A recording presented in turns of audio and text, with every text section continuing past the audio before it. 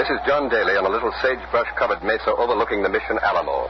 The besieged and completely surrounded garrison of free Texans, less than 200 men, are still blocking the advance of Santa Anna's 3,000 Mexican troops into the heart of free Texas. They still hold out, but it may be that on this morning of March 6, 1836, Santa Anna's troops will storm forward in their final all-out attack. For a short while ago, Santa Anna's cannon, which for 11 days have kept up a relentless bombardment of the Alamo, suddenly ceased firing. And there are signs of activity in the Mexican lines. Couriers began to dash to and from Santa Anna's headquarters. The Alamo, March 6, 1836. CBS is there. The defense of the Alamo. CBS asks you to imagine that our microphone is present at this unforgettable moment of Texas history. All things are as they were then, except for one thing. CBS is there. This broadcast, the sixth in a special summer series produced and directed for Columbia by Robert Louis Cheon, is based on authentic historical fact and quotation. And now, The Alamo, March 6, 1836, and John Daly. Out before us, we wonder, as the whole world wonders, what is going on inside the Alamo. The little mission, which looks like a brown roosting hen, its head the bell tower and its body the rectangular stockade that stretches back from the mission proper, is ominously quiet. Our CBS mobile unit is outside the Mexican lines and about a half a mile away from the Alamo. The Mexicans have taken no notice of our unit since they first questioned us when we arrived on the scene. The fact that the United States is officially neutral in this revolt of the Texas patriots against the Santa Anna government still protects us and permits us to continue our observation and reports without let or hindrance. No military action in all history can be compared to this siege. These men, these Texans, could have escaped. They had full warning of Santa Anna's approach with his army of 3,000, but they chose to stand because they knew that unless Santa Anna was stopped, if only for a few precious days, unless his relentless march was stalled, all of free Texas would fall before the invaders. Of course, it's still possible that the Alamo may be relieved. It's still possible that reinforcements may come. Involuntarily, we keep staring toward the east. Along the road, relief may come, must come, if it is to come, a road swept by a cold March wind. Actually, we know that the chances for relief are so small as to be practically non-existent. These Texans, these farm boys and trappers and cattle raisers, these lads who a few weeks ago were plowing fields and milking cows have almost overnight become soldiers. And meanwhile, one of the most puzzling aspects of the situation has been the continued silence of the portable radio transmitter we know to be inside the Alamo. Our technicians have been on the alert constantly, day and night, but so far we have not been able to get any signal from within the walls. Meantime, the panorama of battle stretches out before us. It looks like some toy battlefield, but we know it is real. The bodies of white-clad Mexican soldiers sprawled on the ground are real. The red blood flag denoting no quarter flies from Santa Anna's lines. Soldiers always say that waiting is worse than battle. We know what they mean now, but we will wait here. And this is John Daly returning you to the temporary capital of this infant nation, Washington on the Brazos, and Ken Roberts. this is Ken Roberts inside the small, rude, unpainted building which houses the Free Texas Convention, or Consultation as it is called. That cold March wind John Daly spoke about is blowing on the Brazos, too, and the windows of the building have been covered with canvas in an attempt to hold out the cold. The convention, which is working on the Free Texas Constitution, is in recess. Most of the delegates are standing about in small, solemn groups. They're talking quietly and soberly of the news they've just heard from John Daly, the news that the final all-out attack on the Alamo may be impending. Mrs. Eliza Benson, who lives in the neighborhood, is here with me now. She has kindly consented to answer a few questions. Mrs. Benson, I understand you have a son with Lieutenant Colonel Travis at the Alamo. Yes, I have, Mr. Roberts. Well, how long has he been in the Army? Oh, not long. 2 weeks, maybe. We only been in Texas all told less than 3 months. Where did you come from, Mrs. Benson? From Indian Territory out near Independence Way. See, we had a few acres that Sam, my husband, bought from the land office. Uh-huh. And the Indians come and Sam was killed. We didn't have anything, not even a wagon. So I took my boy Philip and we walked down here. 250 miles. Sure was a long walk. Yes, it must have been. And now you have a home here in Texas? Well, we got some acreage near Goliad. But just when Philip was getting set to put in a crop, all this trouble started. All the young men went into the Army, and Philip, he went too. Do you think those boys, Philip and the others, will be able to hold off Santa Anna? But I didn't know anything about that. Philip is where God put him. It's not for his mother or anyone else to decide such questions. But I know the men who are with him, Billy Travis, Colonel Boyd, David Crockett, and the other lads from our little town, other towns in Texas. They'll be doing what they should be doing. They'll be brave. Thank you, Mrs. Benson. I wish you could see these faces around me now. They're American faces, wind-bitten and square-jawed. The language is the language of the Tennessee hills, the Mohawk Valley, the farmlands, the old frontiers, the places you and I know. Although until 4 days ago, when the Texas Declaration of Independence was signed, this land had been politically foreign, it has long been culturally and physically allied to the United States. These people, these Texans, are the cousins and the brothers and the husbands of our own families. They are our kin. For example, the Texan, the typical Texan who's standing at our CBS microphone now. He's a tall, bony figure of a man in buckskin breeches and homespun shirt. He's grinning at the description. What is your name, sir? Smithwick. Noah Smithwick. And where is your home, Mr. Smithwick? Well, I got a parcel out San Felipe way. Well, where was your home before you came to Texas, Mr. Smithwick? Kentucky. Hopkinsville. And what brought you to Texas? Well, I reckon the same thing that brought the others. A chance to own some land, new start. Maybe just a kind of itch to haul up anchor and see some new ports. You talk like a Navy man. Well, I was one during the war against England. 1812. I see. Yeah. Gunner's mate on the good old Constitution. Ironside, that was. Uh-huh. Yeah, I came home after the war and kind of couldn't get used to things, you know. And a fella come through town, he talked mighty big about this here place called Texas and said as how old Moses Austin got himself a whopping big grand of land and was offering farmland and some 400 acres of pasture to folks who'd come down this way. So pack up my kit and caboodle and come down. Well, did you get all that was promised to you, Mr. Smithwick? Got some. Well, is Texas what you expected it to be? Well, I reckon it's a mite different from what we was told it to be. How's that, sir? Well, this fellow who signed us up, he's a tolerable good liar, you know. Liar? Yeah.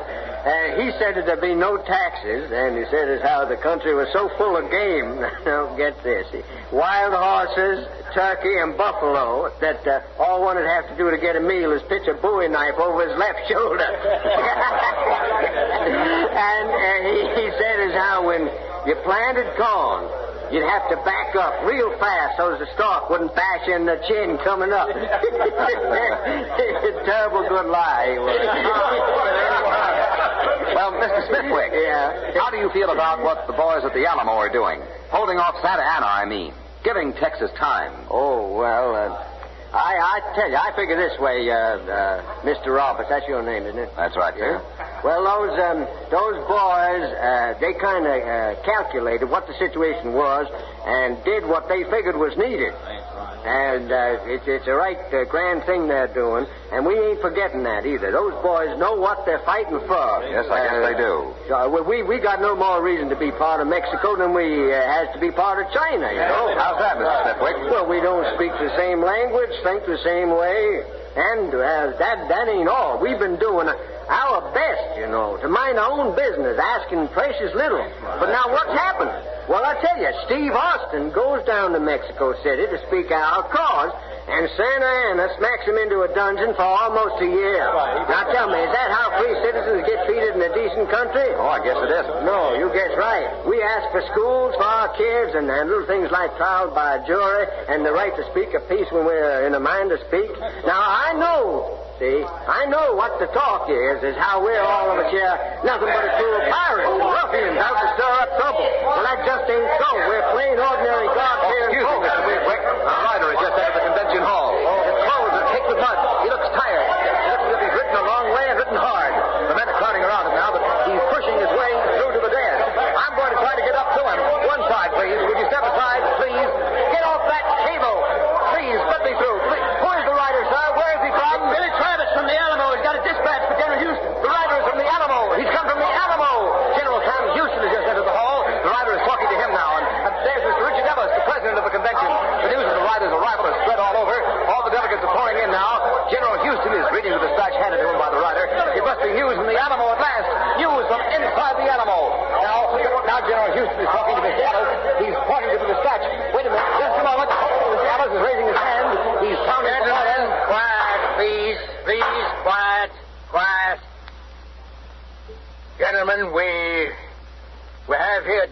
from Lieutenant Colonel William B. Travis, commanding the garrison at San Antone de Bexar.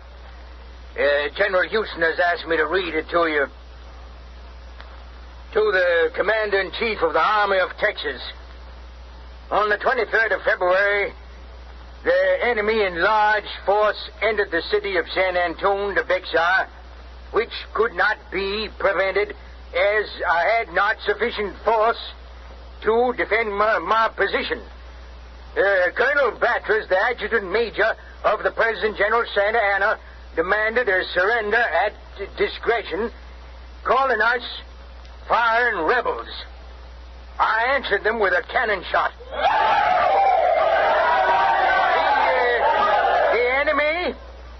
The enemy commenced a bombardment with a 5-inch howitzer, which together with heavy cannonade has been kept up incessantly ever since.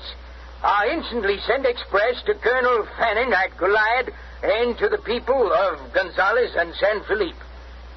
Our numbers are few, and I have every reason to expect an attack from the whole force of the enemy very soon. But I shall hold to the last extremity, hoping to secure reinforcements in a day or two.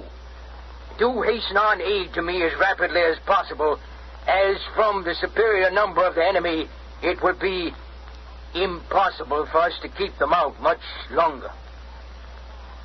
If they overpower us, we fall a sacrifice at the shrine of our country, and we hope posterity in our country will do our memory justice. Give me help, O my country. Victory or death. Signed, W.B. Travis, Lieutenant Colonel. So ends the dispatch. There it is. There you have it. The first official word of the situation within the Alamo. I hope you heard it as Mr. Ellis read it to the delegates here at Washington on the Brazos this morning of March 6, 1836. Although the dispatch confirms everything John Daly's been able to report to you from the CBS mobile unit, although most of the information contained in the dispatch is already known, still this is the first official word that has come through from the Alamo itself since it was besieged 11 days ago. While the dispatch was defiant, almost heroic, its meaning is clear. The situation was desperate then when there was still hope for reinforcements. It is even more desperate now that hope is dim. Mr. Ellis, General Houston, and some of the delegates have been holding a consultation. Mr. Ellis is calling to order again. Gentlemen, quiet. Quiet, please, quiet. General Houston, I will now give you your orders. As Commander-in-Chief of the Texas Army, you're ordered forthwith to repair to such place on the frontier as you may deem advisable. You will proceed to establish headquarters and organize an army, and you will require all officers of the Army of whatever grade to report to you. And, as it is impossible at this time to determine any particular line of action, you will act according to the emergencies of the occasion and the best dictates of your own judgment for the purpose of protecting our frontier and advancing the best interests of our country. Thank you, sir. Good day. You have just heard General Houston's orders as given to him by Mr. Ellis. The general has saluted Mr. Ellis now. He's coming this way, pushing his way through the delegates. They're shaking his hands, patting him on the back, and wishing him well. Oh, General Houston, this is CBS. Yes? General Houston, can you tell us anything about your plans? It is my intention to fight Santa Anna. But are you ready, sir? Is Texas ready to challenge to fight the immense army of Santa Anna? When is Texas not ready to fight? What about the Alamo, General Houston? Can you tell us anything about the Alamo? Colonel Travis and his boys are standing at the Alamo for one purpose, to give me time to organize a defense against Santa Anna. They saw their duty. They did not waver. I will not waver in mine. Can you give us a message to the American people, General Houston? Yes. You heard the dispatch from Colonel Travis. He said, "Give me help, oh my country." Well, I say, volunteers from the United States for the Army of Texas will be welcome. I say to all red-blooded Americans, come to Texas. Come with a good rifle. And come soon. In the name of the men of the Alamo, liberty or death. Thank you, General Sam Houston, Commander-in-Chief of the Army of Texas. The general is leaving the building now, surrounded by the delegates. These people have placed their highest hopes in Sam Houston, the tight-lipped, broad-shouldered ex-governor from Tennessee, upon whose military skill their very lives are now dependent.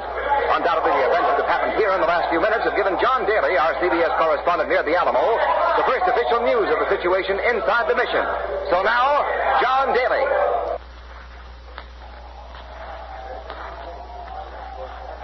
Heard some faint sounds from the shortwave transmitter inside the Alamo. The couriers behind Santa Anna's lines have disappeared. The silence has deepened.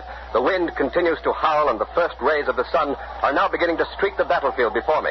I can't tell you how deeply all of us here were moved by the reading of the message from Colonel Travis. As we heard his words, we were able to look down on the mission to see the pitiful inadequacy of its defenses.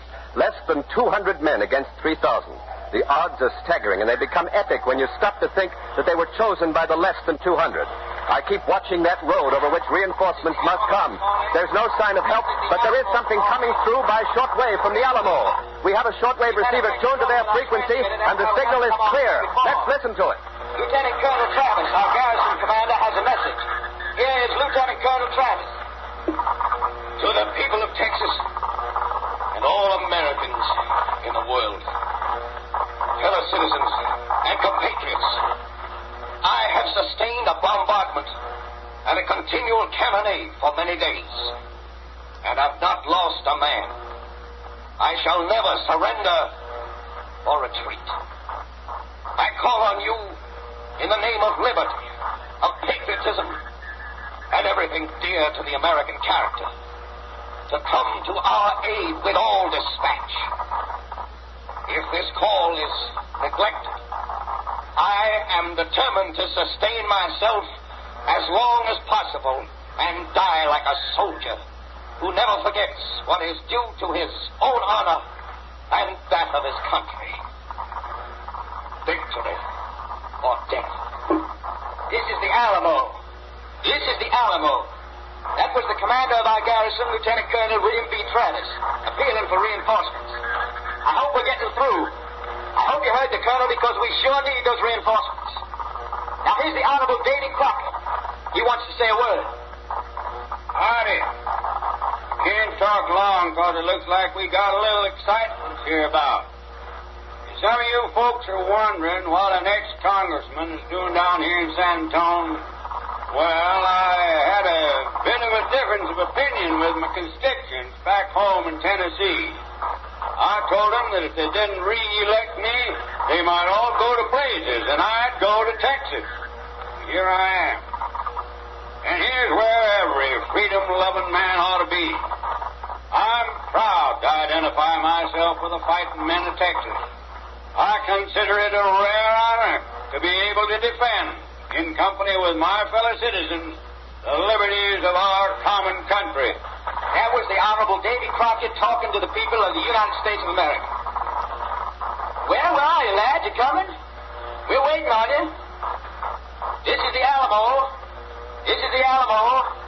Hope we're getting through. I reckon you folks might like to know how we're making out here.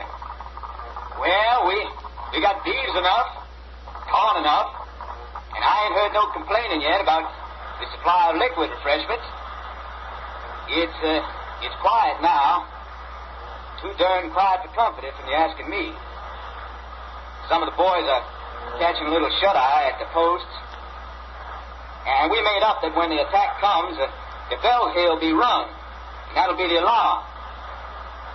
Well, now, some of the boys got some messages there they want me to send, so here goes. Pinky Benedict says for his wife not to worry, and maybe it'd be a good idea if she visited her sister in Memphis for a stretch. Wally Bradley, he says for his kid brother to be sure he watches out for his traps, he said, in the bayou, and to move him over to Short Creek for beaver in about a month. Now, this next one is kind of personal, so all you people listening, stop up here, see? It's from Dick Simon. He says to his wife that he sure loves her a heap, and to kiss the baby for her. Kiss him for me, too, Mom. Well, now, that's all for now. This is the Alamo signing off. We'll try to get back on the air again soon. Signing off. Signing off. You have just heard the first radio message direct from the Alamo. The convention on the Brazos must have heard it also, so back to Convention Hall and Ken Roberts. The impact of the message from the Alamo on the delegates assembled here was profound. They gathered around the radio and hung on every word. Their faces reflected their anxiety, their anguish, their prayers for the boys at the Alamo. But they have not permitted their feelings to sway them from their determination to make Texas free. The delegates have taken up their new day's labor on the draft of the Constitution. They are determined that the time granted them by the stand at the Alamo must not be wasted. These few days of respite may mean the difference between victory for free Texas or death for its dream of independence. And help is on the way, we know that. As Travis and his men hold off Santa Ana on the western frontier, volunteers from the United States are pouring in from the east. They're coming, they're on the march. Men from Kentucky, Tennessee, Ohio, and Indiana. Men from Maine and New York and Massachusetts. Right at this moment, a transport loaded with troops headed for Texas is about to pull out from a wharf somewhere in Louisiana. For an on-the-spot description of the embarkment of these volunteers, we take you now to Jackson Beck.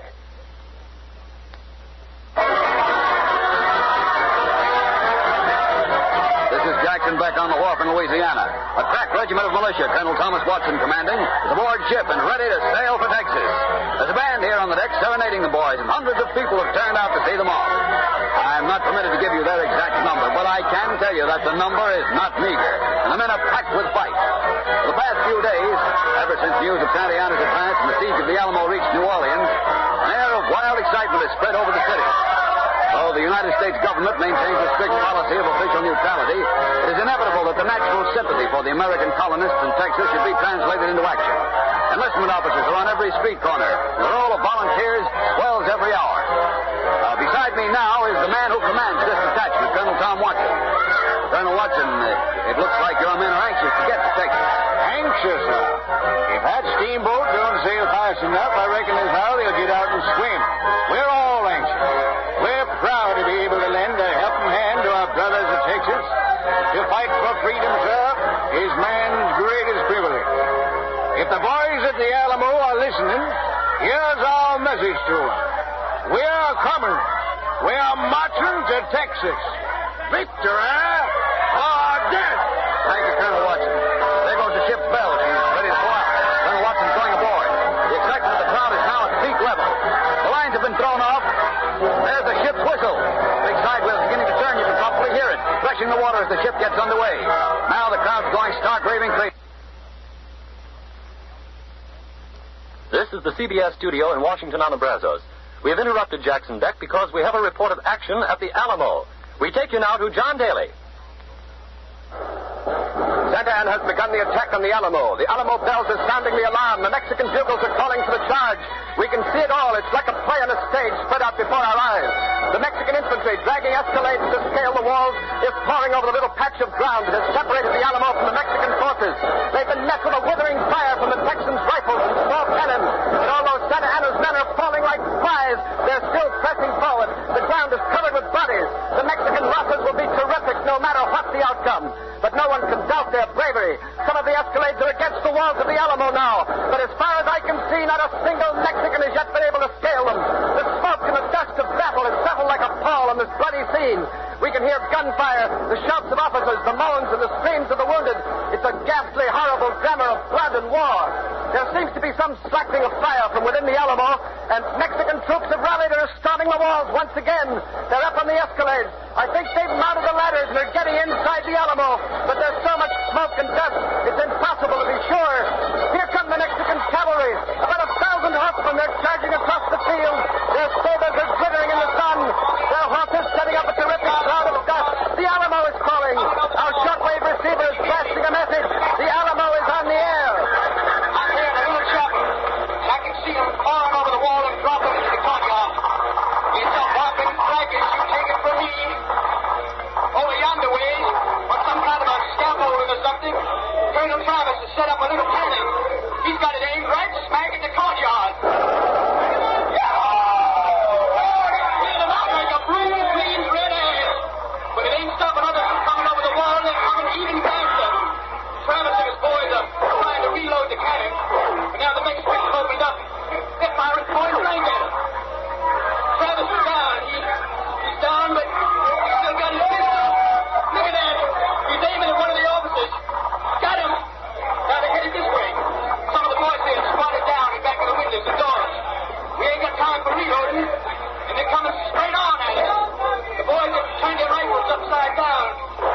walked in like this here was a meeting house. You're listening. This is the Alamo. We're still here, still fighting. And whatever happens out there, you keep right on fighting, understand?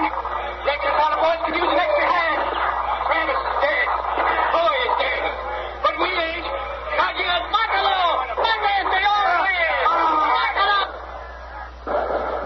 This is John Daly. The signal from the Alamo has failed, finished. The flag of Texas is coming down from the mast. The battle is over. The Alamo has fallen. We remember the blood-red flag, the no quarter sign which flew from Santa Anna's lines, and we wonder how many Texas survivors there are, if any.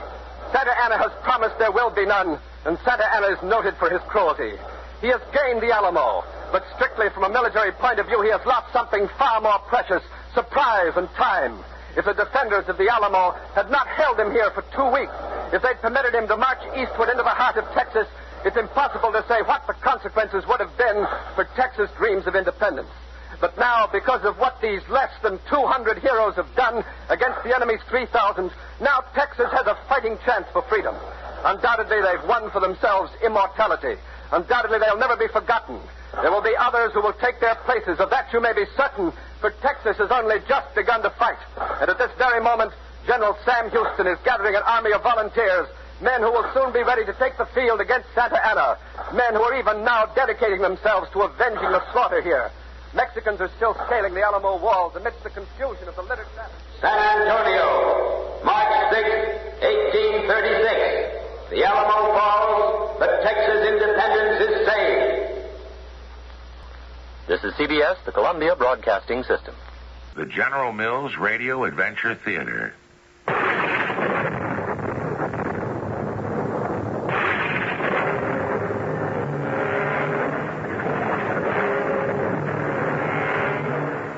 I'm Tom Bosley. Welcome to the magic world of radio. Adventure has other meanings than setting out for some distant land, braving adversity, or staking new claims. To Americans, adventure has always meant something more. Standing up for what you believe in, defending your ideals, not with words, but with actions. This is the adventure story we bring you today, of heroism that has never been equaled in our history. 180 Americans against thousands of Mexican soldiers in San Antonio, Texas, at the Alamo. Remember? We shall try to help you remember the Alamo. Today's tale of adventure, Remember the Alamo, has been dramatized from the pages of history, especially for the General Mills Radio Adventure Theater by G. Frederick Lewis. It stars Paul Hecht and Russell Horton. I shall be back shortly with Act One. Betty.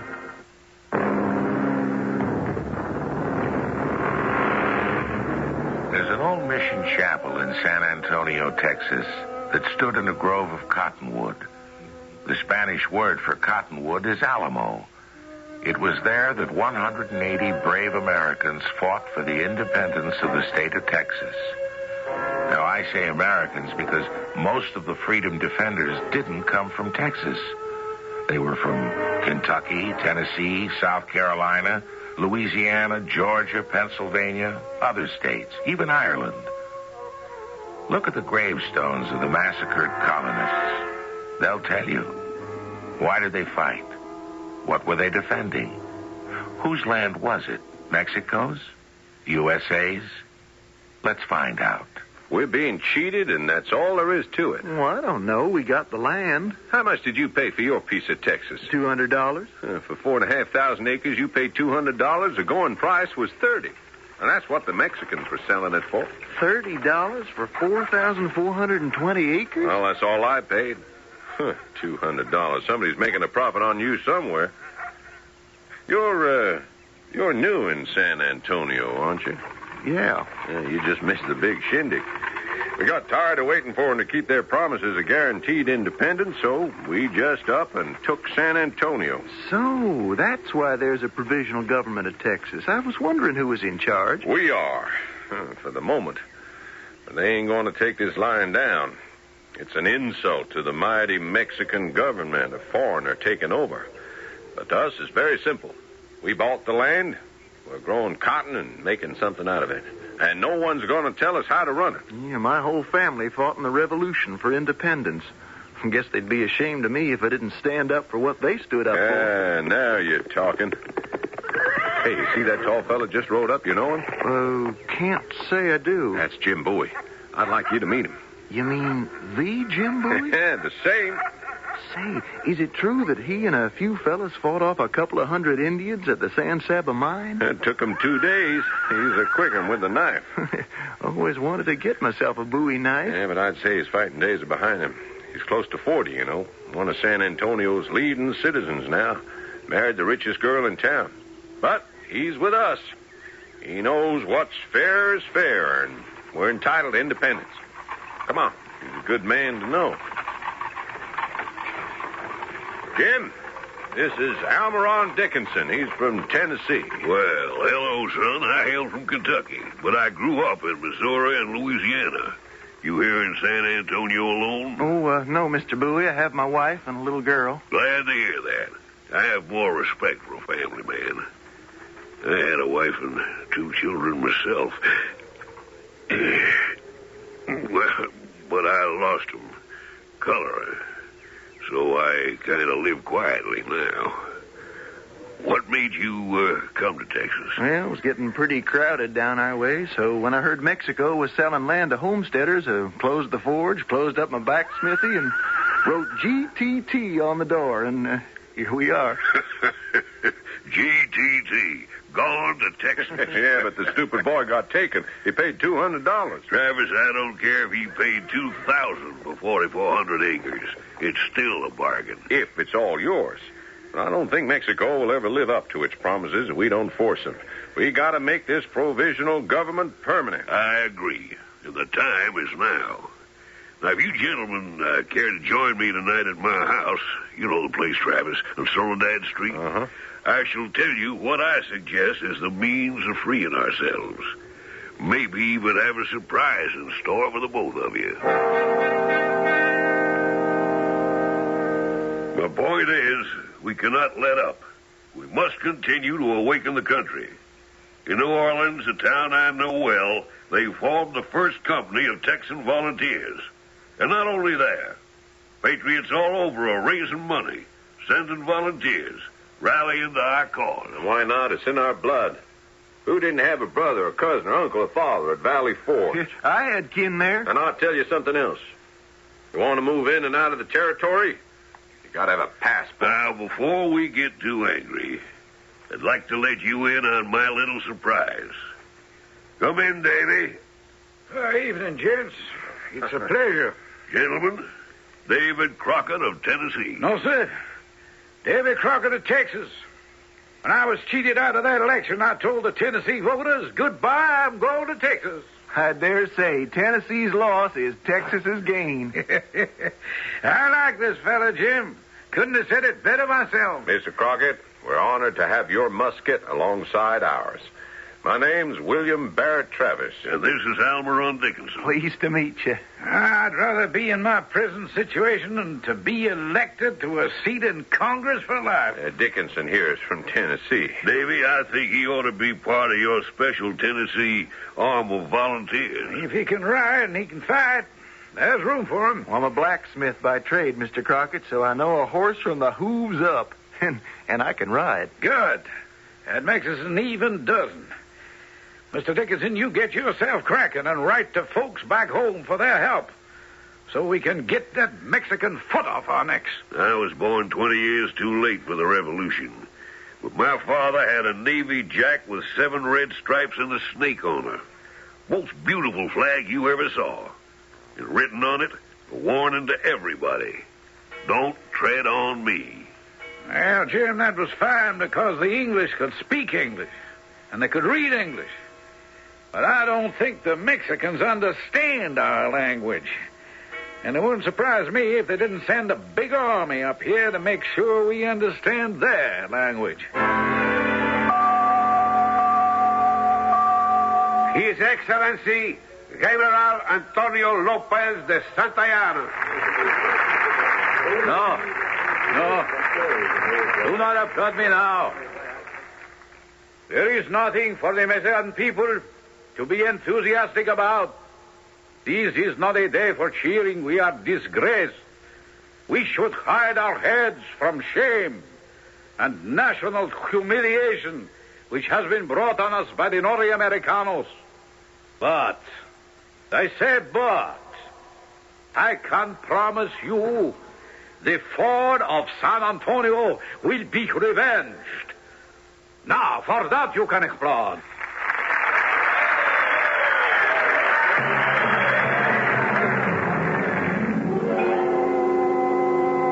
It was a good speech, Antonio.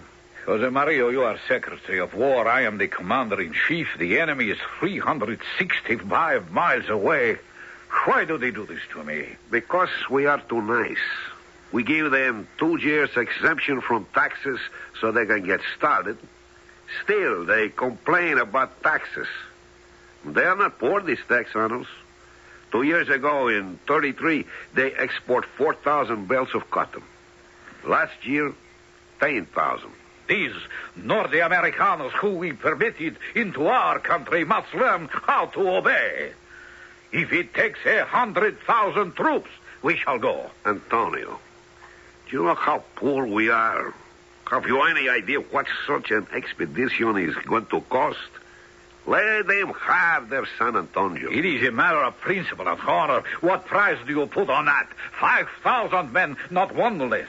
Do you know what really would help? Tell me, Jose Mario.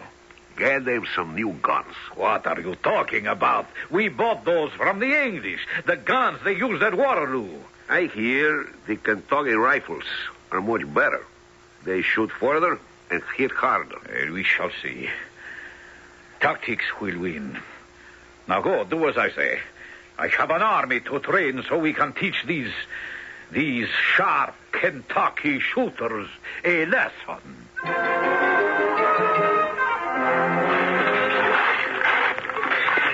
Davy, I wouldn't recognize the old Franciscan mission. You're really making a fort out of it. Not me, Jim. I'm rounding up supplies.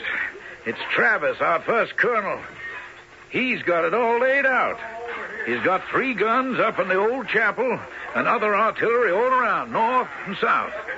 Observation posts, guns on the buildings all around the 3-acre compound.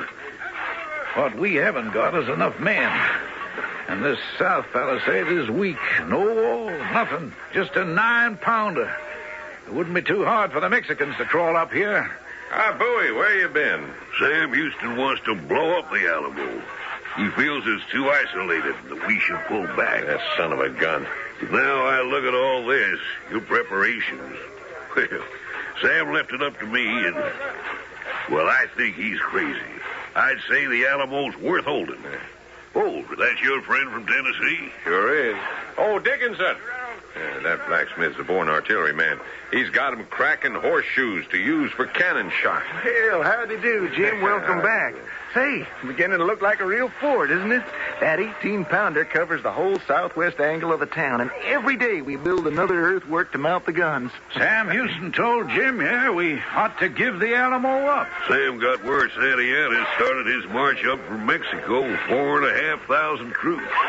Well, we only got 150 men. Yeah, but those 150 really know how to shoot and pray. 4,500. But I'd say with our artillery and the big 20 guns, the rifles, the ammunition, why, we could lick the Mexicans 10-1. Yeah, even those odds ain't enough. Yeah, speaking as an old Tennessee politician, maybe what these men need is one of my extra special hypertrophied inspirational speeches. Man, gather around to hear what old Davy Crockett's going to put in your ear. Now, somebody just told me we could out-pray and out-shoot the Mexicans 10-1. Well, they got close to 5,000 marching up here, and by last nose count, we got close to 200. I want each of you to round up 1 man and a half. 300 friends, relatives, believers. 300 more. And with that total of 500, we're going to win. Now, anybody doesn't know a man and a half, why, he can bring in 2 men. Will you do it? fine speech, Mr. Crockett. That wasn't no speech, Mr. Dickinson. You were hearing the beating of my heart. The enemy are in view! The enemy are in view! Well, this is it, my friend. That bell is tolling for us.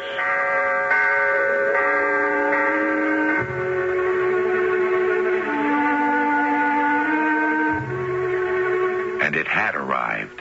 The Mexican cavalry as far as the eye could see.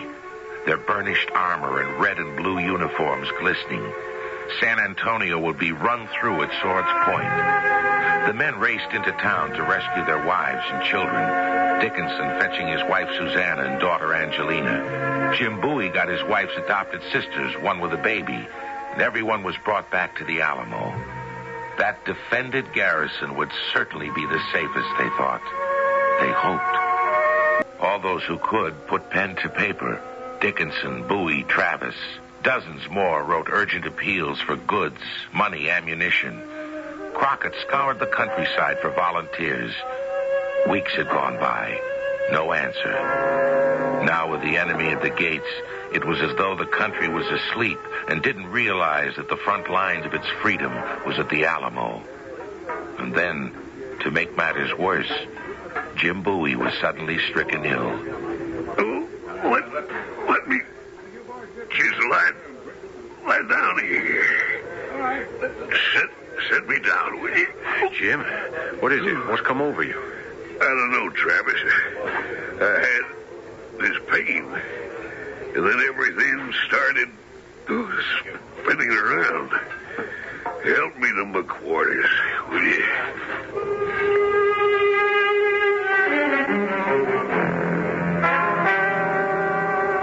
How is he, Colonel? Jim Bowie, I think he'll recover. He's had a week of sweating it out, whatever the fever is. Couldn't get a doctor over here from town. People are all scared to leave their houses, so we're cut off. I brought in a few volunteers last night, and I got promises for about a dozen more. Well, thank heaven for these youngsters who came in with the women. You give them a message, they hang under a horse and ride out of here at night like the wind. There isn't a bullet that could catch up with them. And there go their cannon. Now, listen to me, Colonel Travis. I want that palisade on the south side between the church and the barracks. It's the least protected, but my Tennessee volunteers can hold it. They're all itching for a little target practice. Oh, it's yours, Davy.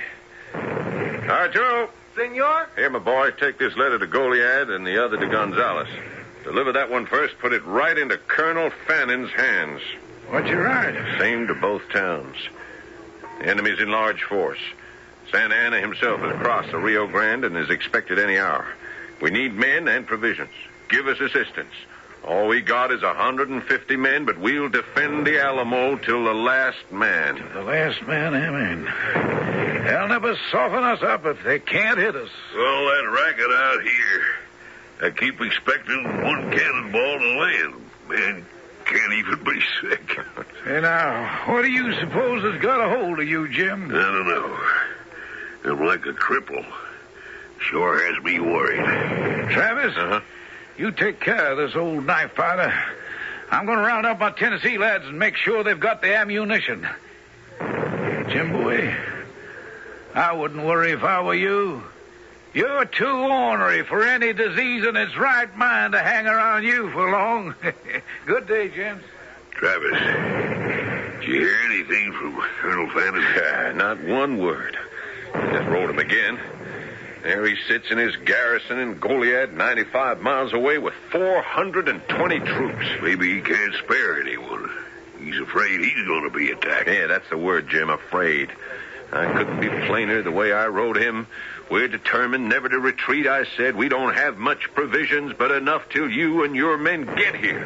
And where are they? Maybe the messengers didn't get through. I said to him, we repeat, to a brave officer who knows his duty, that we call on him for assistance. Brave officer. I think you flattered him. He's had time, but not the will. Round here, if you gotta dig up some courage to fight, you might as well make it 6 foot long and jump in.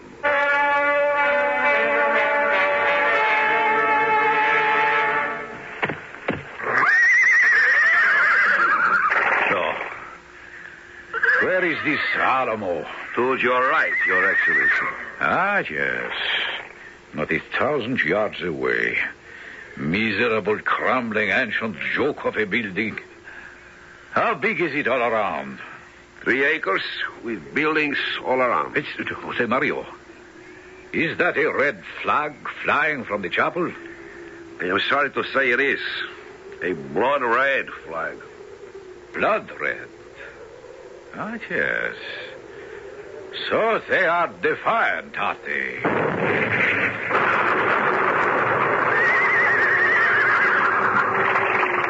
Oh, yes. Quite defiant.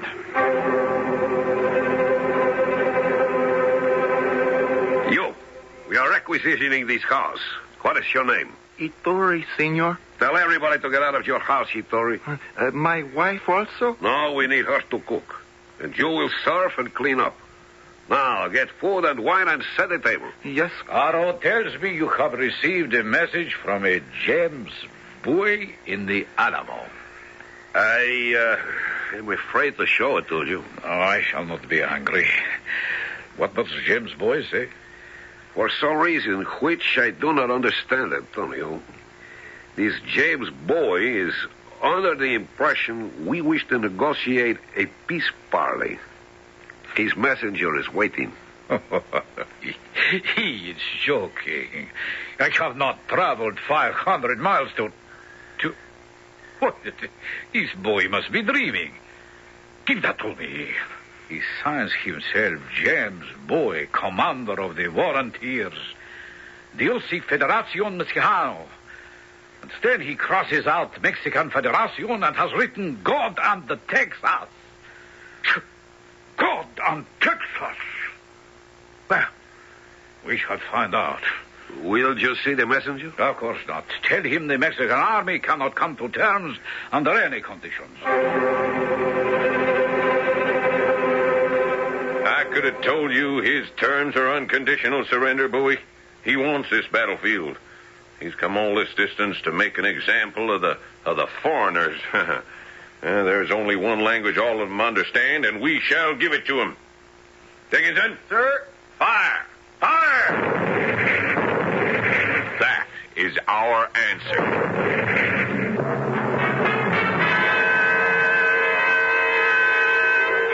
You taking the night watch, Dickinson? He had to.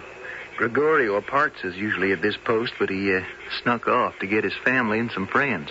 Is he Mexican? Oh, not only loyal to Texas, as lots of them are, but he's one of the few locals who can handle a cannon. Uh-huh. He's making contact with about 20 friends who want to fight with us, so I'm keeping an eye out for him.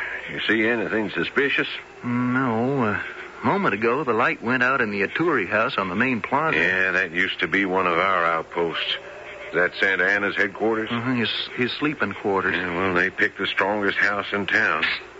Hey, it's Gregorio. He's returned. He looks like he's got 30 able bodies with him. I'll crawl down to the side, and you hold me by the heels. We'll get him up the wall, one by one. Yeah. All right. Okay, Gregorio. Now we're making a chain. Grab Colonel Travis' hand and pull yourselves up.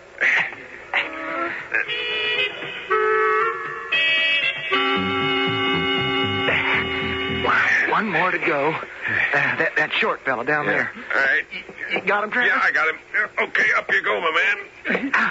Oh, man, that's no man. That's Gregorio's son, Enrique. Will you stop jabbering and get me up again? Yeah. Oh, my arms are coming out of their sockets. Well, Gregorio, friends, welcome to the Alamo. How many are we? There's 32 of them, sir. Well, that brings our strength to 182. God bless you, everyone. Now, if any of you can handle artillery, Gregorio will show you. Captain Almiron Dickinson here is in charge. And if the mothers and children come along with me, I'll show you your quarters. Jim, you awake? Can I come in? This whatever it is killing me. These pains in the chest. Could it be pneumonia? Now, you just keep warm. You'll get over it. feeling mighty poorly, William. You must be out of your head. That's the first time you ever called me by my first name. This isn't the time for formalities. You spend all your life fighting. And then, when the big one comes along, you're out of commission. Jim, in no time you'll be on your feet raring for bear. I'm no Davy Crockett. He's the bear hunter. No. I'm a gentleman at heart. I can shoot in the man's world, but the love of a woman means more to me than all those victories. Just get yourself well, Jim, so that we can run this fight together. I want you out there with me, you know. I need you.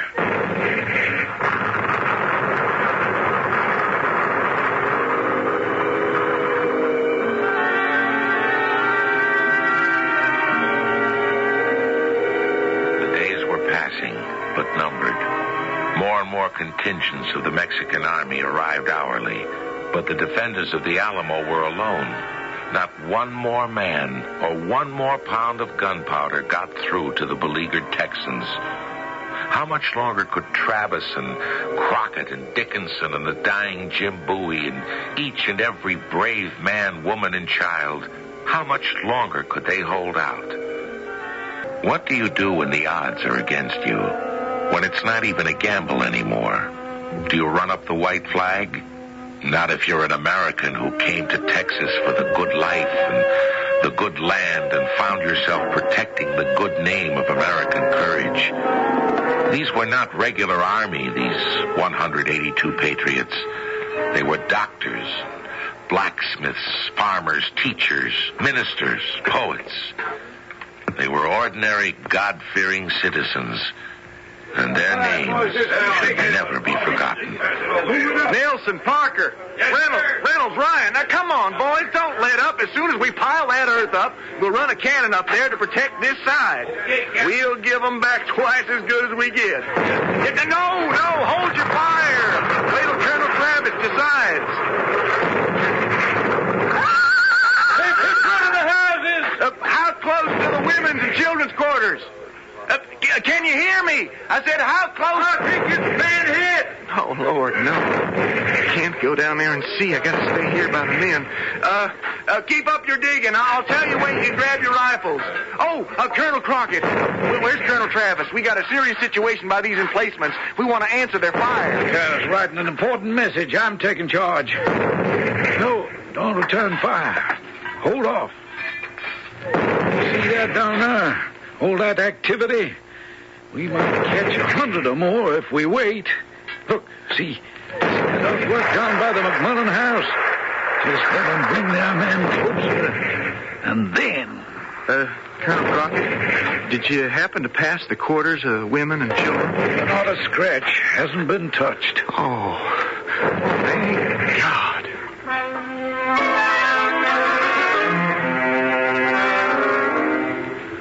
Fellow citizens, I am besieged by 1,000 or more Mexicans under Santa Ana. I have sustained a continued bombardment for 24 hours and have not lost a man. The enemy have demanded a surrender. Otherwise, the garrison is to be put to the sword. I have answered the summons with a cannon shot, and our flag still waves proudly from the walls. Oh, Davy, come on in. I'm getting off another call for help. I shall never surrender or retreat. I echo that. Never. I call on you in the name of liberty, of patriotism, and of everything dear to the American character to come to our aid with all dispatch. You just write that the enemy are receiving reinforcements daily and will no doubt increase to 3,000 or 4,000 in 4 or 5 days. In less than that. Though this call may be neglected, I am determined to sustain myself as long as possible and die like a soldier who never forgets what is due to his own honor and that of his country. Victory or death. Victory or death. So they're up to something new out there.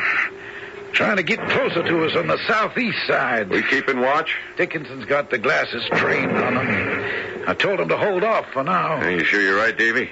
It's not too good for morale to keep our men from answering fire. We can kill a lot more of them my way. All right, if you're sure. I'll leave this rule for others. When I'm dead, they always sure you're right, then go ahead.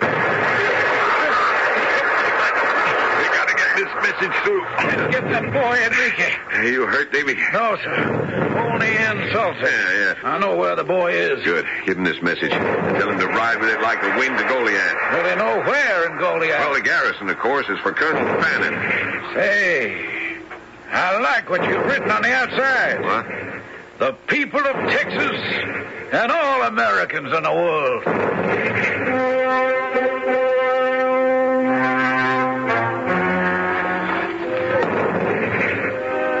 Colonel Travis, glad you're with us. Move the 18-pounder over there. She's ready to be touched off.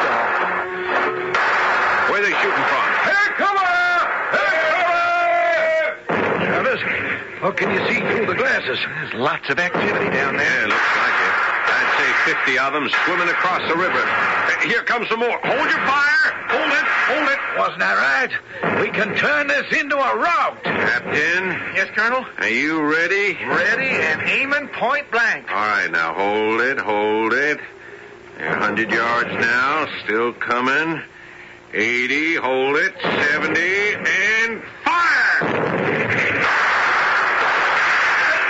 Come on! Tennessee boys! Pick out your buck! Pick your bud and count on! They're running behind Lavalita. They got cover there. I wish Bowie was on his feet. We sure could use him down there. Hey, Colonel, I'm getting bored firing old Bitsy at those Mexican squirrels. Anything else you need done? Sure, Davy. Get 2 other riders and torch those buildings where they're hiding. Yes, sir. Baker, Brown, on the double, follow me.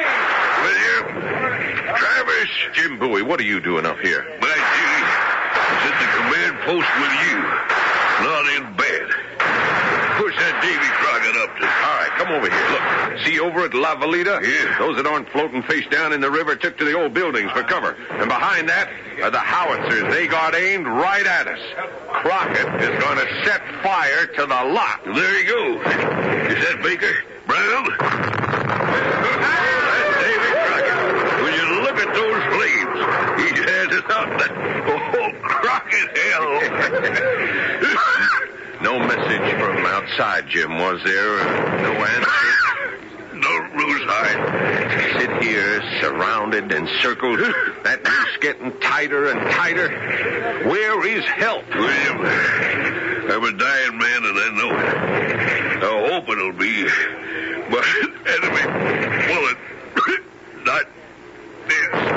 Jim, you're not getting off that easy. You're going to live. Here, take this rifle. I couldn't hold that. I'm too weak to scratch myself. I'm thinking the death's so close. If they overpower us, we'll be a sacrifice in the shrine of our country. You believe that? I wonder if anyone will remember the Alamo, care enough to do our memory justice. Crockett, come back here fast. William, help me back to my quarters.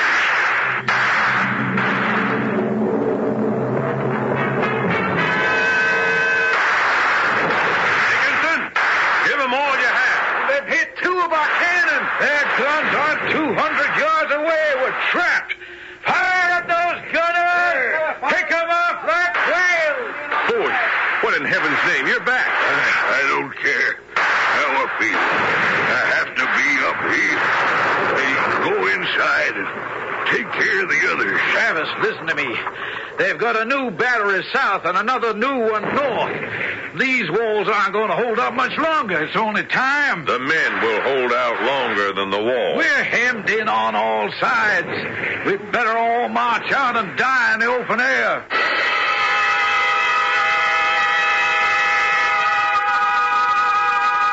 You hear that? Why, there's nothing. They're leaving. They're all heading back, all of them. They're leaving. That's bad. They're grouping. Tomorrow morning, that'll be the end. Crockett? Colonel Crockett. Davy! I hear you. Let me take care of this man's leg. Davy, gather all the men. I want to talk to them. My brave companions, our fate is sealed. I have deceived you long with the promise of help, but I have been deceived by others. My calls on Colonel Fannin have remained unanswered. Because I thought help was coming, I asked you to remain until it is too late. We are outnumbered 20-1. There is no escape. My choice is to remain in the Alamo and resist, to sell our lives as dearly as possible. So let us band together as brothers and vow to die together. What is the time? I gave my watch to one of the children. Sometime before dawn, that's all I know. A long night for me. It may never be day. Anyone seen Travis? He's also with the children. Lord, it seems just yesterday I came riding into town wondering which street to put up the blacksmith shop. How did all this happen? There's always a moment in history when someone has to pay the price for those that follow. Today it's our turn. Hey, you boys having a party? How come no one's asleep? Oh, William, you are an amusing man. I expect we'll all be asleep for a long time. They're coming. They're coming. The Mexicans are coming. They're climbing the wall. Don't let them put up those ladders. All right, come on, Tennessee. Shoot, Rito. Shoot, Rito. Hey. Oh, blazes. The 18-pounder's out of action. Let me get a shot at those monkeys. Yeah, I got him. There goes another ladder. They've hit Colonel Travis.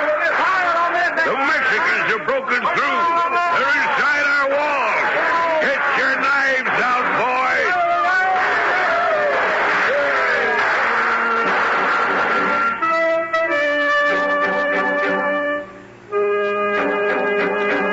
When the shooting was over, Mrs. Dickinson took her baby in her arms and a pitcher of water, see if she could find any dying man who needed a cup of cold water or a message to send to her mother or wife or sister.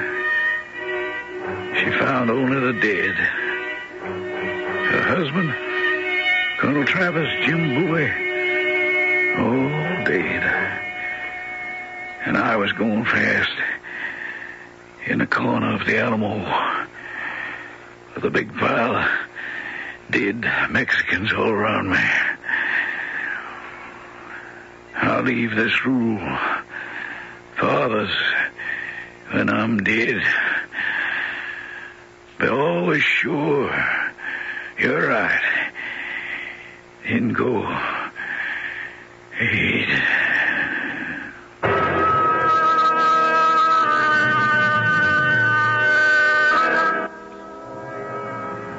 Let us band together as brothers and vow to die together.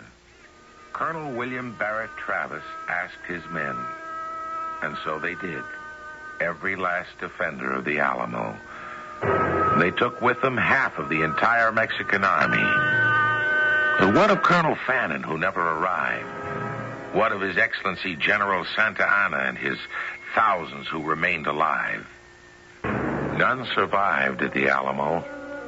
Further north, Colonel Fannin and his men were captured by the Mexicans, and on a Palm Sunday were taken out to the woods and shot. General Santa Anna went to sleep one night encamping on the San Jacinto River, and when he awoke, his troops had been surrounded by Sam Houston. He was caught. The Alamo lives in history as a symbol of heroic defense for the ideals of freedom and independence. We shall always look back at the Alamo with wonder. Could we today do the same for the same cause? I think we could if we always remember the Alamo.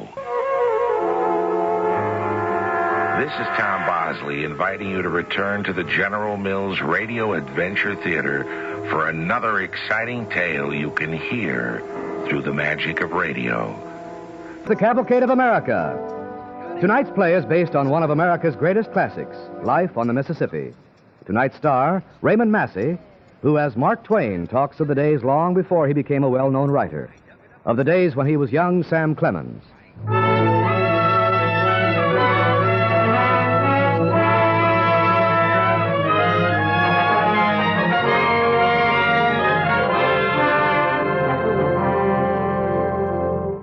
When I was a boy, there was but one permanent ambition among my comrades in our village on the Mississippi. That was to be a steamboatman. And the grandest position of all was pilot.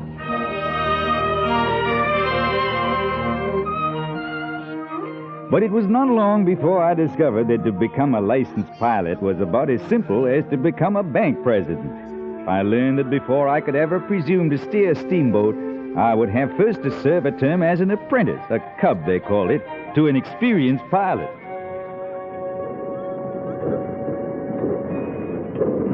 Also, I learned that Mr. Horace Bixby of the Paul Jones was one of the finest pilots on the river. I took myself up to the pilot house, opened the door, and walked in.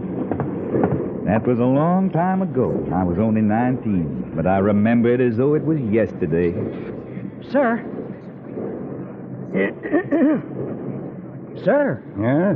What is it? Sir, would you like a young man for a cub to learn piloting? I would not.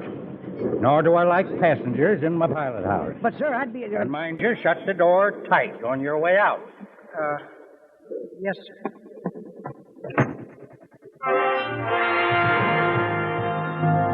Now, this was scarcely an auspicious beginning, but I was stubborn, and I began to lay siege to Mr. Bixby. If I couldn't go in the pilot house, at least I could look in through the window. And at last, after 3 days of my relentless staring, he motioned me in. Yes, Mr. Bixby? Please, boy, will you take the evil eye off me? I don't want to take a cub. They're more trouble than they're worth. But I wouldn't want much wages, sir. Wages? You wouldn't want much wages? Are you out of your head? Why, you got to pay to be a cub. You mean you didn't know that? No, sir, I didn't. Why, a pilot wouldn't consider taking a cub for less than $500 cash in advance. $500? You better go home, son. Go home first and get yourself a job and earn some money. Or maybe your father will give it to you. No, my father's dead, sir. He died 10 years ago. Oh, I'm sorry. What's your name, son? Sam Clemens, sir, from Hannibal. Is your mother alive? Yes, but she couldn't give me the money. I've been sending her... Oh, no, son, I didn't mean that. But, sir, I could pay you $100 now, and the rest from my earnings after I'm a pilot. That is, if you... All right, But, son. sir, I could... I said all right. I learned your piloting from New Orleans to St. Louis on the terms you propose. But I don't understand. I'm not so sure I do either. Just a minute. Anyway, you're going to be my cub.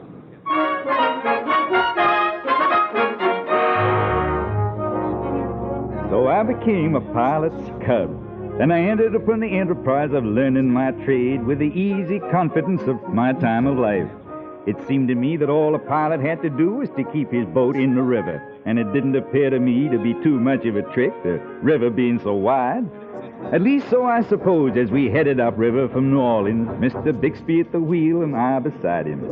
Now and then he called my attention to the passing landscape, and for a while I found it an agreeable enough way to pass the time. This now is 6 Mile Point. That's so?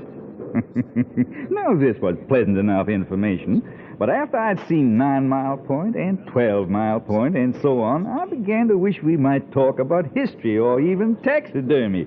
But no. You see, the slack water ends here abreast this clump of china tree.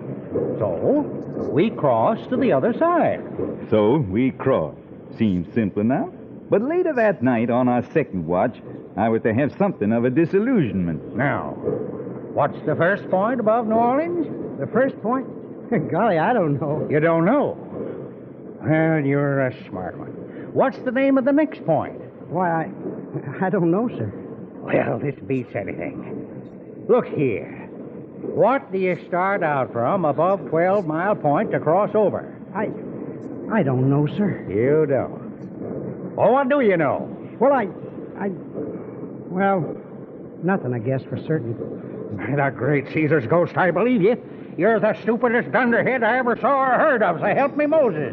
The idea of you being a pilot. You! Why, you don't know enough to pilot a cow down a lane. Oh, but his wrath was up. He shuffled one side of his wheel to the other as if the floor was hot.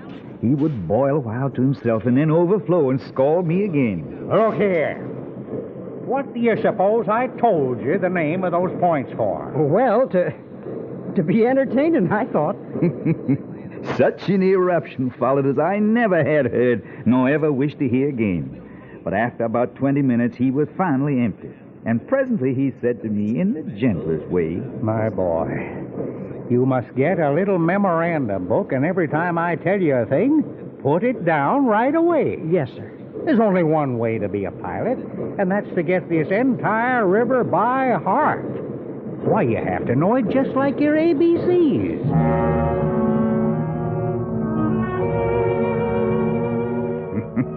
Now, this was a dismal revelation. But I got a notebook, and by the time we reached St. Louis, it fairly bristled with the names of towns and points, bars, islands, bends. But it was all in the notebook, and not in my head. Boy, you remember Walnut Bend? Oh, yes, sir. What's the shape of it? The shape?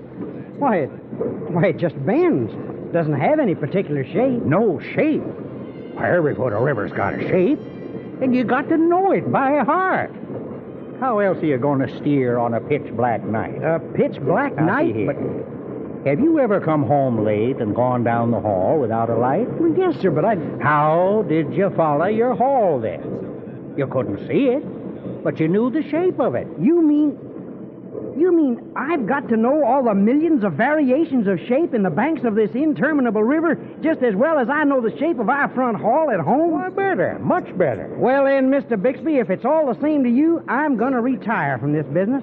I haven't got brains to be a pilot, and if I had, I wouldn't have strength enough to carry him around except on crutches. Now, drop that. When I say I'll learn to man the river, I mean it. And you can depend on it, I'll learn him or I'll kill him.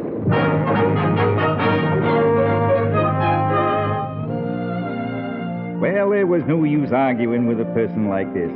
Slowly, I began to learn the bends and the snags and the bars and the river's shape day and night, and I even remembered the depth sounding the leadsman called out to us from the bow when we were in shallow water.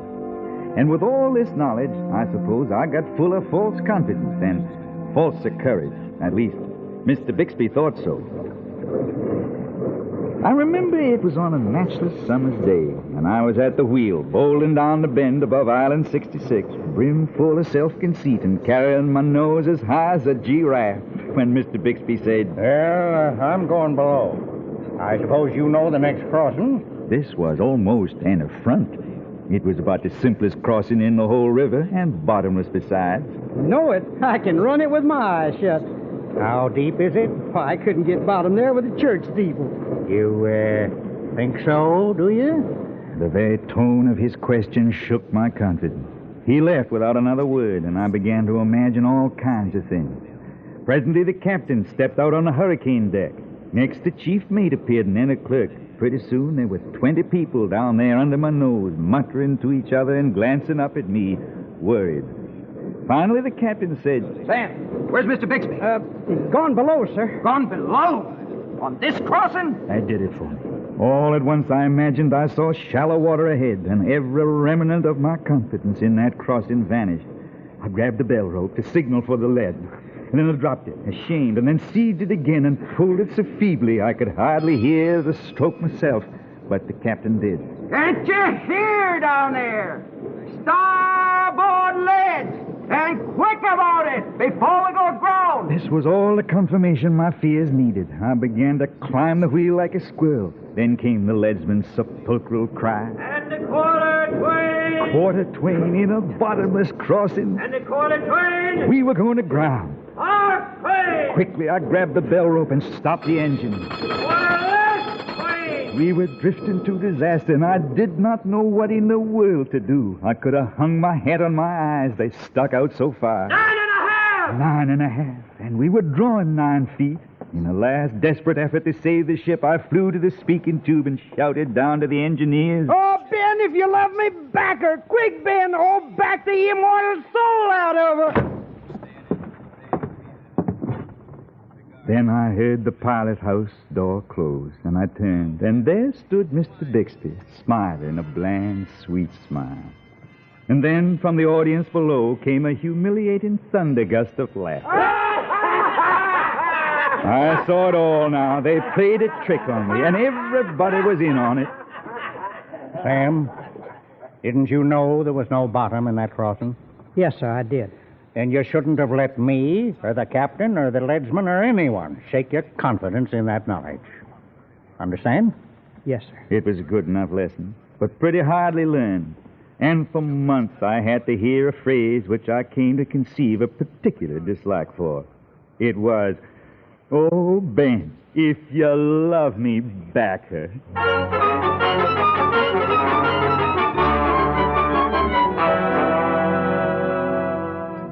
But despite his impatience and his constant badgering and his low-down dirty tricks, or perhaps even because of them, for there was no meanness in the man, I came to have a deep respect for Mr. Bixby.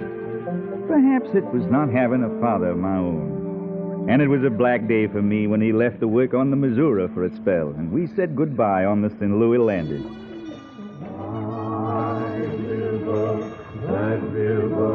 That river, Lord, wide river, that one more. Sam, I've arranged for you to go with Mr. Brown. Not too easy a man, but a fine pilot. You'll get along. Yes, sir. Well, behave yourself now, and, goodbye, son. Yes, sir. Please tell me the truth. Will I ever make a pilot? A good pilot? Why, come to think of it, boy, yes, I believe you will. And he walked away. Thinking back now, I think those were the grandest words these ears have ever heard. I was happy then, thinking the worst was behind me. It never occurred to me that it was still ahead.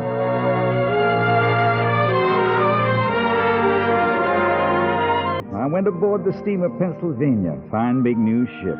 In the pilot house, I met the gentleman I was to serve under. He was quite a come-down after Mr. Bixby. His name was Mr. Brown, and he was a middle-aged, long, slim, bony, smooth-shaven, horse-faced, ignorant, stingy, malicious, snarling, fault-hunting, moat-magnifying tyrant. You're Horace Bixby's cub, eh? What's your name? Sam Clemens, sir. Sam Clemens, eh? Sam Clemens. Where you from, Sam Clemens? Hannibal. Darn sight better you'd stayed there. Well, you gonna stand there all day? But I've had no orders, sir. You've had no orders. My, what a fine bird we are. Well, here, take that ice pitcher down, feller up. Be quick about it. Yes, sir. And so I did at a dead run, and the moment I got back... What are you doing down there all this time? Here, fill up the stove. Now, put down that shovel. Turn this numbskull I ever saw. So it went. Watch after watch for months. No matter what I did, it was certain to be wrong, and Mr. Brown would spit out his venom on me. My only consolation aboard the Pennsylvania was having my younger brother Henry along. I'd gotten him on as third clerk. Henry was a handsome, bright, gentle, well-liked boy. I was proud to be his brother. And at night when I was off duty, we'd sit out on deck under the stars and listen to the songs of the river.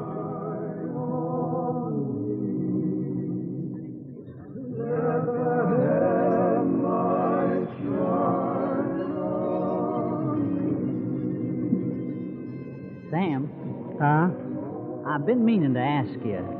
You giving up your idea of being a writer? You know, I like those little squibs and sketches you used to write. Truly I did. Why, thanks, Henry, but no. I'm going to be a pilot. But maybe you got a talent, Sam. Maybe it's wrong to waste it. Yeah, you gonna sit there all night? Time to go and watch that dunderhead. Come on now. Someday, Henry, something's going to happen between Mr. Brown and me. Yes, sir, something's going to happen. Something did happen about 3 trips later. I was alongside Mr. Brown in the pilot house, and Henry came out on a hurricane deck just below us. Mr. Brown, sir, the captain wants you to stop at Pearson's Landing. Now, Mr. Brown gave no intimation that he'd heard, but that was his way. He was a little deaf, and maybe he hadn't, or maybe he had. Anyway, I kept still, and presently we were sailing past this landing, and the captain hurried out on deck. Let her come around, sir. Let her come around. Didn't Henry tell you to land here? No, sir, he did not. He didn't. Sam, did you hear him? Yes, sir, I did. Shut your mouth. Never heard anything of the kind. I closed my mouth as per instructions, and an hour later Henry came into the pilot house, unaware of what had happened. Here, you. Why didn't you tell me we'd got to land? Well, I did tell you, Mr. Brown. That's a lie. You lie yourself. He did tell you. For a long moment, Mr. Brown was speechless. Then his face got red as fire, and every muscle in it was working. Well, tender you in half a minute. Henry, get out of my pilot house. Get out. Henry obeyed and started out, when Brown, with a sudden access of fury, picked up a 5-pound lump of coal and started after him. Before I could think, I was between them, my fists flying. Here now, you get away from me. Boy, take your hands up. You've been asking for it, Mr. Brown, for it. By golly, you're going to get it. Boy, Sam, Attaboy. You got him. You knocked him down. Hey, let me up. Why, Sam, the captain. The captain's coming. Let him up. Oh, my gosh. What's going on here? Captain, I want this boy put ashore the minute we touch New Orleans, or I'll never turn the wheel again on this boat. Did you hear? Sam, follow me. I followed without a word. He led the way to his parlor. We went in. He shut the door and sat down. I stood before him. Sam, this is a very serious matter. Yes, sir. Are you aware that this boat was plowing downriver with no one at the wheel? Yes, sir. Did you strike him first? Yes, sir. Did you knock him down? He fell, sir. Did you do anything further? I pounded him, sir. Mm-hmm. Did you pound him much? That is, severely. One might call it that, sir. Maybe. I'm deuced glad of it. Huh? Now, mind you, don't ever do it again on this boat, but lay for him ashore. Give him a good sound thrashing, you hear? Yes, sir.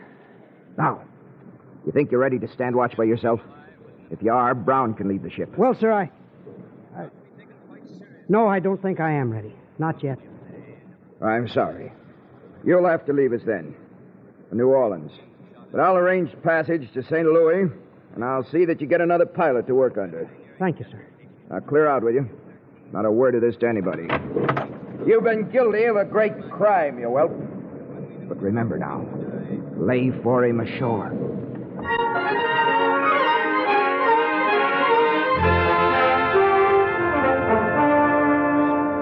So I left the Pennsylvania at New Orleans. Henry was staying aboard, so while the cotton heavers loaded the cargo, we sat on a freight pile at the waterfront and said goodbye. Roll out, heave that cotton, roll out, heave that cotton. I'm truly sorry, Sam, that you lost your post. Oh. But maybe it's for the best. Maybe you'll go back to your writing now. Now, drop that, will you? But you've got a talent, Sam. Why, even Mr. Bigsby says so. Bixby? Bixby Sam, never... there was a fellow on the boat just down from the Missouri. And, well, Sam, didn't you say to Bigsby once something like, I haven't got brains to be a pilot, and if I had, I wouldn't have strength enough to carry him around, except on crutches. Didn't you, Sam? Well, Bixby remembered that. Uh-huh. This fella heard it from Bigsby. seems like Bixby's always kind of bragging about you and the way you have for putting things. And all you do, Sam, and you ought to do something. Now, drop that, I said, Henry. I'm going to be a pilot, and that's that. Well, you say, Sam. As you say. Henry boarded the Pennsylvania, and she started north the next morning. The day after, I boarded another ship for St. Louis. A couple of days out, we touched at Greenville, Mississippi. Somebody on shore was shouting. You hear the news? The Pennsylvania blew up at Ship Island. 150 lives lost. That was all they knew, except that the survivors had been taken to Memphis. And there, 2 days later, I arrived and found my brother Henry in the hospital. His hurts past help. And soon, while I sat beside him, he died. Henry Clemens, age 19. He who never had harmed a living soul.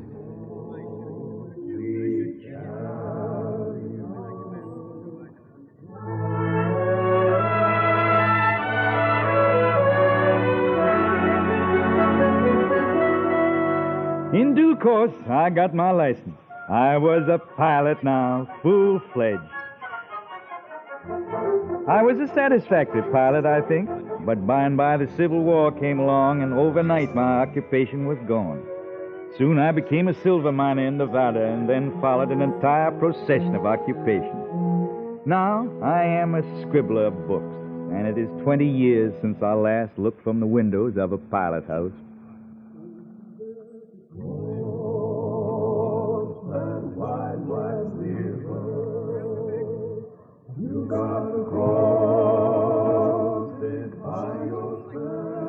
But often now I steal away in my mind and return to my beloved river. It is night, with only a sprinkling of stars to light our way. I stand at the wheel, guiding the vessel, mindful of the passengers who lie asleep below like trusting children. Sometimes in my memory, my brother stands at my side. Oh, Henry, how I've missed you all these years.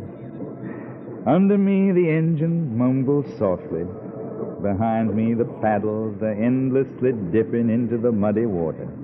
And then, faintly comes the lonely whistle of a steamboat far upstream.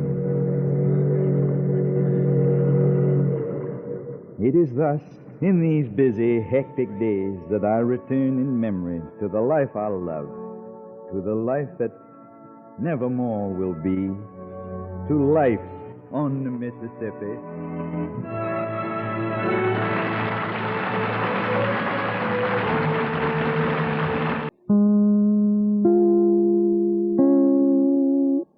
Frontier Fighters, following the immortal trailblazers into the wilderness of early Western America.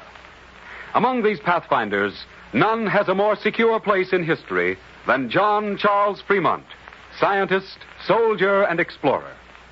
In 1841, Fremont, then a junior lieutenant in the Army, married Jessie Benton, a senator's daughter.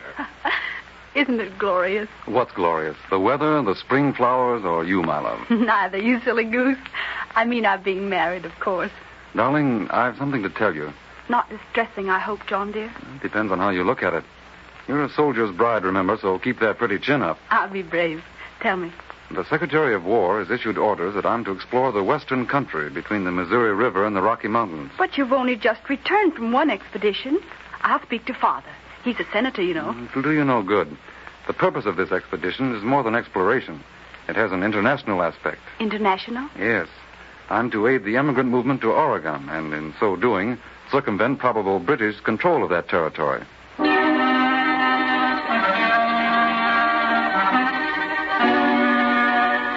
When Fremont returned to Washington from his first Western exploration, he was immediately ordered to return to the Rockies to make a more thorough and a more scientific survey of the interior wilderness and to coordinate his maps with those of the Pacific slope. May 29th, 1843. Some of Fremont's company of adventurers are examining a squat brass cylinder in one of the mule carts in the little town of Kansas on the Missouri frontier.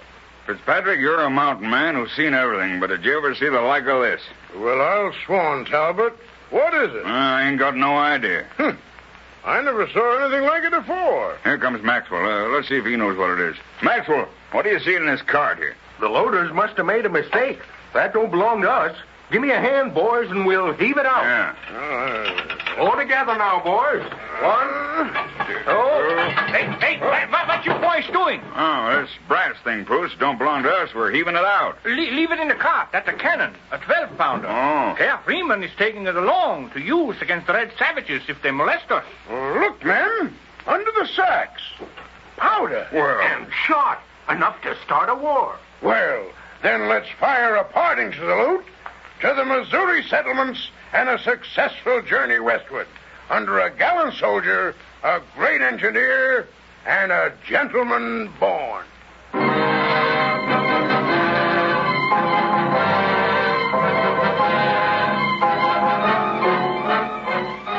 A few months later, at a small Mexican settlement on the Arkansas River.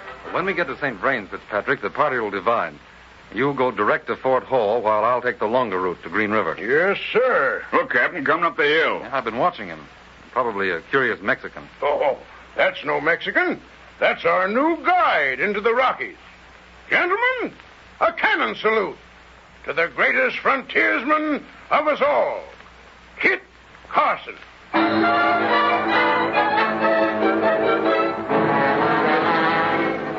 With the famous Kit Carson as his personal guide, Fremont and his men plodded 300 miles through a region never before trod by white feet. Salt Lake was Fremont's immediate objective, which he was the first to explore. One day in a collapsible boat. Helbin, are not these waters sublime after being so long shut in by those mountain walls? Yes, sir. But I'd rather be exploring the shores with Kit Carson instead of riding around on this wobbly craft. Bruce, what do you think of all this blue liquid beauty? I see no beauty, only black storm clouds and sure disaster, unless we get ashore quick. That's the scientist in you, Bruce. No poetry, no soul, only cold logic. There's no poetry in a heavy storm, Herr Freeman, in the middle of this inland sea in a leaky boat. I don't like those clouds either, Commander, and we're several miles from shore. Oh. Here's the storm. Quick, Herr Freeman. Back to land. Easy now. No panic. Every man take an oar. Yes. Bruce, you bail. Yes, sir. I'll set the stroke. Ready? 1, 2. 1, 2. 1, 2. 1, 2. Don't upset the craft, Bruce. Bail. He comes in faster than I can bail. Getting darker, too, every minute. You help Bruce, Talbot. Yes, sir. Now, faster now with a stroke. 1, 2. 1, 2. 1, 2. 1. He'll never make it, Herr Freeman. The water's over my ankles already. Nonsense, Bruce. We'll be very close to shore now. You better. I smell land. Land, yes. And here we are. Still feels poetic, Herr Freeman? Yes, Bruce. Bless your logical German heart. Just listen to the heavenly poetry in that thunder and those falling raindrops.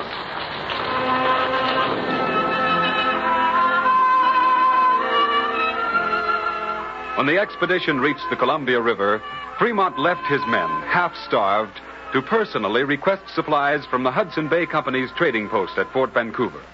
In Dr. John McLaughlin, the factor, Fremont meets a kindred spirit. Welcome to Fort Vancouver, Fremont. I'm delighted to see you again, Doctor. But it's good to get out of the wilderness even for a few days. I agree with you. Can I be of any help? I need supplies, food, for 3 months. And you shall have them. Never in the honorable history of the Hudson Bay Company has it refused food or shelter to any man.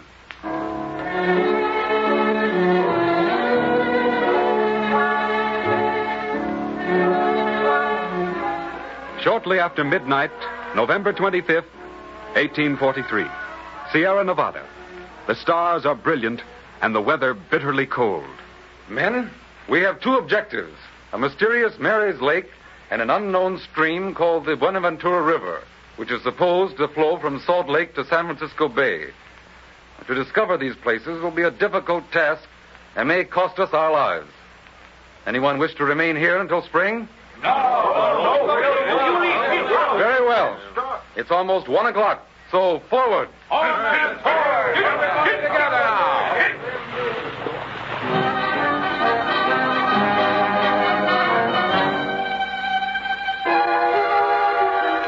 December 16th, After a difficult and heartbreaking passage over the mountains, Fremont stood on top of the sheer eastern wall of the Sierra Nevadas, looking out over the vast floor of the Great Basin, many 100 feet below.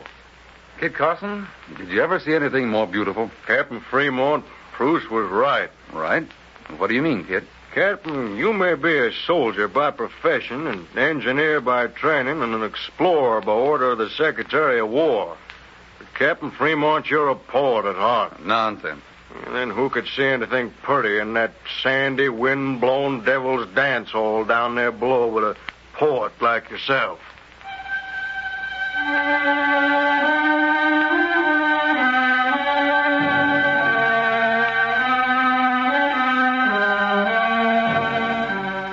Frostbitten, their eyeballs seared by the snow-reflected rays of the brilliant cold winter sun, the Fremont party labored mightily, facing death at every turn as it made its slow descent to the level of the basin. Christmas Day, 1843.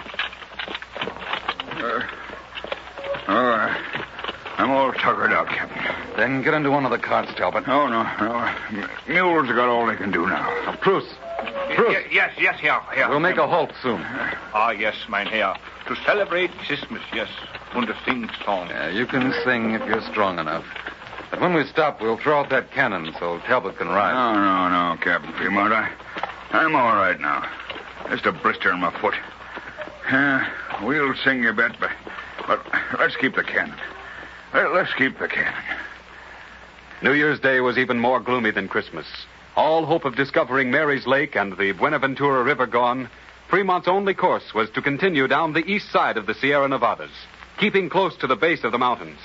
Half-starved, nearly naked, footsore and weary, but unshaken in its faith in its great leader, the party reached an Indian village at Pyramid Lake, where the men dropped in their tracks, exhausted.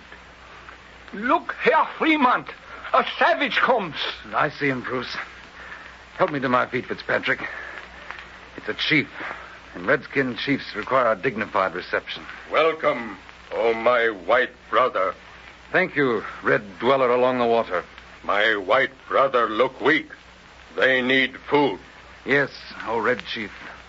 Our fare has been meager.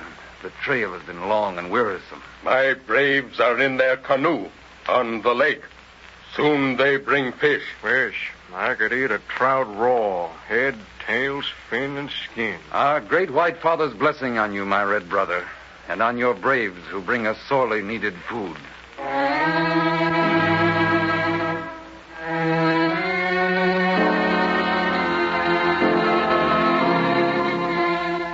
To save the expedition from total annihilation, Fremont determined to recross the mountains and to explore California, which many said should now be taken from Mexico.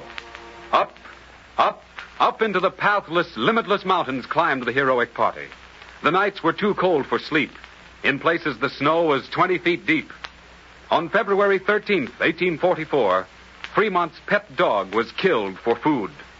On February 21st, the company reached the summit of the Sierra to look down on a scene of exquisite natural beauty. In the distance shimmered San Francisco Bay. There, Captain Fremont, is Mexico. Mexico? Oh, yes, I'd almost forgotten. Upper California was a Mexican province. What do you mean, Captain? Was a Mexican province? I have a premonition, Fitzpatrick. That poet again. Every time he sees a fine view, our gallant leader becomes a poet. Gentlemen, I have a feeling that the United States of America will soon welcome into the folds of the Stars and Stripes our new territory, California.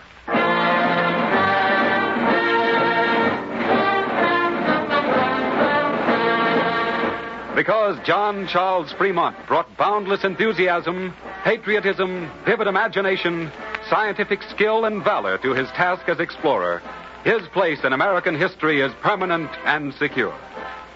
Thus closes another inspiring chapter in the lives of those frontier fighters who, with their brains, their brawn, and ofttimes their very blood, thrust America's boundaries ever westward toward the setting sun.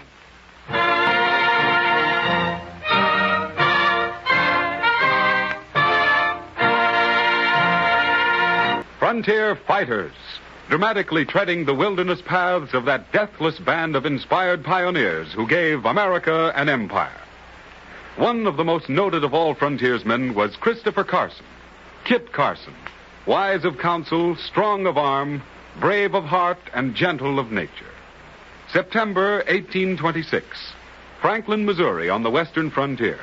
Beyond it lay the great plains of the savage redskin and the shaggy buffalo, a mysterious and uninhabited wilderness of prairie, desert, and forest, into which brave men journeyed in search of adventure and fortune. Kit Carson, you dreamy scamp. Now you quit watching them wagon trains and get to work. Yes, sir, but Mr. Workman, I wasn't meant to be a harness maker. You're only 16 years old, Kit, and you're my apprentice. Now you'll either stop dreaming about Santa Fe and be a harness maker, or I'll take this strap and larrup you good. You don't have to do that, Mr. Workman. I'll work hard today, because those wagon trains out there badly need what we're making. But someday, I'll join one of those caravans and go to Santa Fe, too.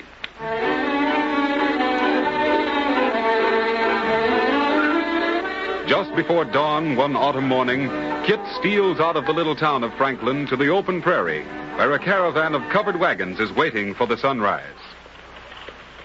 Here, lad, what are you up to? I'm looking for the wagon master, sir. Well, that's me. What do you want? I want to go to Santa Fe. Santa Fe. Why, lad, the Indians will eat you alive. Boot, pants, and buckskin shirt. I can ride, sir, and shoot, too. And I'm not afraid of Indians either. I could use a hand to keep the extra stock from straying. You know, horses, mules, and oxen. You think you could do it? Shucks, sir, that'll be easy. And, sir, there'll be a bit of money for me when we get to Santa Fe. Why, sure, lad. But you'll pay for every critter you lose. Now, there's the sun, and here's the horse you'll ride. Head westward. Catch up! Catch up! Forward! Ho!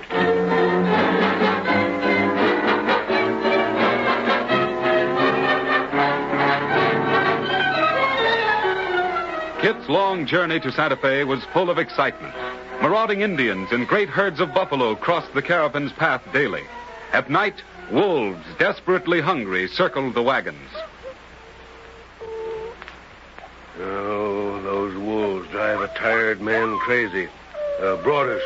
Yes, sir. Broaders, take your rifle and kill a couple of those varmints. They'll give the rest of them something to eat. Sure. Got my rifle right here, under my blanket. What's happened, Broaders? Oh, this dang rifle exploded. I think my arm's cracked a bit. Bill, here, let me see it. Oh, cracked a bit, eh? Broaders, you'll have to cut off that arm. No, you won't. You ain't no doctor. But it'll be weeks before we get to Santa Fe. Poison will set in for tomorrow. You ain't going to take off my arm. Not you. Hell, I got an idea. You know Kit Carson, that riding fool lad that's taking care of the extra stock? Sure. Nice boy. Smart, too. Oh! Well, this Kit Carson used to be a harness maker's apprentice. He's right handy with a sharp knife and a needle. Now, what say we ask him to amputate that busted arm? Kit Carson? Sure. He's strong, but he's gentle-like. He can cut off my busted arm if he's willing, but not you.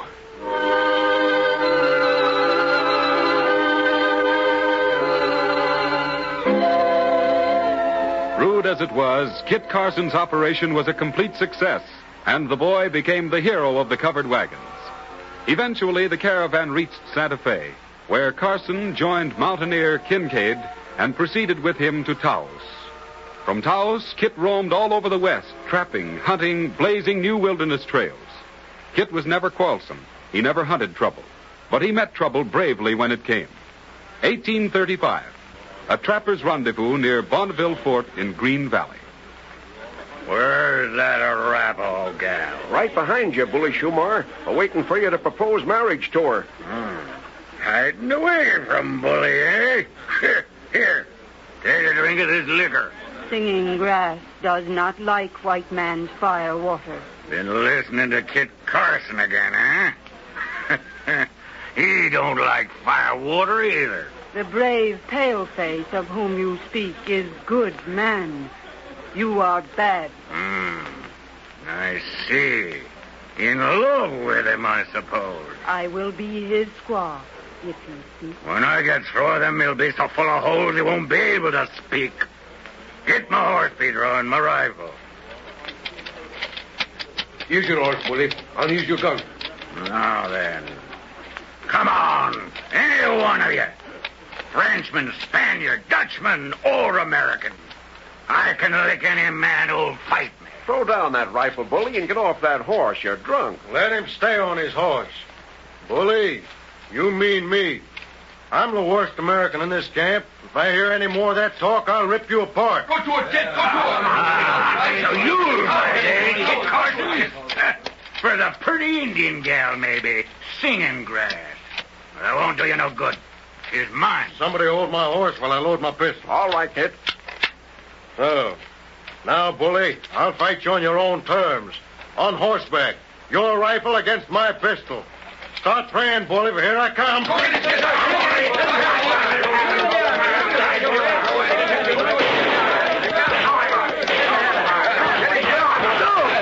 Oh, my arm. It's broken. Keep away from me, Kit Carson. Keep away. You can have the Indian gal, Kit, but keep away from me, you hear? No, my arm. Pull him off that horse. One of you men that fix up that arm, he'll bleed to death. Take the gun. Easy now. Oh, this arm. You more. You're a bully no longer. Just a bragging fool who don't know a better man when he sees one. You will speak now to Singing Grass, Master Carson. My heart's already spoken to you, Singing Grass. We marry tonight in the lodge of the Arapaho medicine man in yonder valley. Come.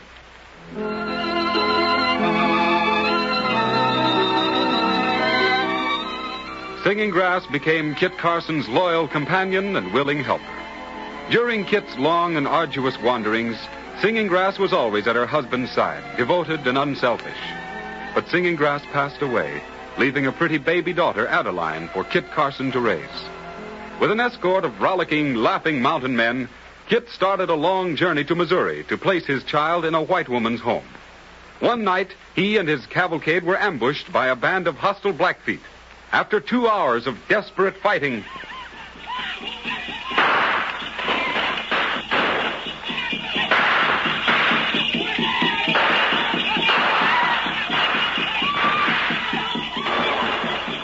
What happened, Kit? What happened to them Injuns? I think we licked them. See, they're riding off of that hill yonder. Maybe it's some sort of a trick. I don't think so. They'd disappear altogether if it was a trick. Hold your fire, man. Now, let's see my baby.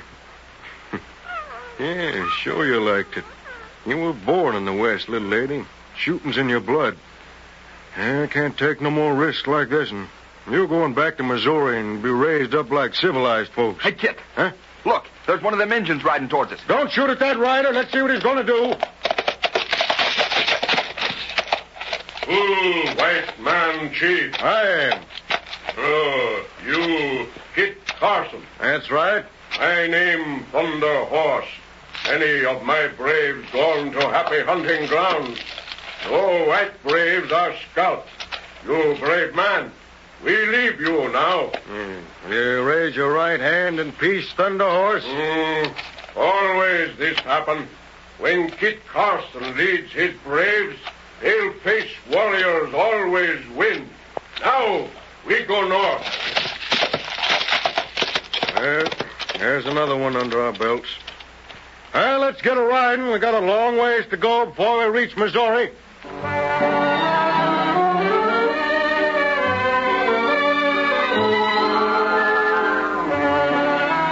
When Kit returned to the white man's country, he was amazed to discover that during his 16 years' absence, the frontier had been pushed westward many miles. Adeline, his daughter, was placed in a private St. Louis home. A few days in the sprawling Mississippi River metropolis, and Kit grew restless. His heart lay back in the snow-covered western mountains, where rested the remains of Singing Grass. It is May. On a small river steamboat en route back to Santa Fe, Kit Carson meets the brave man and gallant soldier who was destined to chart the course of Kit's entire future life. You Mr. Christopher Carson, sir? That's me, soldier boy. Kit Carson. Lieutenant John Charles Fremont's compliments, sir. The lieutenant requests some conversation with you. Send him over. I'm always glad to talk to a gallant officer like Fremont. Very good, sir.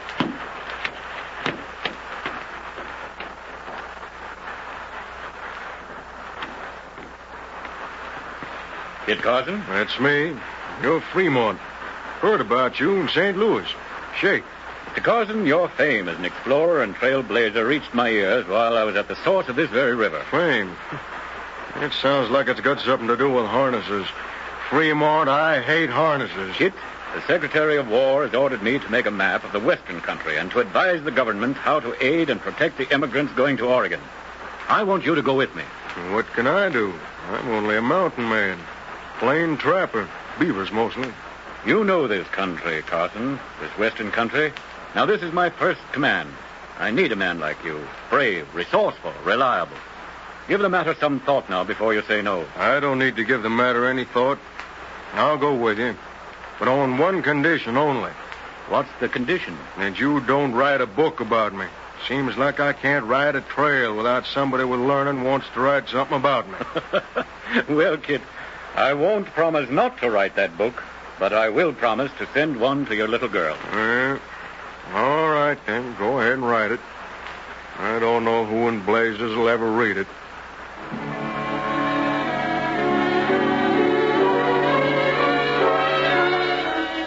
Fremont did write a book, a vigorous, truthful chronicle of Kit Carson's courageous but cautious pursuit of the ever-widening American frontier. A book which told the world of Christopher Carson's understanding of the deep mysteries of the mountains he so loved. Those mountains which, to the everlasting glory of the nation they both served, they conquered together. So we bid farewell to another of the great frontier fighters, Kit Carson, whose name will forever echo down the eternal corridors of time.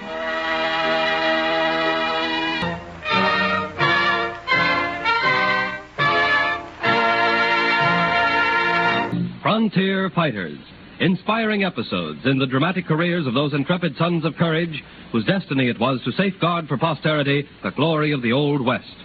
In 1827, the American Congress and the British Parliament ratified the extension of the Agreement of 1818, which gave joint occupancy to a great area of land in which lay the territory of Oregon.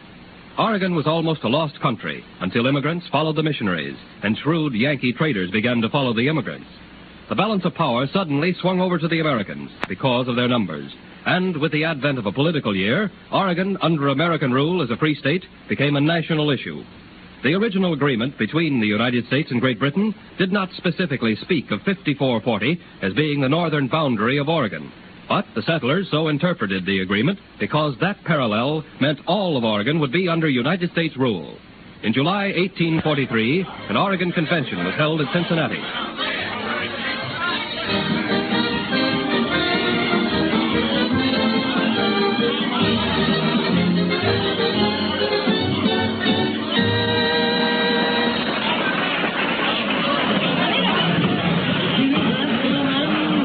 Oregon Convention, we've done a great deal of wild shouting, not a little applauding. We've given undue exercise to our military band. But, gentlemen, to what definite conclusions have we come? We have not as yet declared for any kind of a parallel in this growing dispute between the United States and Great Britain. I'm for holding off till after election. No use being mealy-mouthed about it. I'm for coming right out and saying the parallel should be the 49. That's 5440. And that gives the whole of Oregon to the United States. Ain't fair for Great Britain. And what ain't fair ain't right. Our aim should be justice for all. A show of hands from the delegates who hold for 5440 and United States rule. Looks like there's a majority. 5, 10, 20, 67, 96, 97, 98, 99 out of 100. There's one more and it's unanimous. Therefore agreed by the delegates here convened that the northern boundary of Oregon is 5440.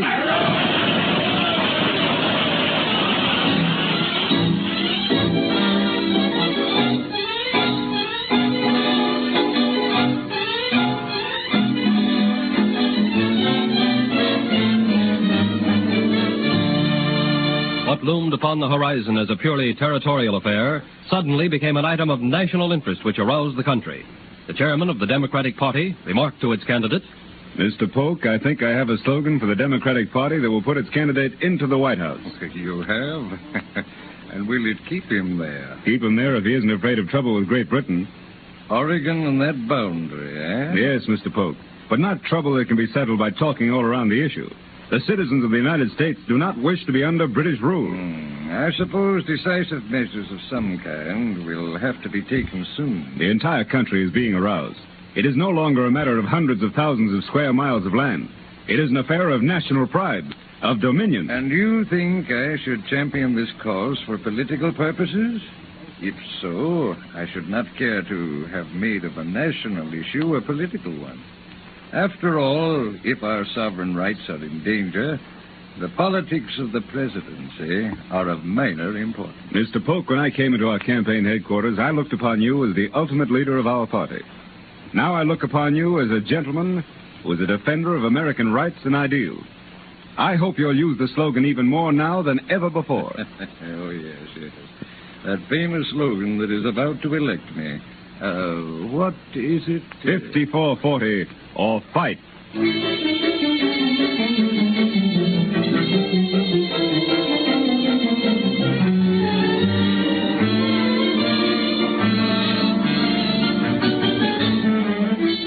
As the campaign Polk for President progressed, the national and the political situation became so intertwined that the nation witnessed the spectacle of a man who was sure to ride into office on the slogan 5440 or fight. The politicians sniffed the air and smelled 5440 or fight as a surefire issue. Gone was the careful policy of President Tyler and Daniel Webster. The country was in flames, and Polk, his eyes on the presidency, fed those flames with empty patriotic phrases. The whole of Oregon or none. But when the first Congress convened in the winter of 1845 and 6, and resolutions were introduced to give notice of the termination of joint occupancy, the senior Southern Senator Calhoun sprang to his feet and shouted, I, for one, do not wish to confuse issues, and I'll say there is only one measure to be considered, and that is the annexation of Texas.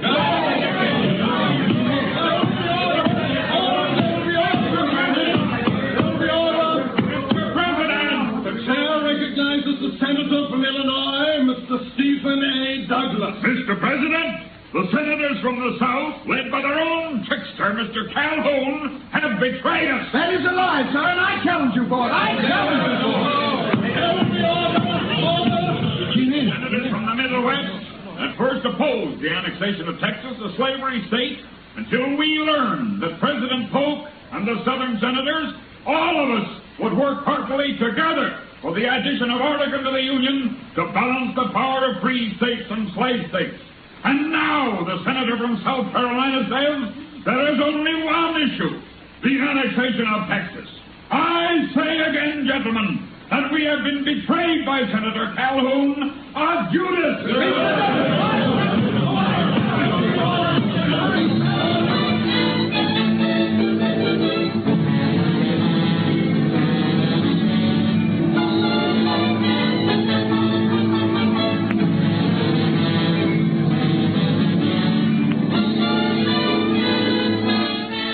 Almost upon the heels of the fiery debates in the Senate came the pageant of the Mexican War. It was thought all questions raised by the frontier settlements in the Northwest would be subdued, while the conflict between the United States and Mexico raged on. However, in Oregon, the feeling became more tense. Men armed, men drilled, men burned to protect their rights. The whole of Oregon or none was the cry, along with 5440 or fight. But few men knew exactly where 5440 was.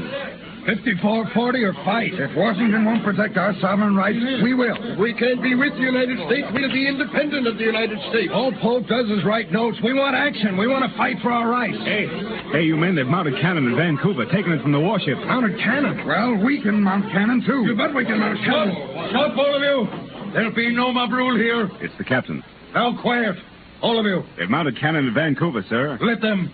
But we'll mount no cannon. We recognize this soil upon which we stand as American soil, and we'll protect it with our lives. But God forbid, gentlemen, that we should by one act, word, or deed start a war.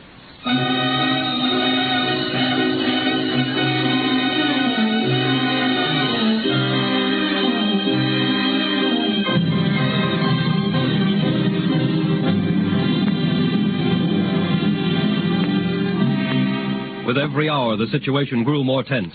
President Polk, involved in a war with Mexico, turned the entire matter over to James Buchanan, his new Secretary of State. Buchanan immediately opened negotiations with Lord Aberdeen, representing the government of Queen Victoria. The hotheads on both sides of the water clamored for war, but the British cabinet was eager for either compromise or arbitration.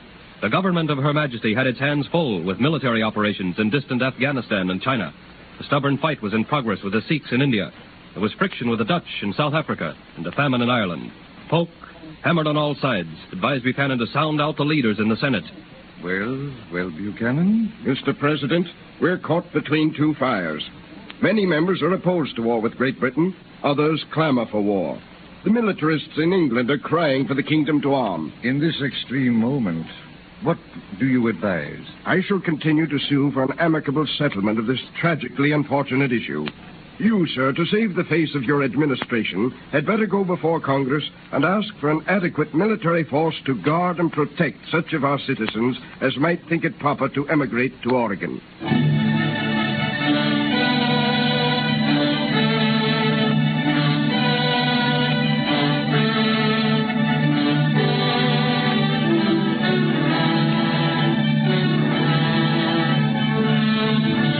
Weeks passed.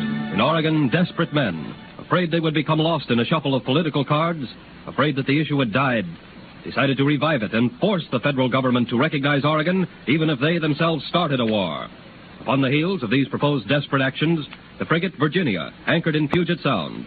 Messengers on horseback raced to meet the boat. I'll bet there's red-hot news from Washington, D.C. I ain't aiming to speculate, but I got a feeling it's war. I'm wondering, if it was war, the United States wouldn't send out just one frigate. Oh, there, boy. Oh, boy. Guess we'll just about meet the boats as they touch the shore. Ahoy there! You from the fort? Yes, got dispatches? 2 bags full. Know what's in them? Do we get Oregon? Under orders not to tell what I know. You'll find out soon enough when the commander at the fort opens this bag of dispatches. It's news that'll change the whole history of the United States.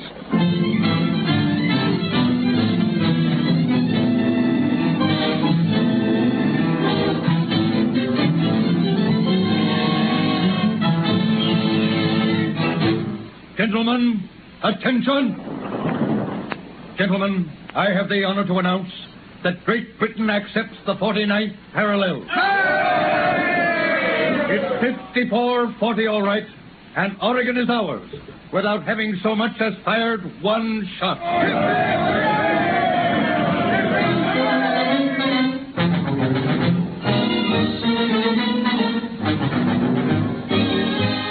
Thanks to the cool heads of Secretary of State Buchanan for the United States and Lord Aberdeen for Great Britain, a war was averted. And while certain compromises were effected and concessions made to the Hudson's Bay Company, the limits of Oregon were at last definitely set.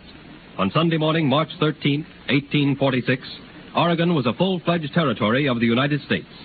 Today, in the vast territory of Old Oregon, citizens of the United States live in the closest possible harmony with her neighbors in British Columbia who salute the Union Jack.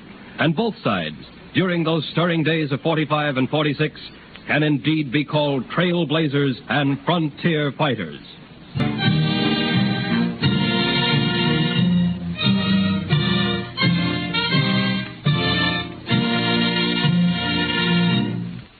Ordeal in Donner Pass, starring Mr. Edmund O'Brien, hoping once again to keep you in suspense.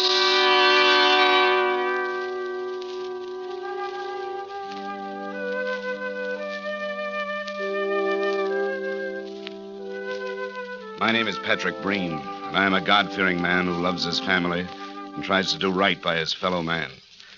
If in the months that followed after we started to take the Hastings shortcut to California, if in those months from November of 1846 to March of 1847, I was selfish, there were men guilty of worse. I'd done what I was able. I'd done what was the most any man could.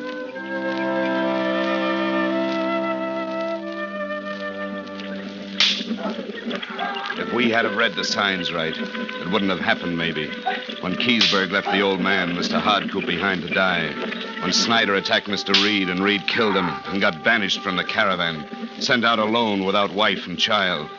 If we saw the signs of losing all those cattle in Truckee Meadows and the Indians sneaking up and killing half the rest, we would have seen the hand of nature working against us.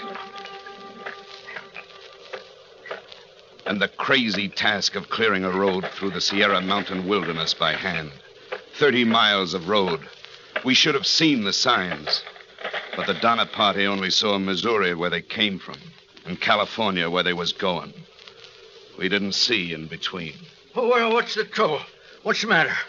Something go wrong again? Mr. Eddie is for trying to get over the pass again. Oh, I say it's crazy.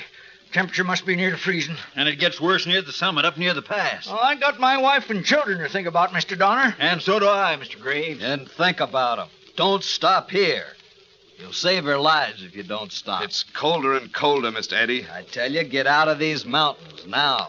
We'd have to leave most of our goods behind. And leave your goods. Leave our goods? As well leave our money. And your money. You talk madness, Mr. Eddie. What would we start our lives with in California? Don't be fooled. Mr. Eddie, you'll make trouble for yourself. Look at the health of our party. The exhaustion, Mr. Eddie. Look at it. I'll look at dead bodies if you don't move on. I know. I know that. But it's always been what could happen. Only some of my children, they complain. They need rest in a regular camp. And mine, too. And my wife. The last bluff we lowered our wagons over, we didn't have the energy to keep them right. Someone crashing down, supplies and all. The men just don't have the heart for it. You'll die. There's no going back to the Salt Lake. Some died there already. Try. At least try going over the pass again. Hastings' route was a pack of lies. We'll take another route. Look up, Mr. Eddie. Look up to the face of the summit. Snow. Solid snow. No marks or signs. It's snowing again.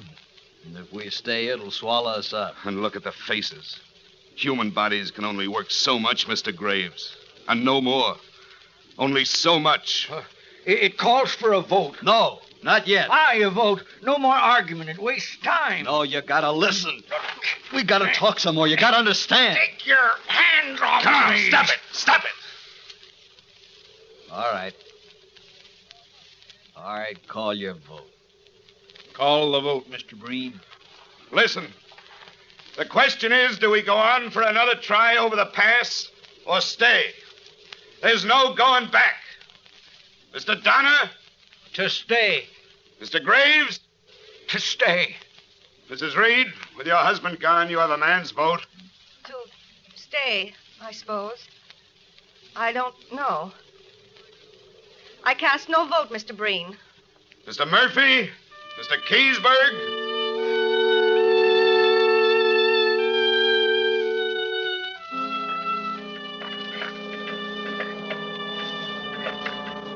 We built 3 houses.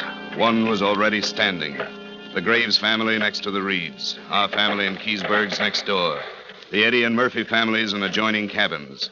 And 5 miles down, the Donners. No windows and 1 door to each cabin.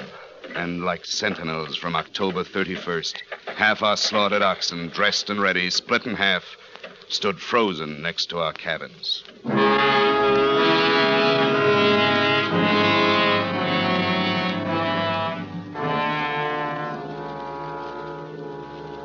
On Friday, November 20th, 1846, I began my journal. We now had killed most part of our cattle, having to stay here until next spring and live on poor beef without bread or salt. It snowed during the space of 8 days with little interruption. The remainder of time up to this day was clear and pleasant. Freezing at night, the snow had nearly gone from the valleys. Hello! My wife, my children asleep. They could not have attempted the crossing with Mr. Eddie, who started out with 22. My wife thought it better to wait.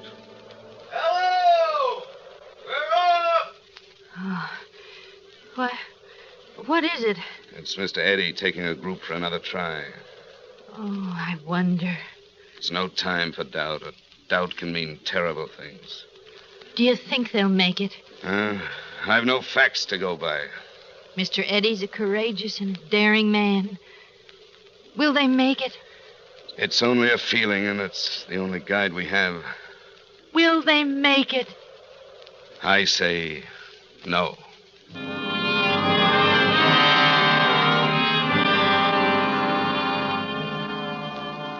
On November 26th, I slaughtered my last team of oxen. After this beef was gone, maybe Mrs. Eddy would sell me some of hers. There were some mules, there were dogs, and we waited.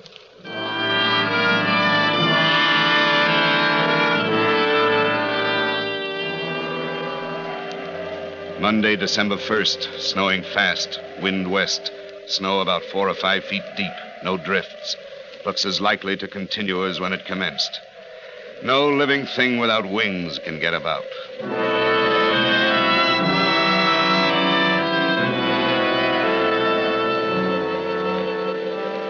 Tuesday, December 2nd, still snowing, wind west. Snow now about 5.5 to 6 feet deep. Difficult to get wood. No going from the house. Completely closed in.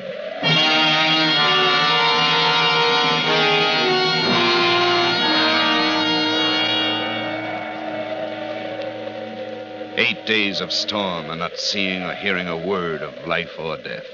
Snowbound, so that even the people in the next cabin were like 1,000 miles away.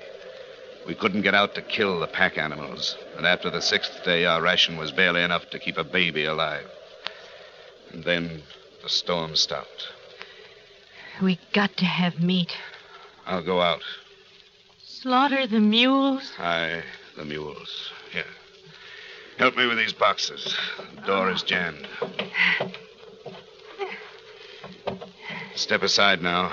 When I pull back the last hide, snow will fall through.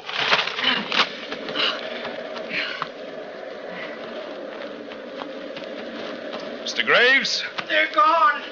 They're gone. What are you talking about? We didn't tie the stock. They ran off the stock. Oh, no. They couldn't have gone far, not in this storm. They gotta be here. Look for the tracks. Tracks would be gone, covered up. We should have tied them. Yeah, we should have tied them up. I can't dig anymore.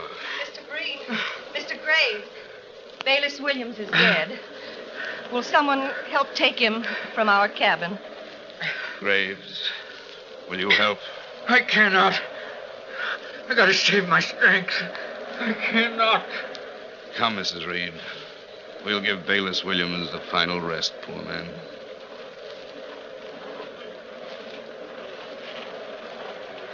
Mr. Breen, have you any ox meat for my children? There's almost none. A little. Just a little for my children. We have children, too, Mrs. Reed. Sorry. It's starting to snow again. I'm sorry. And getting colder. Maybe we should call him Fortunate Mr. Williams.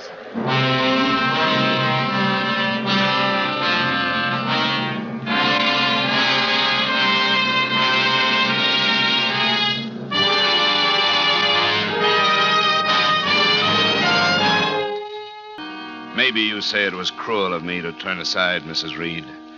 But I had 8 mouths to feed. She only had 5. Figuring life and death in numbers. What else could we do?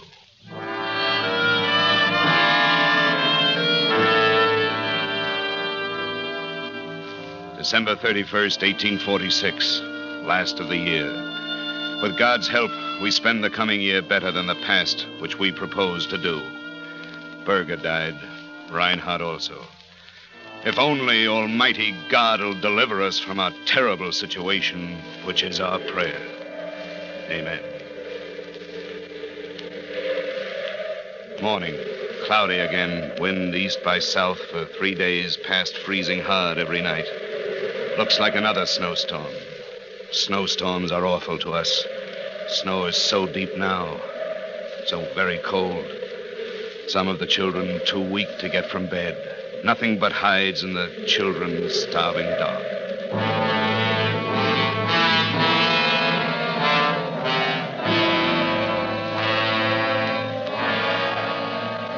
Sunday, January 3rd, 1847. Freezing at night.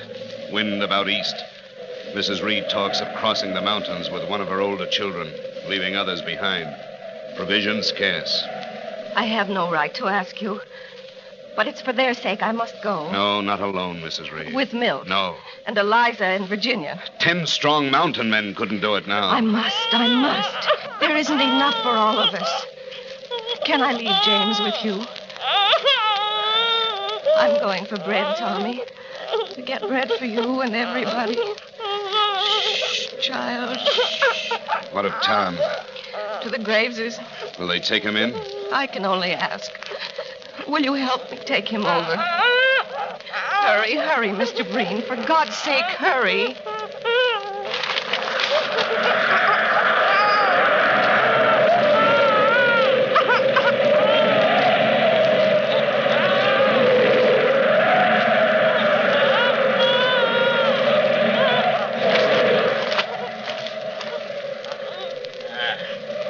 You come seeking help, Mrs. Reed?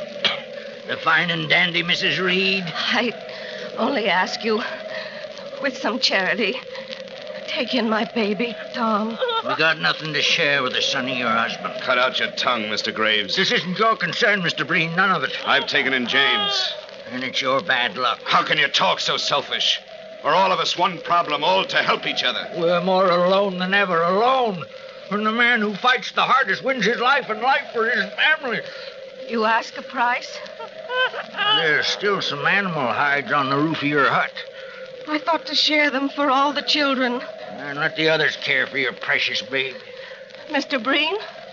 He can have some of them you give me. And there's silverware you brought. A foul mind and a foul body. No fouler than the stink of your own cabin and living like animals. But you become one. And then there's a golden bracelet my wife saw you wear. You can have it. And fine linen cloth. Any of them. Enough! Shut up! You ask for another thing and I turn my hand against you. I'll kill you if you ask for another thing. Please, Mr. Breen. I got all I want. I got all I need.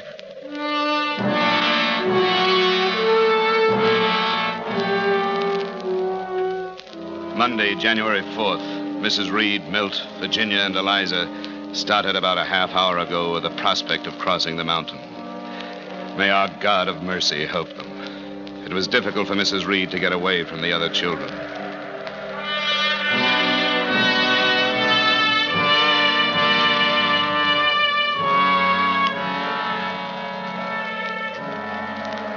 Friday, January 8th. Wind east. Froze hard last night. Very cold this morning. Mrs. Reed and company came back this morning. Could not find their way on the other side of the mountain. They have nothing but a few hides to live on.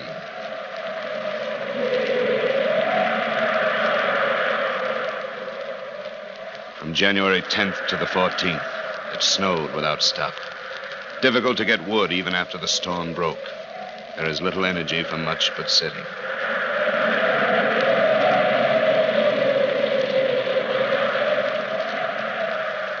Saturday, 23rd. Blew hard and snowed all night. The worst storm we experienced this winter. The sun came out a while. No sign of any game. No birds. No Indians. Even they leave us to our fate. January 31st. Landrum Murphy died. The sun don't shine out brilliant this morning, and it froze pretty hard last night.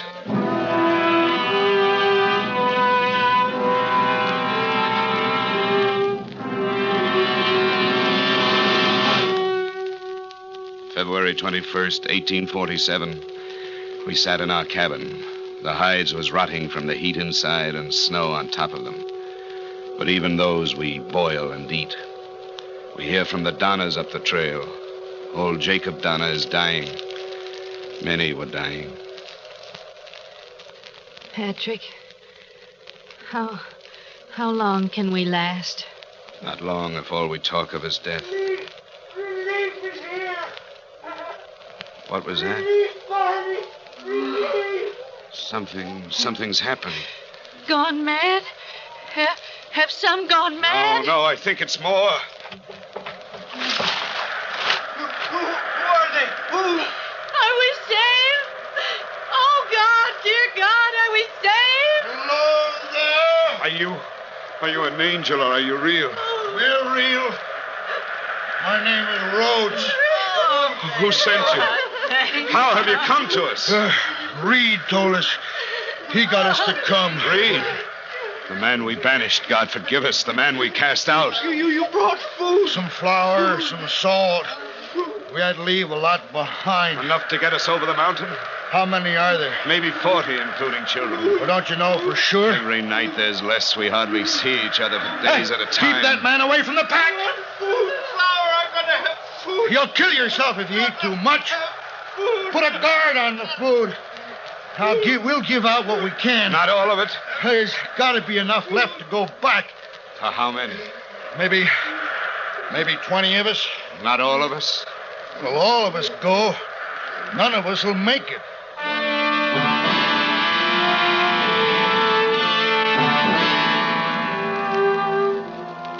24 went with the brave 7 men. We were left with no more food than we had when they came. And those who were left moved into only 2 cabins. We lived like animals then. We was little more.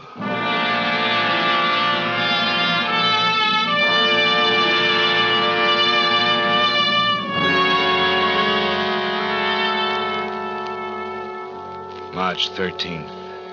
Now I remember the day by counting it out, but I hardly knew then. I can't stand the filth, the smell. We'll freeze if we go outside. Build a fire on the snow. If the others help, we can. At least not to live in a room with the dead.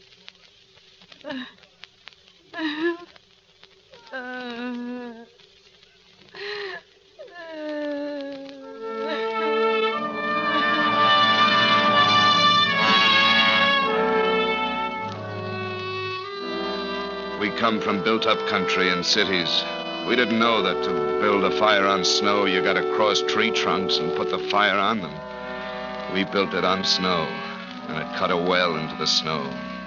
We all moved down to it, like a cave. We was too weak to move from the wet ground, too sick to care. At least it protected us from the wind. 14 of us was all that was left alive. My wife Peggy, Mrs. Graves, and her baby. What did you have there? No, nothing. Nothing. You hid something under your shawl. I didn't hide anything. You put something to your mouth. No. No. You got some food. You've been holding out some food. Go back, Peggy. Leave her be. I won't. Under her shawl. No, stop now. Give it back. Give it. Give me. My baby. It's only a bleached out bone, Peggy. She ate all that was on it. She ate. Don't, Mrs. Graves, don't. She held out. It was only an empty bone. Been boiled over and over.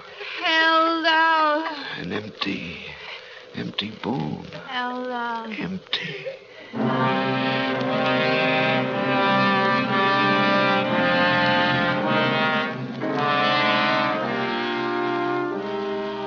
Mrs. Graves' baby died that night, and in the morning, her 5-year-old son.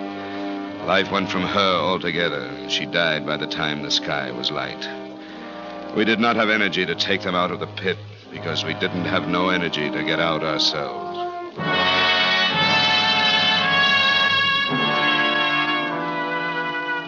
There was 11 left. Close to 90 started.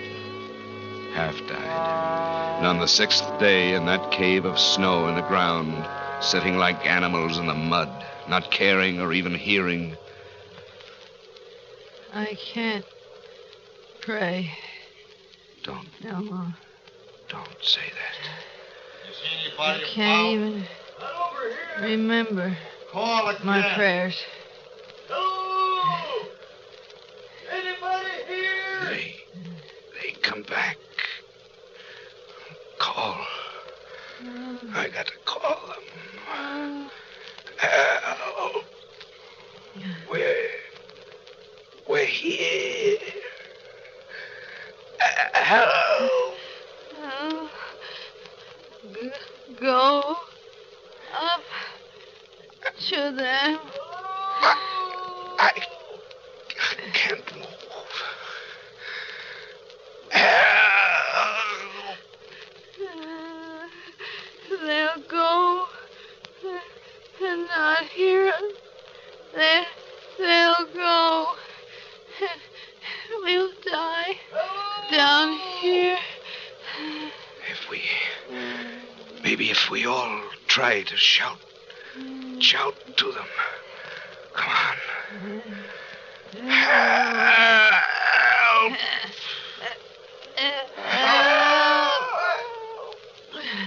Hear it? It's from over there. Come on. Here. Down here in this hole. Oh, no.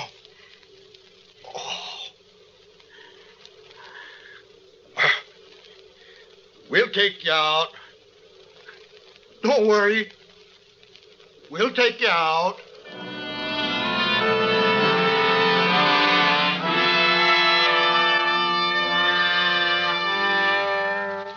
We lived in that place 5 months. We left the camp. We will never forget. Some of us was selfish. We will never forget that no matter what we done that was wrong, a lot of us tried to be decent. I done what I was able. I done what was the most any man could. April 1847.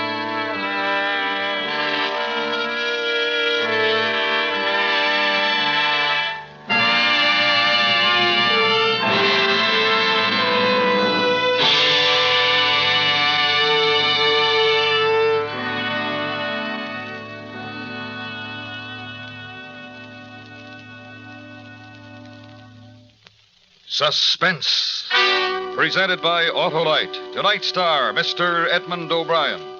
Frontier fighters, valiant guardians of trails old and new, which stand today as a great nation's frontiers of destiny. Shortly after the United States, in the interests of peace and progress, annexed New Mexico, renegades, outlaws, and drink-crazed Indians staged a rebellion against the sovereign federal authority. In the summer of 1847, the first American governor, Charles Bent, appointed by General Kearny, was at Taos, home on a short visit. He refused a military escort because he believed himself immune from any attack because he had treated all fairly. With him were a few servants, his children, a girl aged 5, and a boy, Alfredo, aged 10, and Josefa, the wife of Kit Carson. At sundown of the day of the massacre, a neighbor said to Governor Bent, "Governor, there are times, even in the life of a soldier, when discretion is the better part of valor. What are you going to do if a mob surrounds your house?" I'm not afraid of any mob. I've treated all with fairness and honesty. That's my record, and I stand on it. There have been ugly rumors for the past week. I'm moving my family out of Taos. You've a duty, too, sir, to the women of your house. I'll do my duty. But the head of the new civil authority in New Mexico does not run away. Wasn't very wise of you, sir, in these troubled times to refuse an armed escort to Taos. It's inconceivable to me that anyone in New Mexico, Mexican, Indian, or renegade, could wish harm to me or mine. Well, God be with you all. As for myself, I'm leaving and taking my family with me. Oh, my dear. I'm sorry I wasn't really eavesdropping, but I heard. These ranchers have the most idiotic fears. Now, who in the world would dare assail the authority of the United States government? If there should be an attack, there are only 2 old muskets in the house. Senora Carson said we should send for her husband, Kit Carson, at once. We'll send for no one, my dear. We'll have dinner, and at our usual hour, retire. And don't you worry. When morning comes, the stars and stripes will still be flying over our house in Taos.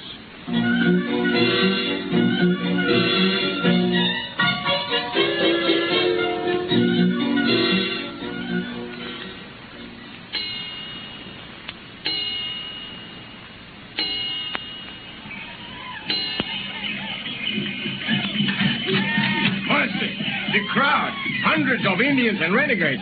Outlaws have torn down the flag. They are going to storm the house. Impossible. They wouldn't dare. Oh, we must flee for our lives, Charles. Oh, Juan, rouse the children, Senora Carson. Get them all in the living. Si, senora, at once. Oh, we must do something at once, Charles. We'll all be murdered in our beds. Just the minute I'm dressed, I will do something. I'll go out there and face that mob down. That's how a gentleman always deals with cowardly Indians and horse thieves.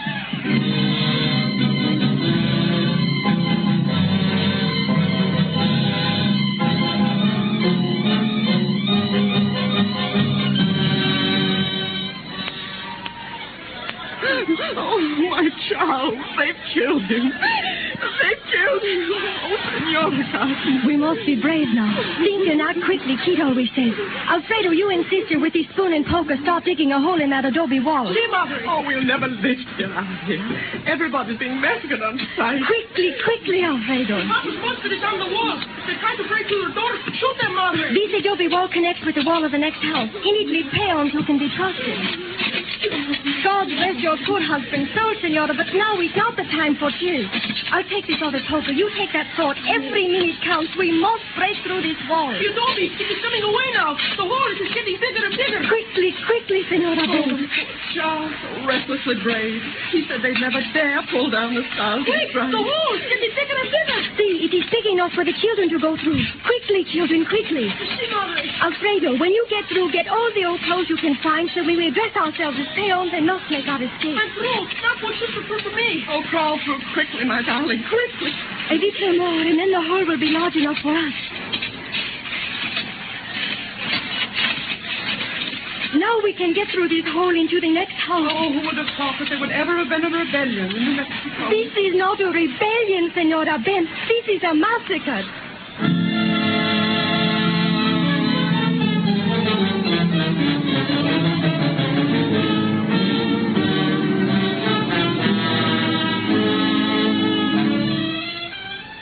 The miraculous escape of the governor's wife, the children, and Mrs. Carson from the massacre at Taos is the prelude to the years between 1847 and 1852.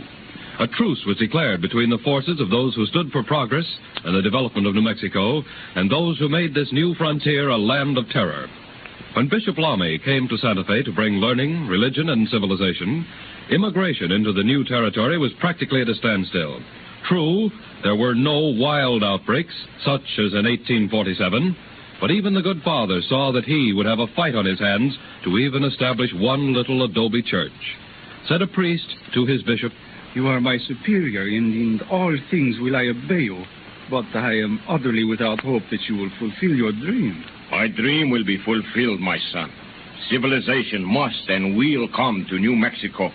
There will be churches, schools, seminaries, hospitals, gardens. And who will frequent these institutions you speak of? Until law and order is restored to the territory, who will enter it? Law and order will be restored. God will show me the way. I will have faith and work. Good bishop, good father. Half-breeds, renegades. 50 of them just swept through the town, robbed and pillaged and outraged. God have mercy. Was the leader recognized by any? Yes, he was the master Brigham Jose Maria Martin. Our little adobe church, was that left unscathed? He stole the service, the chalice, the altar cloth. My good bishop, were it not better for us to abandon such a land as this to the savages and bandits? There will be work for us in other fields. I will never give up Santa Fe to the devil. I have the plan. I will go to the Taos and beg to come from retirement Senor Kit Carson.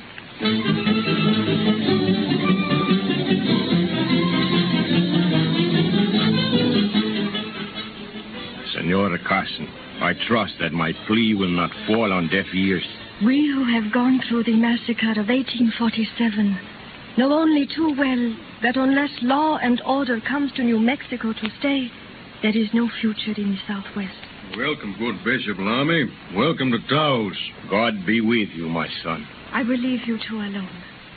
Father Lamy, you will find that Keith stands just as much today with God as he always did. She spoke true, Bishop. I stand with God against lawlessness, injustice, and intolerance. I came to Santa Fe hoping to serve God by serving man. 3 days ago, 50 brigands swept through the town like a plague. They pillaged and stole and terrorized. That must not go on. Must unite and stamp out them that defy the laws of both God and man. It must be done now, Bishop Lamy, or else we'll have another 1847 on our hands. I knew that my plea would not fall on deaf ears. I would make of New Mexico a haven for all who would know this fruitful land. I would bring God to the godless, learning to the ignorant, mercy to the sinners, and healing to the sick. It'll take a well-laid campaign to do all that. But I'm with you. And we'll fight together, tooth and toenail.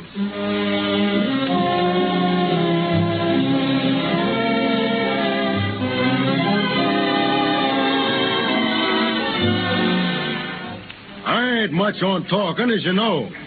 I see gathered here tonight men of a stamp who would die fighting for what they believe to be right.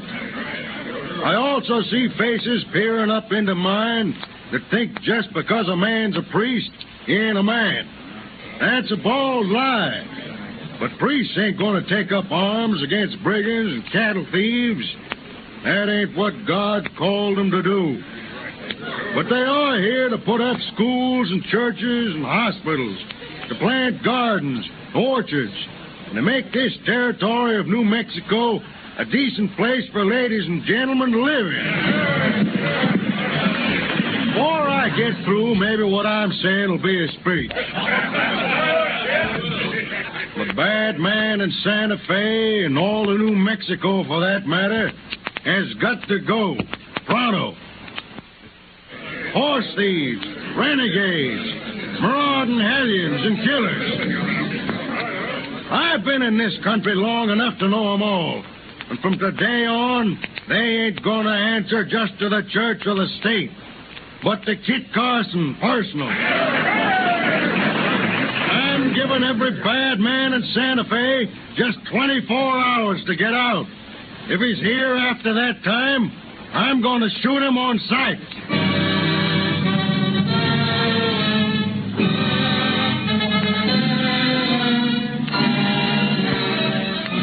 Kit Carson stayed in Santa Fe until he saw the good work of the bishop begin to bear fruit. The bad men became good men, some of them. Others left the country. Peace began to descend on New Mexico, and with it, hand in hand, progress came marching down the Santa Fe Trail. New Mexico is safe. Replaced the fearful cry, keep out of New Mexico. It's a land of outlaws and renegades and killers. The desert began to bloom, and the dream of Bishop Lamy came to be realized. In 1867, when Kit Carson came back to Santa Fe, both he and Bishop Lamy looked out over cultivated fields, orchards, and behind them were schools, churches, seminaries, a hospital. My son, this is all your handiwork as much as mine. It's your work, Father. I only made it clear to everybody that there ain't no room for a bad man in any part of this land over which flies the stars and stripes. God bless you, Senor Kit. Looking out with eyes other than the two in my head, I see a Santa Fe trail that's open the year round. From one season to the other, 1 year to the other, 1 century to the other.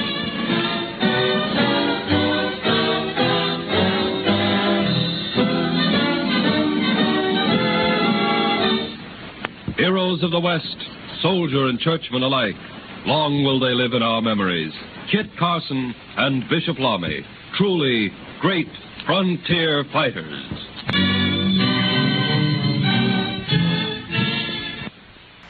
Frontier Fighters, dramatic recitals of the early pioneers who explored and settled the far West. One of the most noted, one of the most courageous of these was Brigham Young, successor to Joseph Smith, founder and president of the Church of Jesus Christ of Latter-day Saints, or Mormons. In the jail at Carthage, Illinois, June 27, 1844, Joseph Smith and his brother Hiram have voluntarily surrendered to the authorities and await trial for charges arising from the teachings of their church. I fear, Hiram, that this is the end. Joseph, my brother, what crime did we or our followers commit that the Gentiles persecute us this way? My vision and the revelation, Hiram, of the Book of Mormon, equal in our faith with the Bible. Yet that mob outside has decreed our death. Joseph, who will be our people's temporal and spiritual leader after you're gone? God will guide our people in their choice, but my successor will be a strong man and a devout man, a man of great enterprise who will be humble before God. Look, Joseph. Look, that mob of men. They're coming close to the jail. Their faces are blackened. Yes, Hiram, I see. Our time draws near. Remember Paul's message to the Ephesians, Hiram. Having made known unto us the mystery of his will according to his good pleasure, which he has purposed in himself, and in the dispensation of the fullness of time, the blasphemer to God.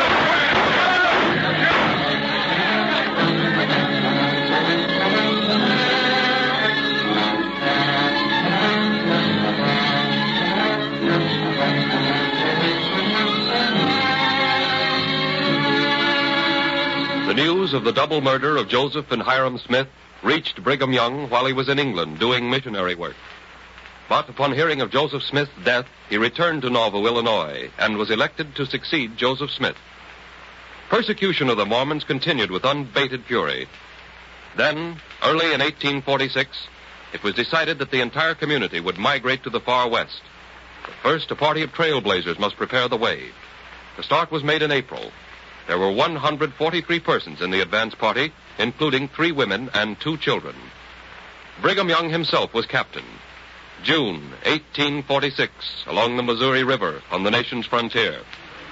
Glory to God, Brigham. I feel like a new man. So do I, Orson Pratt. But the hardest part of our journey is still ahead of us. Our destination lies in a valley where all will be peaceful and quiet. A valley of hope, our promised land.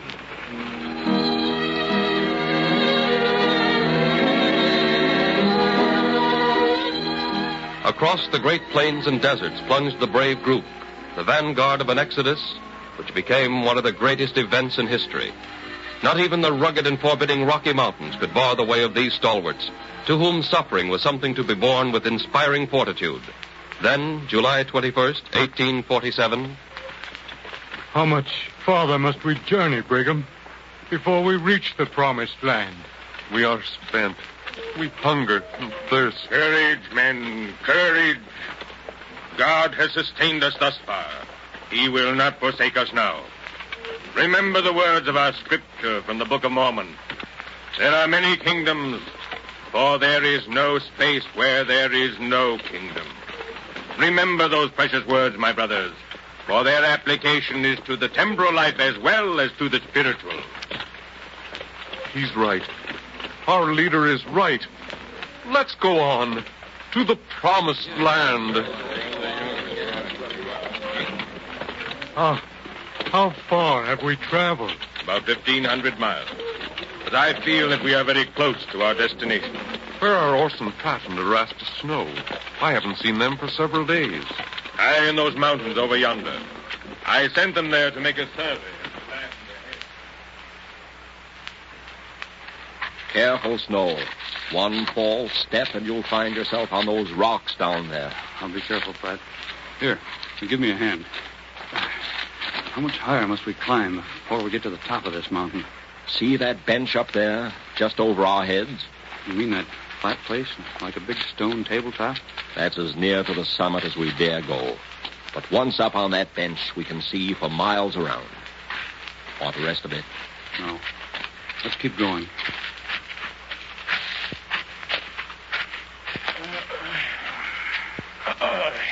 Here we are, Snow. Practically on the roof of the world. In the eaves, anyway. Look, Orson, down in yonder valley. All that land and that great body of water. It's our valley, our destination. Praise God. The promised land.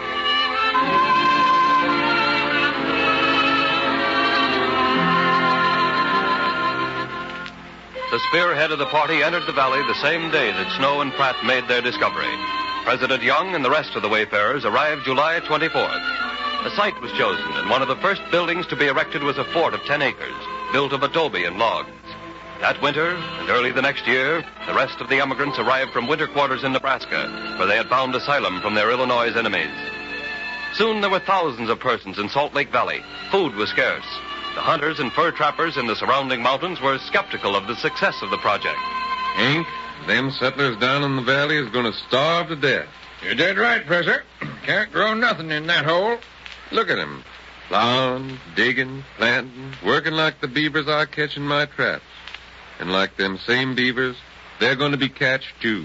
I wonder what that party's doing up on what those settlers have named City Creek.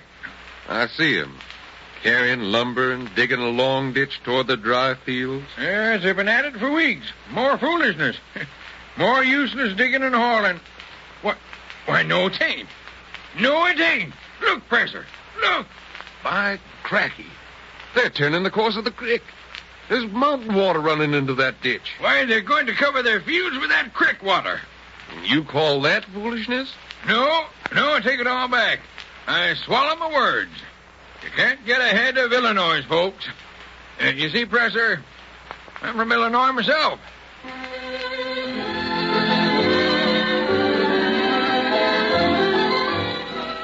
By flooding the half-baked soil of Salt Lake Valley with mountain water, Brigham Young became a pioneer in agricultural irrigation.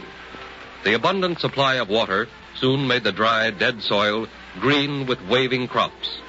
Industry and perseverance transformed the desert into a garden. Then came the time to harvest the wheat, oats, corn, and other grain. Brigham! Here I am, Heber, looking up in the sky, same as you are. What's that coming? That big black cloud, blotting out the sun. They're crickets, Heber. Millions of them. See, here are the scouts. They're attacking our wheat, our corn, our gardens. Look, they're falling into the water ditches. They're choking up the flow. Unless Providence intervenes, we perish. Black pestilential death, Brigham. Look, man, grasshoppers, too. It's a locust plague of the Bible, only worse. Crickets and grasshoppers. Pratt. Orson Pratt. Here I am, Brigham, shoveling crickets and grasshoppers out of this ditch. Pratt, you send word to keep all the women indoors. Send riders to the outlying farms to keep the ditches open at all costs. All women and children indoors. It's getting dark as night, Brigham. There's a thick blanket of insects between us and God's heaven. What shall we do? Do, man. Where's our faith in God? Order the church sexton and the elders to give the signal for prayer. Then down on your knees to ask God's help in this, our great time of need. Pray, everyone. Pray for deliverance from this black insect scourge. Lord God of hosts, thou who hast delivered thy people from our enemies and hast guided us to this place, deliver us from this plague of insects which is about to destroy the faithful of thy holy city. Amen. Amen. Brigham! Brother Young, look. Towards the west. Birds. Thousands of birds. Hungry birds. Look at them catching insects in the air. But they're seagulls. They're seagulls, all right, and mighty hungry. Just see them devour those crickets and grasshoppers. Brigham, the gulls have saved us. Birds against insects. And the birds are winning. The seagulls were sent by God. Even when the work of clearing the field has been done, I want all the elders called to a council. Of course, Brigham. But have you any special object? Yes. I want a law passed that from now on the seagull, that beautiful, graceful bird which has saved this valley from destruction, will be protected. And anyone who kills one of those birds will merit instant punishment.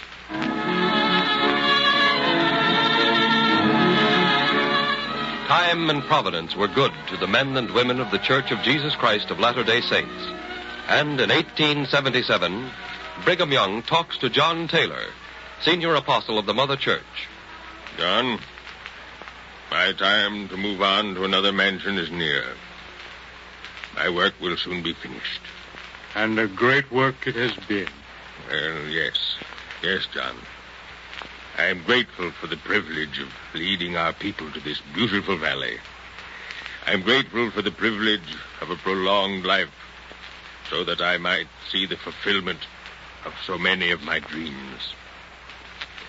I have seen colonists from our church scattered wide, settling other valleys, irrigating them, making homes.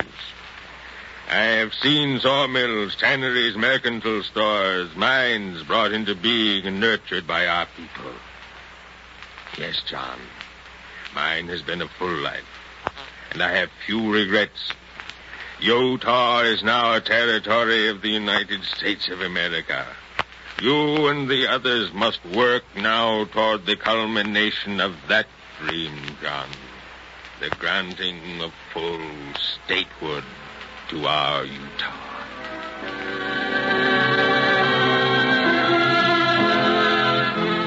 Exactly 20 years later, Brigham Young's final dream came true. January 4th, 1896, President Grover Cleveland signed an act of the United States Congress admitting Utah into the Union as the 45th state. Her great seal typifying the progressive spirit of her people, bearing a beehive and the one word, industry. Another stimulating chapter dedicated to those men and women to whom we owe a debt we can never repay, the frontier fighters.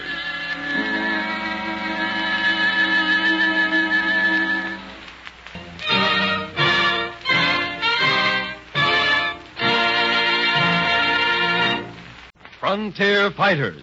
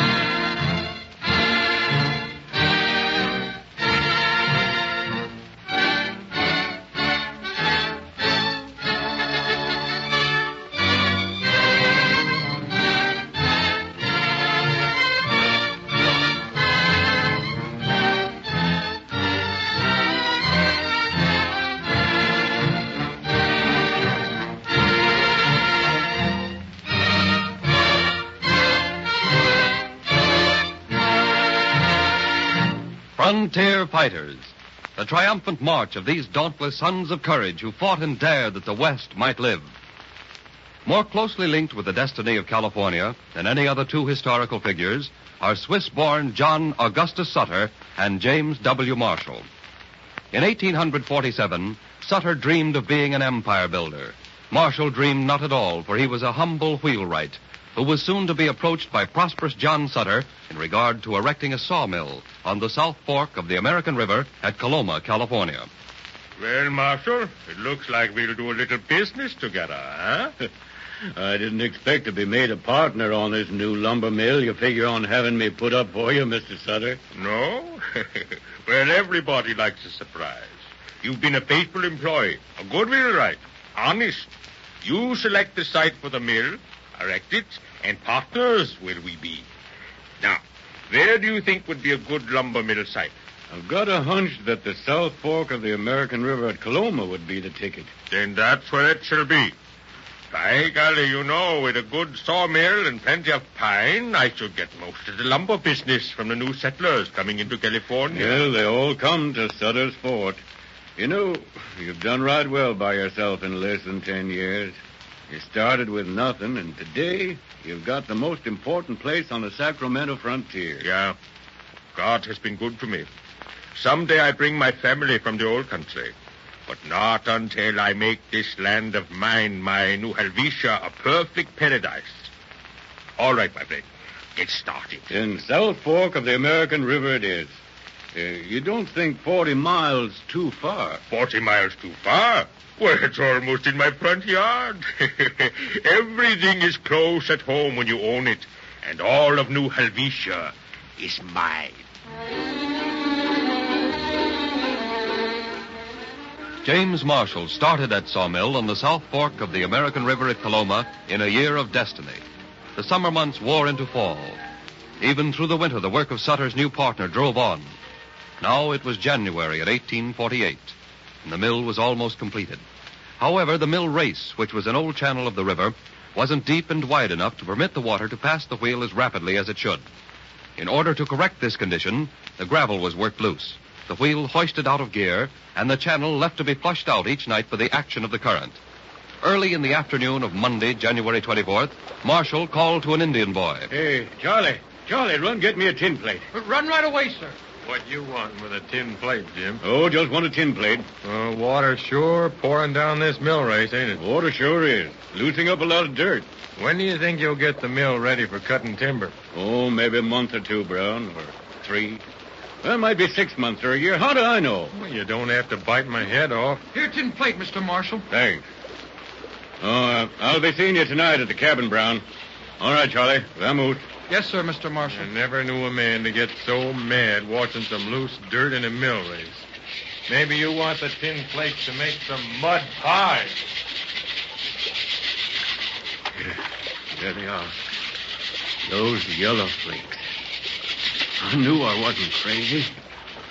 Those yellow specks are all through this dirt. Just look at them come up. I wonder if I've discovered gold. Marshall, tormented by doubts, let Jim Brown and Henry Bigler in on the secret. Instead of being excited, they were amused. I guess that mud you got down there at the mill is just good for one thing, Marshall. Mud pies. Henry, don't you believe I found a gold mine? I'll trade you a drink for it right now. But look what I got out of that dirt in just a few minutes. Why, enough gold stuff to cover a dime. Henry wants you to show him some nuggets, Marshall. I shut the head gates at the mill race, packed it with leaves and mud, and this is what I got out the second time. Well, looks like it might be gold, but you can't tell. Here, give me one of them pieces. I'll bite on it. Careful, Henry. You'll break your teeth. By thunder, it's malleable. Now, will you believe me? If this stuff is gold, you'll be rich. Me? Oh, no, not me. John Sutter. He owns the mill. Well, if a lot of fellers get poking around that mill race, I wonder who'll be owning what.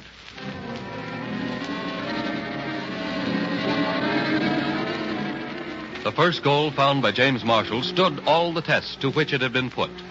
A few days later, Marshall took samples of the precious metal 40 miles away to the master of New Helvetia. Both scales and acid proved the yellow stuff to be pure gold. Marshall returned at once to the mill. A heavy-hearted Sutter followed. He knew that the discovery of gold could make or break him. If the men abandoned the farms, he was ruined. So he called them together.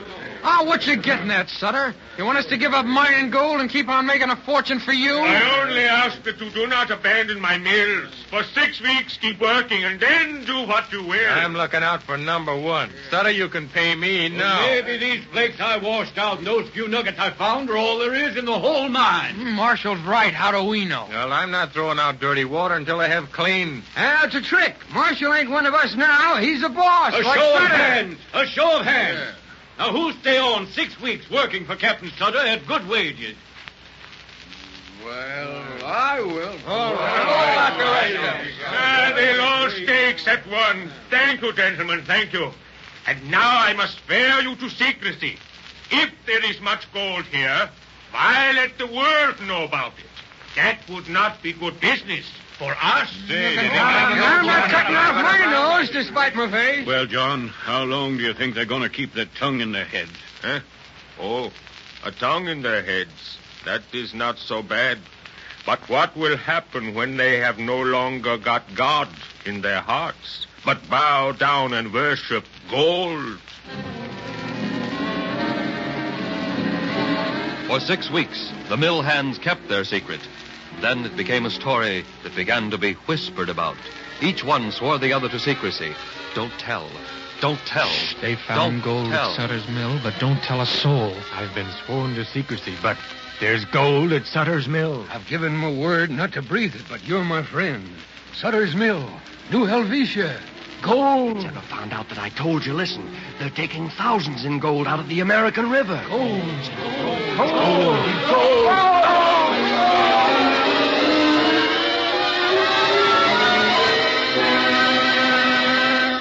From many sources, San Francisco was informed that there had been a gold discovery.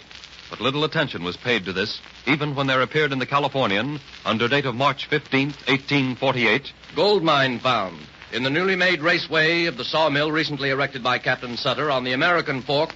Gold has been found in considerable quantities. California, no doubt, is rich in mineral wealth. Great chances here for scientific capitalists. By the end of May, 1/2 of the population of San Francisco had left for the gold fields. From San Francisco to Los Angeles, from the seashore to the base of the Sierra Nevada, there was but one cry: gold. The blacksmith dropped his hammer, the baker his bread, the farmer his scythe. The gold fever swept the West, and soon all fell victims. And John Sutter, who dreamed a dream of empire, was pleading, begging, almost on his knees to his workmen. If you all leave me now, I'm ruined. Who will cut my wheat, saw my timber, harvest my crops?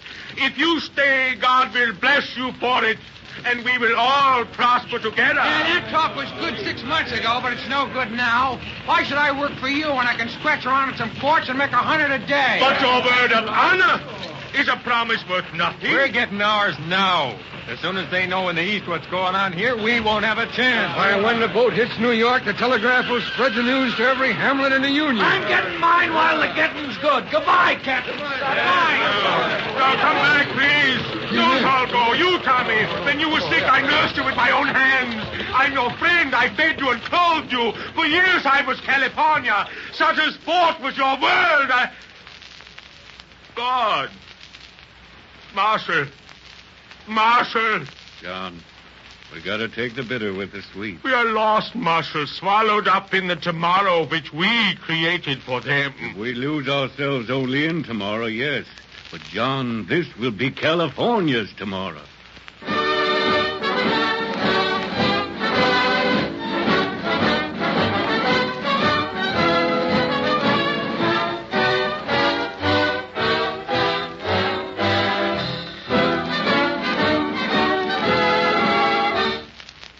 By the end of 1848, the gold rush had started, and 1849 saw it in full swing. The cry was gold, and the magic country, California. It was a day of paper towns and quick money. Sacramento became a metropolis, and San Francisco a city of promise. Fortunes were made by day and gambled away by night. San Francisco Bay was filled with sailing vessels from all over the world. Hundreds poured into the hills every day, rushing to find a claim and mine a fortune. Law and order disappeared, and chaos was crowned king. There was even talk of separation from the Union. Suddenly, the eyes of the nation were turned on gold-producing California. In the United States Congress in Washington, D.C. Mr. Speaker, I would say that unless we admit California into the Union, we are losing the richest plum this nation ever had. Today, at this very session of the Congress, we can bring order out of chaos, wealth into our treasury, and into the Union. Hey, ain't that the steamer Oregon coming into the Golden Gate? What's she all dressed up with bunting for? What's she firing her signal gun for 31 times? Say, don't that mean anything to you? Why, look, there goes the banner for her masthead. California is a state.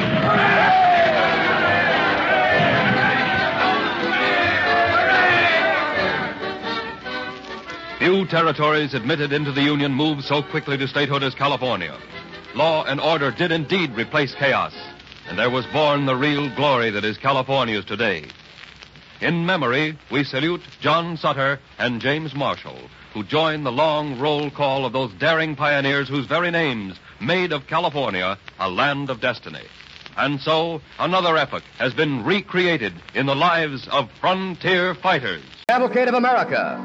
Our story, The Nugget and the Law. Our star, Glenn Ford.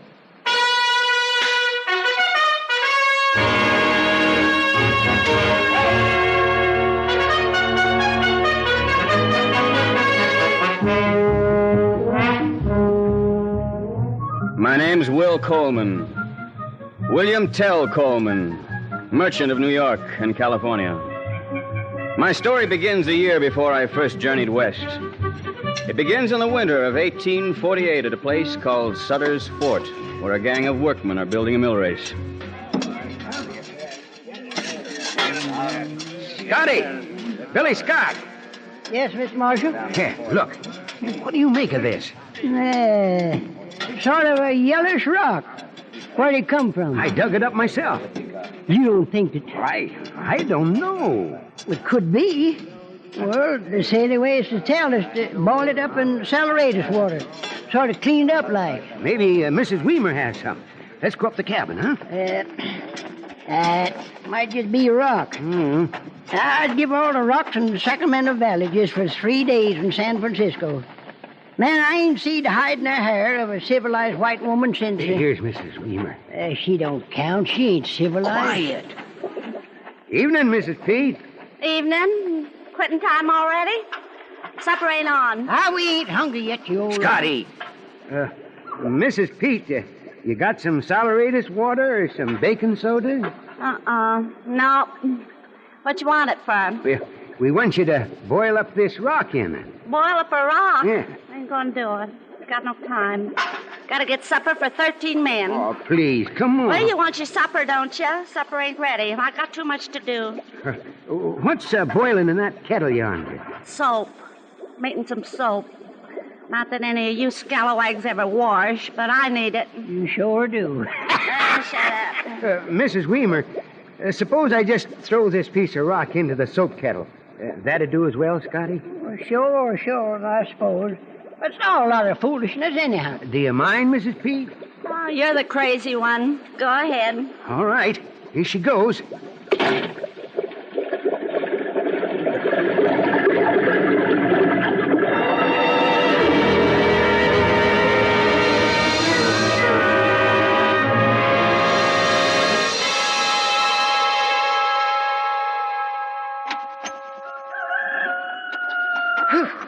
Doggers, it's a cold morning. Where's that kettle at? Over here. Cold soap. Dirty stuff.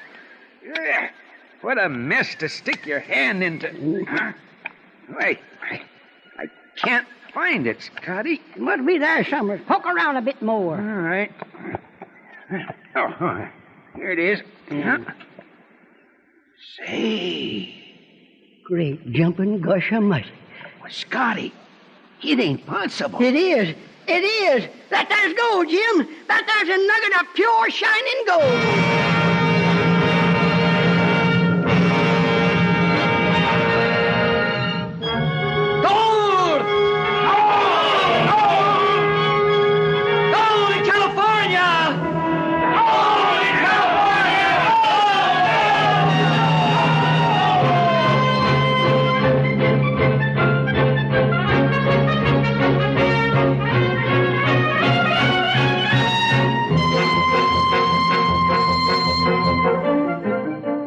That nugget, the first nugget, rests now in the Smithsonian Institution in Washington.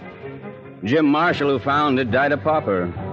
But within a year, no fewer than 100,000 men surged out of every state in the Union to besiege the neighborhood of Mrs. Weimer's soap kettle. Villages were deserted, crops left to rot in the fields, Army and Navy posts abandoned by officers and men, ships scuttled and burned in the Golden Gate Harbor, while San Francisco grew into a boom town, a place where ham and eggs cost $3 a plate, and a small gambling tent rented for $40,000 a year. And it was into that unholy, boiling, witch's cauldron of a town that I, Will Coleman, stepped in my 26th year, and for the second time. Well, the town had changed since my first visit.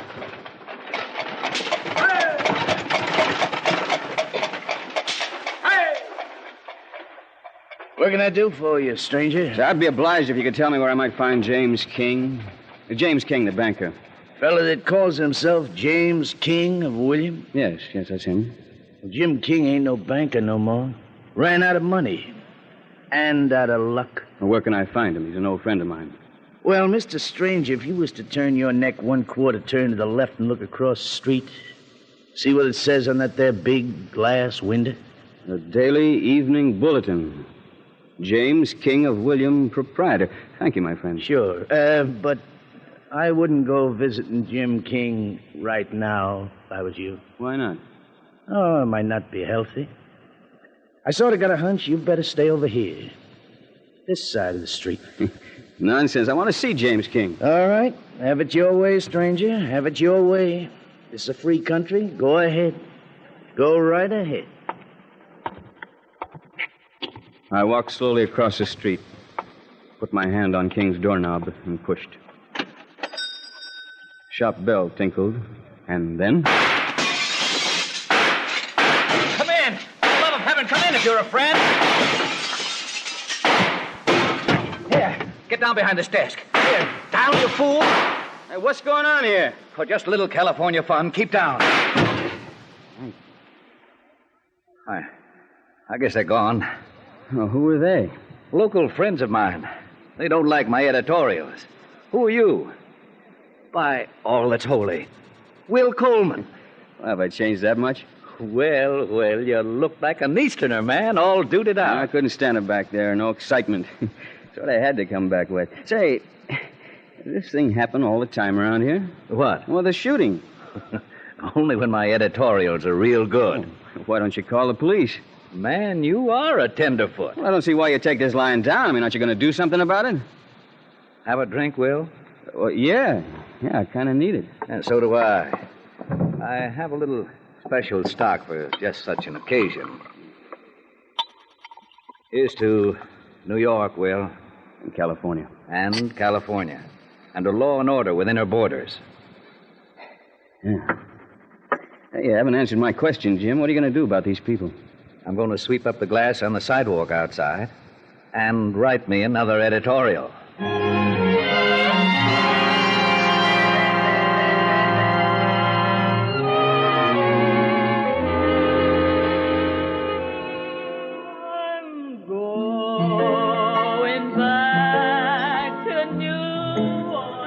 Jim King and I had supper that night at the giant Nugget Hotel and Bar, a place of amusement that filled almost an entire city block. Now, the fellow that owns this place, named Charlie Chora, Blue Chip Charlie Chora, he's quite a power in these parts nowadays. Oh, is he here now? No, not out here. Probably back in his office, behind that green baize door yonder. Well, oh, yeah. That's where he entertains his bosses, the folks who took over this town, while you were gallivanting back east. Was it Chora who shot your place up? He hired the guns, yeah. Mine host paid him off in gold dust. Then they paid him off, what you call a kickback. Oh, you better sort of bring me up to date on it, huh? All right, I'll make it short. You remember I got out here less than a year after poor Jim Marshall fished up his nugget out of the soap kettle. In 3 months, I had $250,000 in dust. Well, seeing as how I'd been a businessman at home, like yourself, I started up a bank. I also got named to be the foreman of the first federal grand jury set up in San Francisco. People trusted you, They did. I don't know why, but they did. And I took the job serious-like. I bore down on certain crooks roundabout, the big ones. Then things began to happen in my bank. People I made loans to suddenly ran away or got killed. In accidents, of course. Yeah, like the accident this morning. Sort of like that, yes. Well, in the end, my bank failed. I lost pretty near everything. Saved just enough to buy a printing press. Well, who was behind this? Old man Palmer. He's taken over the city, the county, the whole state. Bill, that's a name I want you to remember. Sam W. Palmer. Old man Palmer. I beg pardon, monsieur. What is it, waiter? Compliments of the management, monsieur. This champagne. One of Charlie Chora's little jokes. Well, who'd look a gift wine in the cork? Let's have it. There is a note, monsieur. Now, there would be. Give it here. Here, you read it, Will. Dear Jim, if your friend is a newspaper man, tell him to go back to New York. If he's not a newspaper man, tell him to go back to New York anyhow. Signed the Blue Chip. You know, I like that man. Well, my friend, I understand the Sea Witch sails tomorrow for Panama and New York. Not with me aboard, Jim. I'm fond of this town, always was. Yeah, it has color. Good. But just you remember that name. Old Man Palmer, in case anything happens to me. Oh, waiter. Yes? Open the wine, will you? May we? Oh, wait a second. Jim, shouldn't we send a message back? You wish to stick your neck out, my friend? Sure. It's a habit of mine. Here, where's that card? Here. Yeah, let's see. I'll write on the back of it. You got a pencil? Yeah, right here. Thanks. To the blue chip and his boss. We see you, and we raise you. We're staying in till the bay freezes over. Regards to Old Man Palmer. Now, waiter, you may open the wine.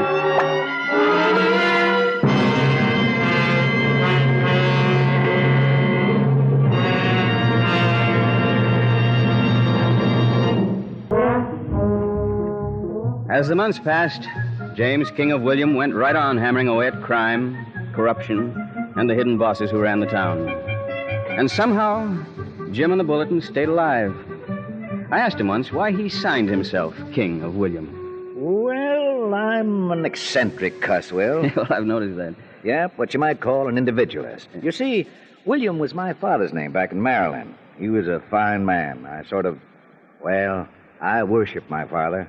So, James, King of William. Little showy, maybe, but different. Oh, well, it lends a certain air. Sort of a feather in your cap. Oh, shucks, I like it. So do I. But, Jim, I didn't come up here tonight to talk about your amiable airs. Oh, yes, I'm an amiable cuss. That's it. You're too darned easygoing and likable. You know, I've been talking with the United States District Attorney today. And you know something, Jim? In the last year, since they pushed you off the grand jury, there have been 1,200 homicides in San Francisco and the county. And one man, just one man was arrested, tried for murder, and executed. Yes, and he was innocent. Look, Jim, it's time to do more than just write editorials. Oh? You think so? Yes, I think so. Bill, 5 years ago, back in 1851, we had a vigilance committee. You'll recall that. Well, it petered out. That's the trouble with reformers. They peter out. I've kept on plugging alone. But you're not alone now, Jim. I found me 11 honest, respectable, solid men in San Francisco. There's hundreds of honest, respectable, solid men in San Francisco. Thousands. Trouble is, well, they won't stick their necks out. That's what I've learned in the past 3 years, fighting almost alone. But you fought with words. Yes. And our enemies pay no attention to words, and so they've left me alive. But my words will win in the end. But there isn't time. Jim, believe me, there isn't time. Now, I've asked my friends to join me here. And there's the first of them right now. Well, I'll let them in. No, wait, just a minute. Jim, I've asked each of these 11 men who he thought should lead the new Vigilance Committee. Each one of them nominated the same man. You. You, Jim. That was likable of them. Now, everybody knows you're the man to lead this fight. Everybody knows it, yes. Because I've stuck my neck out already, way out. And once it leaks to Palmer and Chora what we're doing, and it will leak, I'll be a walking target. Will, we need a leader who's going to last for a little while, a secret leader. You see the sense of that? Yes, I suppose you're right. Will you take the job? I'll take it. With pleasure. Come in, gentlemen. Come in.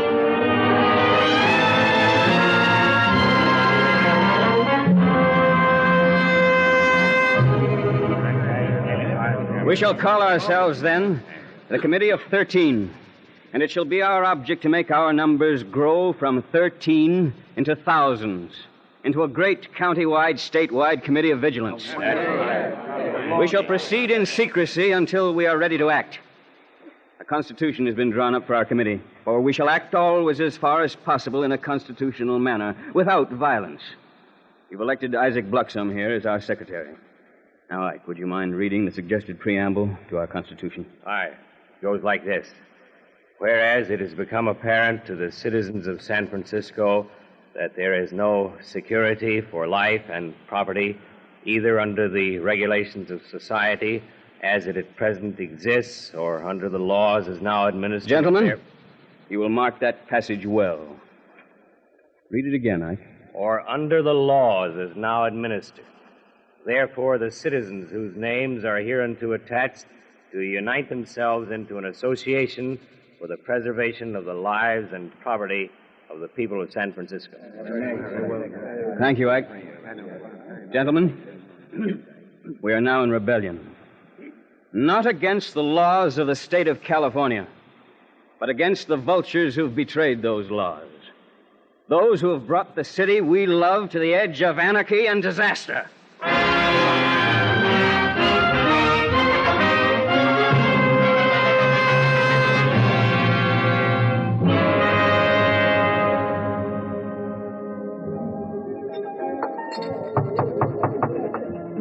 Who's there? Me, Jimmy Casey. No way, I told you never It's to important, interrupt. boss. Awful important.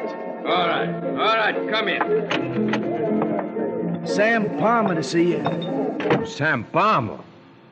Oh, it's so seldom we have the pleasure. Please sit down, Mr. Palmer. Yes, I will. There. Jimmy, some brandy for Mr. Palmer. Hurry up. Sure. Chora? Yes, Mr. Palmer. You're doing well. You're making money. Hand over fist, eh? Hand over fist. Oh, we do fairly well. Nonsense. You have a gold mine here. Better than any gold mine. You know why? You know how you get rich, eh? Oh, yes, sir, Mr. Palmer. Because of you. I give you 50% and you give me... Protection, Mr. Chora. You've been well protected, eh? No awkward questions from the police? No, Mr. Palmer, all is very smooth. Good. Now I want you to do me a favor, Mr. Chora. Anything at all, Mr. Palmer, you just name it. I want you to kill Jim King. Poor Jim. I've always liked him, that crazy fella. He's necessary, huh? Yes. The scribblers decided to back up his words with action. They've organized a new vigilance committee. 13 men. Soon there'll be many more. You're sure, Mr. Palmer? I mean, how did you find out? There were only 12 apostles, Mr. Chora. One of them was Judas. My information cost me just 30,000 pieces of silver.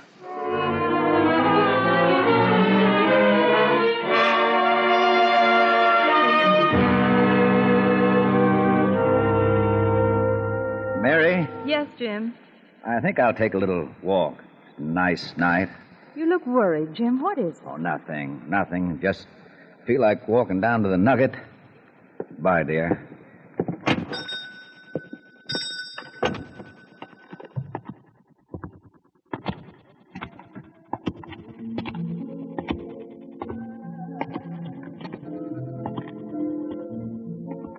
Jim King?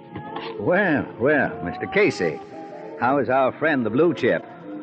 Mr. Chora said I was to say he's very sorry. Sorry? Sorry for what? For this, Mr. King.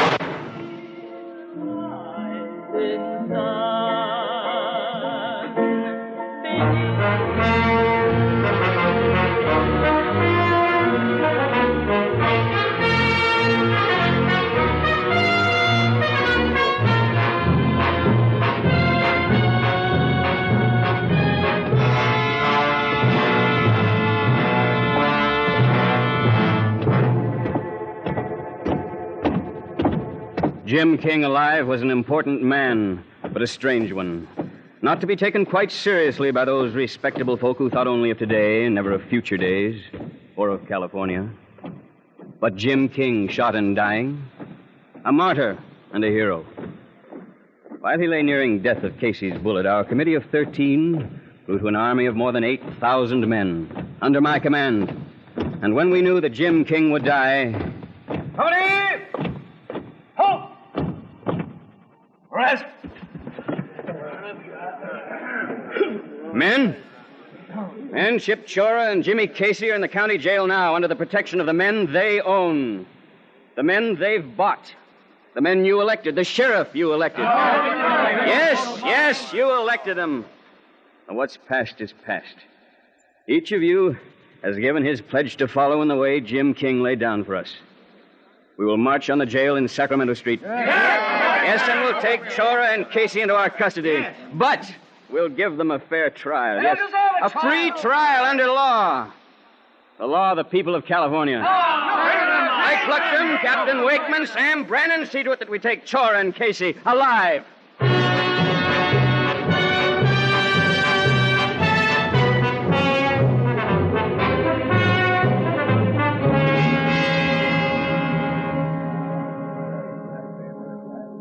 Gentlemen of the extraordinary jury, have you reached a verdict? We have. And what is your verdict?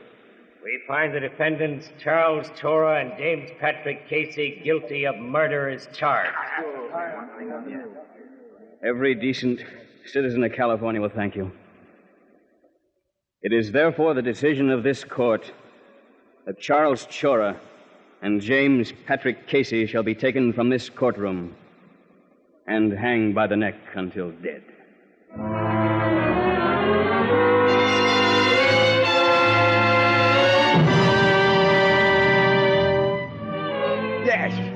Yes, young man, speak up. Speak up. Who are you? I represent James, King of William. Oh, yes, poor Jim King. Yeah. Such an interesting chap. You represent him, you say? Oh, queer. He's dead, I believe. Yes. You ordered his death. Did I? Did I? Stop it, you old fool. Stop acting. Of course you did. Hawkins, Wilson, help me. There's no one here who can help you now. You have no servants. What are you going to do? I should. You're going to kill me? I should kill you. The men I command will wonder why I don't kill you. But I know what Jim King would do. He'd let you go. He was ever a fool. He was a great man. He knew that violence makes violence. Of course it does. That's life. That's living. If you're strong enough to kill, and you win by killing. What do you win? Who cares? To win is enough. The only good thing is to win. But you have lost, Sam Palmer. Have I? Yes. There's a very small fishing schooner sailing tomorrow from Mazatlan in Mexico under the Mexican flag. You will be aboard her when she sails. As you wish. Yes. Yes, you've won. For a little while. Jim King has won. The Jim Kings never win. I'll be back. Oh, not this old bag of bones, but someone like me. Someone like me will be back. Yes. Yes, I suppose so. But, you know, maybe there's one thing you've forgotten. Really now? And what's that? Jim King. He'll be back, too.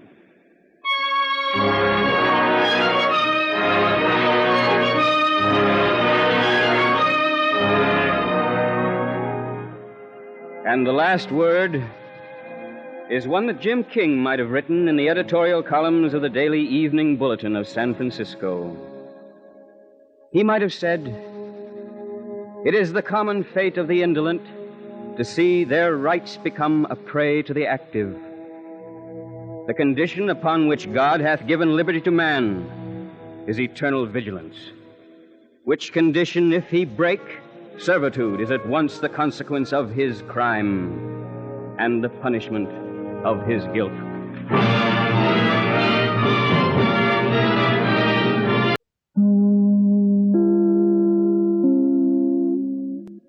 Frontier fighters, the triumphant march of those whose daring deeds of exploration and trail breaking saved for posterity the glorious West.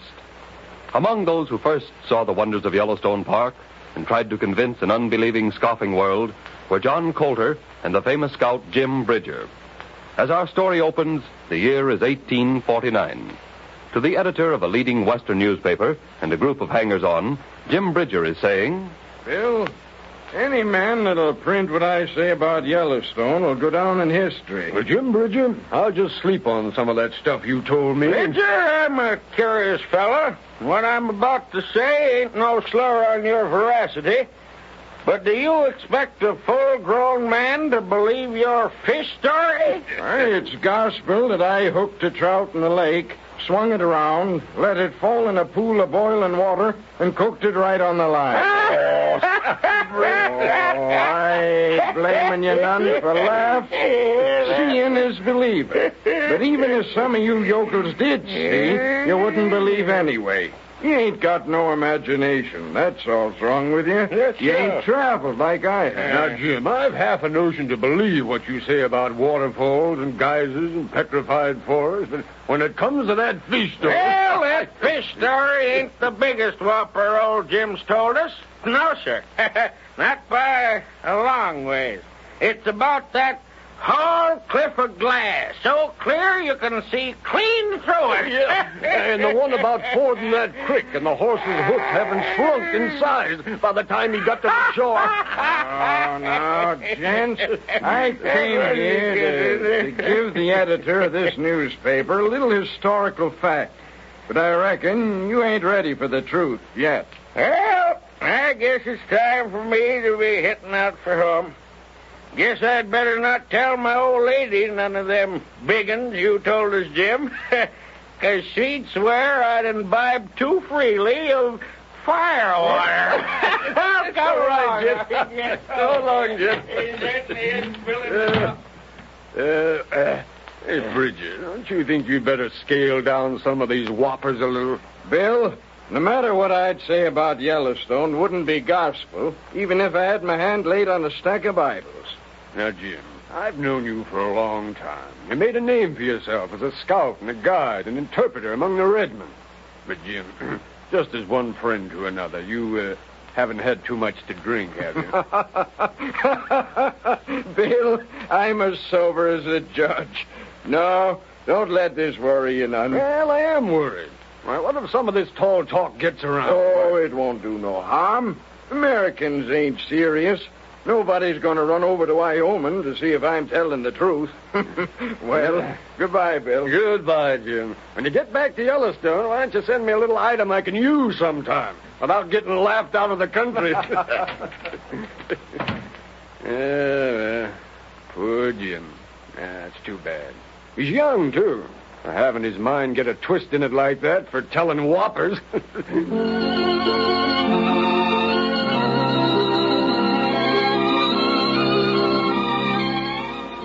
Jim Bridger told the truth in a day and age when people were poorly traveled. Then came the years 1869, 70, and 71. And 2 decades after Jim Bridger had failed to convince his generation, Yellowstone was discovered again. And this time the world knew that in the heart of Wyoming, nature had placed the wonderland of the world. An ardent champion of Yellowstone was Dr. F.V. Hayden, who in 1870 explored the country with Captain Barlow of the United States Army. Thrilled with their discoveries, they were about to complete their tour when suddenly they came upon a miner's camp. Yeah, looks like some mighty rich digging there. Yeah, don't give a hoot about all them wonders of nature. Well, we got it all to ourselves. Once the word gets out about a gold strike, there'll be a rush. That's my word. Why, what are you men doing? Creepers told you we found out his people just smell gold. What's it to you, mister? I'm Captain Barlow of the United States Army. Well, all right, Captain. We'll be having some grub when the sun starts going down. You and your buddy can fall, too. Planning some extensive mining operations? Well, we're aiming to get what gold we can out of these hills. Of course, if there's going to be a boom, why, this whole territory will be torn up with mines and dumps. Well, Captain Barlow, I guess our work is cut out for us. Ain't you putting on the feed bag with us? Thank you, no. Well, Captain Barlow, our report is completed. Desecrating these glories of nature for a few handful of gold. Mining camps, dumps, scarred and blackened mountainsides. We'll outwit these miners if we can. Such glories as we have seen must be preserved for posterity. We'll head for the nation's capital and call on Congressman Claggett and the famous lecturer, Mr. Langford, at once.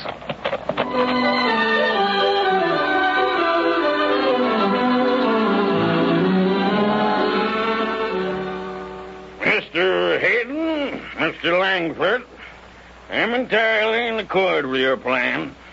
But to get such a bill written that would save Yellowstone, get friends for it, lobby for it... Mr. Claggett, yeah? Once such a bill as that which we propose is even rumored about, it will excite the warmest admiration. Hundreds of friends will rush to the defense of it. Dr. Hayden, you speak of Yellowstone as though it were a beautiful, defenseless woman about to be abducted by a band of marauding Indians. Well, the fate of Yellowstone would be worse than that. It's one thing to be abducted, another to be desecrated. Can you picture this wonderland of the West with scarred mountainsides swarming with men who have lost their love of nature in their greedy search for gold? Mm-hmm. You're very persuasive, too, Mr. Langford. I'm all for such a plan, but, you know, it's often years before you can arouse the country to the need of such legislation. But the Congress sits in Washington. We're in Washington. The theater of action is here. Yes, it's all true. But Congress is much more affected by what it hears outside of the hours of debate than during them. However, I'll start the ball rolling. I'll see the Secretary of the Interior tomorrow. Wait, Langford, I've just had a brainstorm. Another, Mr. Hayden? If Congress is affected by what it hears outside of hours of debate, it shall hear plenty. Oh, and you have a plan of action for yourself, Dr. Hayden. Huh? Oh, no. For Mr. Langford. For me? Yes. You're one of the most famous lecturers in the country. From this moment on, you have a new theme. Yellowstone National Park. Well, Dr. Hayden, that's a very good piece of political strategy. At such short notice, I don't know what kind of bookings I can get, either on Lyceum or Redpath circuits. You won't have to put foot out of Washington. Teas, luncheons, after dinner, Sunday salons. But what interest possible can women have in Yellowstone as a national park? Women have a greater interest than you think, Mr. Langford. And anything that interests them interests their husbands, be they representatives, senators, chief justices, or even presidents. Presidents? Mm-hmm. Langford, didn't you say you knew Mrs. Grant? Yes, but it's purely a social contact. Well, it's too bad I don't know the wife of the chief executive that well. Yes, I know. But... I'm sure that Mrs. Grant would be most happy to have you speak at a White House salon, informally, of course. But I couldn't possibly suggest that she speak to the president? You won't have to. You give the talk, introduce me to the First Lady, and I'll do the rest.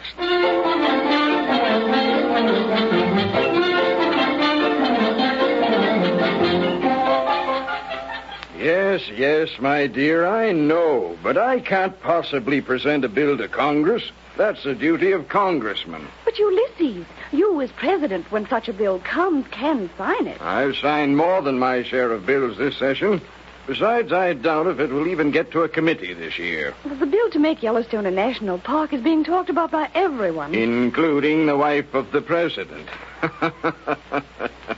Well, I suppose if something is so ardently supported by you, it must have merit. Oh, I can think of nothing finer on the part of any president of the United States than to be remembered for having saved such a paradise to future generations. Well, you'll have me do something for posterity yet. Oh, Ulysses, all that any nation has is its natural resources, its scenic wonders. It becomes our duty to guard and treasure these things. Guard and treasure our natural resources. That sounds like Congressman Clagett. Why, it sounds like anyone, doesn't it, who loves America? You couldn't just by the smallest chance have invited Clagett to your salon. Why, I did invite Mr. Langford. And Dr. Hayden and Clagett came along with him. Julia, the place to lobby is not in the living room of the White House. However, we'll see. We'll see. Oh, Ulysses, it isn't that I want it for myself. It's for the country, for Wyoming. The people of this territory would be so proud. Julia, as soon as this bill is introduced and passes both houses, I'll sign such a bill and make it a law.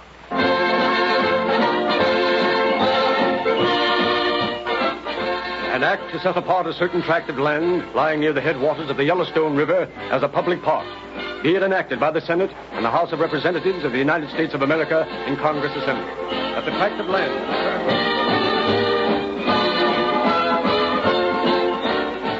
Approved. March 1st, 1872. Signed by James G. Blaine, Speaker of the House, Schuyler Colfax, Vice President of the United States.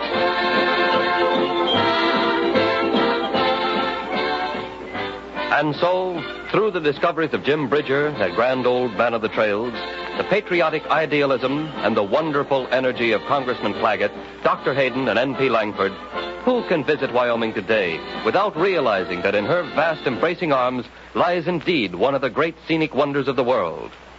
other lovers of nature and frontier fighters brought into the fold of government parks such famous natural wonders as Yosemite in California, Mount Rainier National Park in Washington, Grand Canyon National Park in Arizona.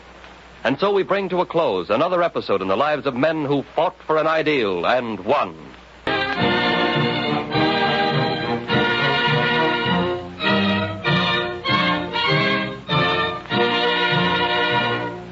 Frontier Fighters, thrilling drama enacted by those daring men who fought and conquered the West. In 1849, Ethan and Hosea Grosh, sons of a Pennsylvania preacher, came to California by sea from Philadelphia. They failed to make more than a bare living in the plazas, and for that reason drifted eastward across the Sierras into the Washoe district and began to mine in Gold Canyon. One day, Hosea called excitedly to his brother Ethan. Ethan, come over here quickly. Don't lose a minute. Made a strike, Hosea? Ethan, look. Look at what? Don't you know what that metal is? Well, sure. It's thin sheet lead broken up into fine pieces. Ethan, man, this is pure silver. Silver? Well, let's turn some of it over. Look at the colors. Violet, blue, indigo blue. All the colors associated with pure silver ore, Ethan. Blue, black, and greenish black. I wonder what this ore will assay. It might go as high as $3,000 to the ton, if it's as pure as we think it is. Well, we'd better stake out some more claims and get a couple of sacks over to the nearest assayer's office. Looks like we've hit a 10 strike, all right.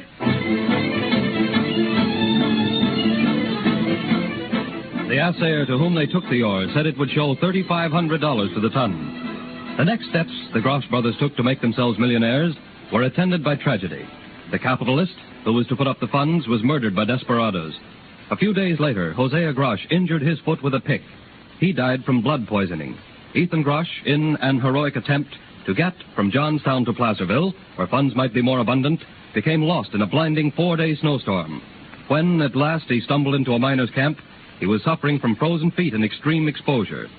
After 12 days of delirium, the hardy pioneers who had kept the vigil with the sick man knew that he was dying.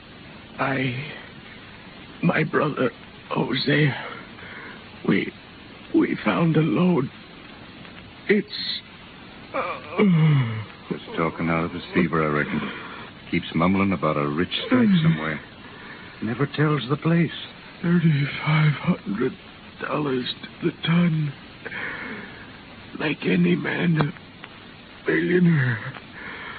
I guess he's about done for us, poor fella. Well, some blessing we know who he is. Leastways, we can write his kinfolk.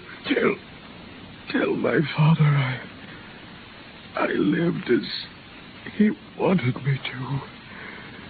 Clean. All right, your father, Ethan. Now, why don't you stop worrying and try and get some rest? Rest? Yes. I'll get some rest. Now. Fred. Yep, he's gone.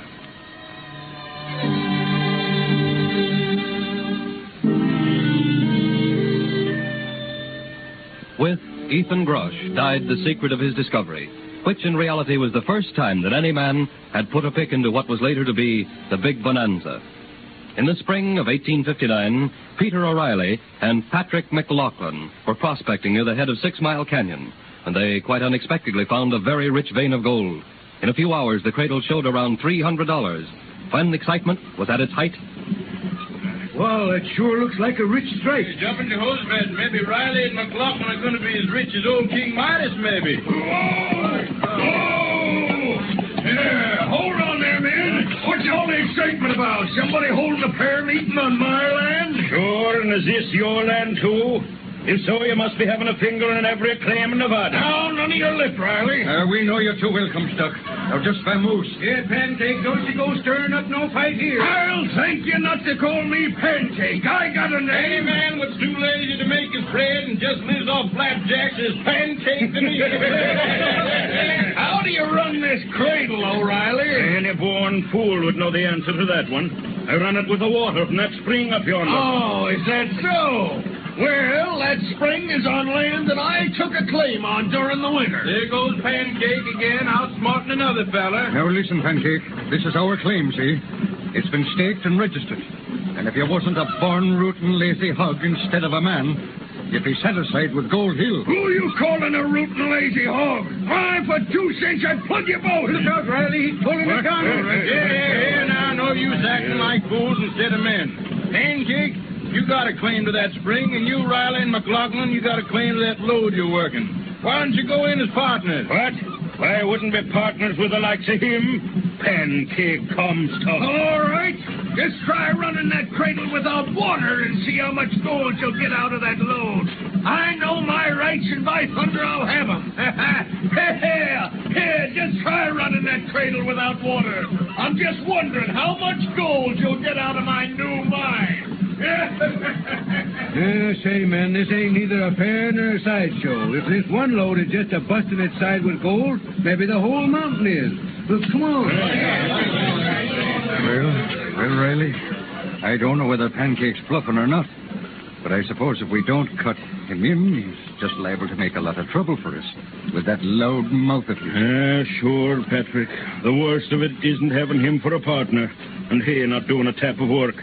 But if this load turns out the way it should, it won't be called Riley Lode or McLaughlin Lode, but Comstock Lode.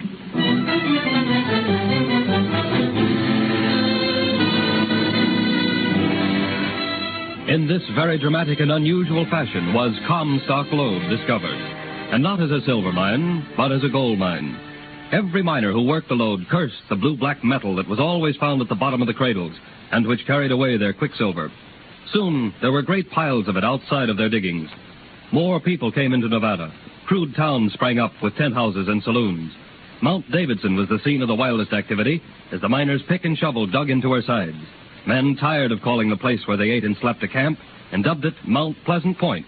But this name gave way to another in a few days. A camp character called Old Virginia, after a night's revel, fell at the door of his cabin, breaking his whiskey bottle. Rising to his knees, he waved the bottleneck around, shouting, Look out, Virginia!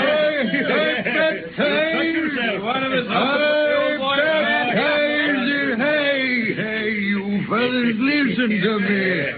I baptized this ground. Yes, sir, that's it.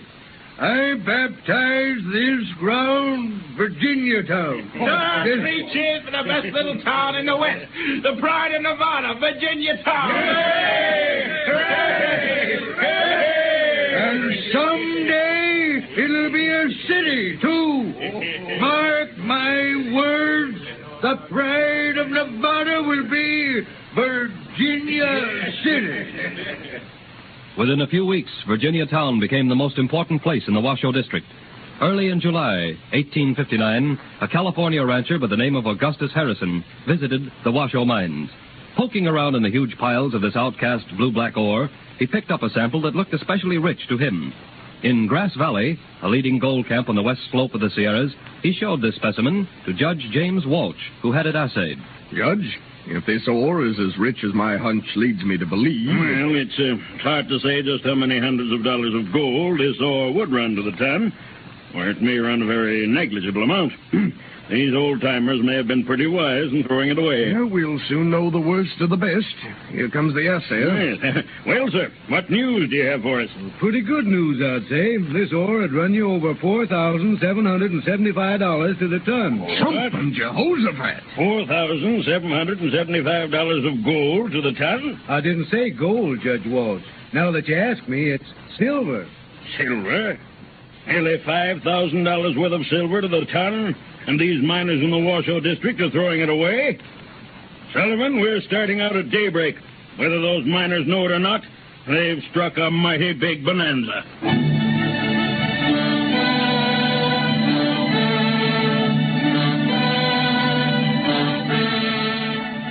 No news in the world spread more rapidly than the report of this strike. Hundreds of men poured into Nevada from all over the Rockies. But it wasn't until the next year, when the first bar of silver bullion, the first ever produced in Nevada, appeared in the windows of San Francisco banks, that the flames of excitement burned at white heat. Suddenly, a new civilization sprang up in the West, and Nevada was the center of it. Silver poured out of Nevada in a seemingly never-ending stream. From Maine to the Rockies, there was but one cry: Nevada. These adventurous souls survived Indian raids, blizzards, and short rations to seek and find untold riches. Here were born the fortunes of the Fairs, the Mackays, the Floods, and the Baldwins. The rush of immigration into Nevada was halted for a moment as a messenger ran into a crowded saloon in Virginia City with momentous news.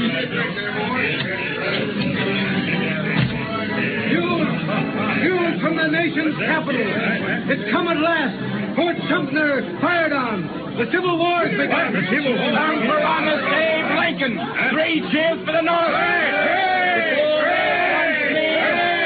I'm laying down my pick and shovel right now and picking up a gun. Me too. But this is going to be a long war. Old Abe will want other things than men. He'll want money. Money? Say, buddy, there's enough silver in Nevada to keep the treasury of these United States full for years and years to come. The slogan of Nevada will be, keep a stream of silver flowing from Virginia City to Washington, D.C. Now, come on, everybody. I'm setting up the drink. Everybody have one. And drink to the USA and Nevada. Hey, Joe, put a bottle on the bar.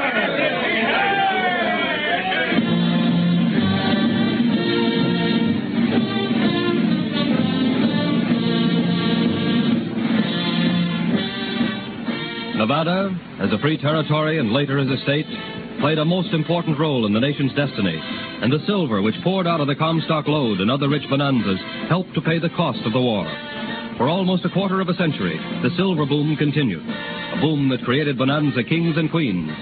Today, what remains of this fury that swept over the nation and centered in Nevada is a number of famous ghost towns. But because of the silver mines, Nevada is an important, prosperous state, and the nation has an accurate chronicle of the deeds of more hardy pioneers, in the truest sense, frontier fighters.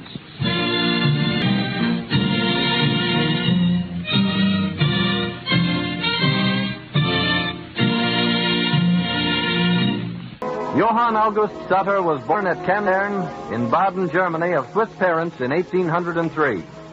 At the age of 31, he left his family in Burgdorf in the canton of Bern and set out for the New World to make his fortune. He landed at New York, pushed westward to St. Louis, and from there he was soon traveling as a trader over the famous Santa Fe Trail. Most of the American Southwest was then Mexican territory, and in the summer of 1835, we find Sutter crossing what was then the boundary line between the United States and Mexico. At this outpost, a crowd attracted by the dust cloud raised by his wagon wheels is at the gate. ¡Los americanos! ¡Los caros! ¡La caballera de los americanos! Oh, easy now, easy. Excuse me, senor, but could you tell me where I can find the head of the government in Santa Fe? I am the alcalde here, senor. Oh, but I am Tom Sutter, with a caravan of merchandise from St. Louis. I'm glad to stretch my legs after riding so long. You are an Americano, senor. I am Swiss, but I hope to become an American. Ah, senor, you should be a Mexican. That is a great country, the land of opportunity. What more could I ask in the fine land of the American West? Ah, then you have never seen California. California? Well, I've heard of it. Is it all they claim? Senor, there is no place to equal it. I cannot wait to return. Beauty, fertility, it has everything. And the climate, senor, the climate of Carson. Speaking of climate, do you mind if we get a little in out of the sun, huh? Pardon me, senor. My attic is close by. We shall find cooler shade there. Come. Enter, senor. Thank you. Sit down, senor. If you'll excuse me, I should like to present my passports, pay my duties, and tend to my business here. Afterward, I will be glad to hear more of California. You can hear all about California in one word, senor. I would rather be a peon in California than a free man anywhere else in the world. Well, that should be easy for an alcalde to arrange. Alas, no. The Mexican government has other ideas, senor. It thinks I have value here. Well, I hope my cargo has some 10 to your value, alcalde. Well, we need almost everything here. So no matter what you bring, it will quickly be converted into gold and silver. Oh, then I shall be as lucky as King Midas, without his curse. Pardon me. King Midas? Who is he? Oh, he is in a story I used to tell my children. A miser who wished that everything he touched would turn into gold. But, senor, where is the curse in that? Well, a man cannot eat and drink gold, senor. And when King Midas touched food... See, I understand. He turned to gold and he starved. That is a good story.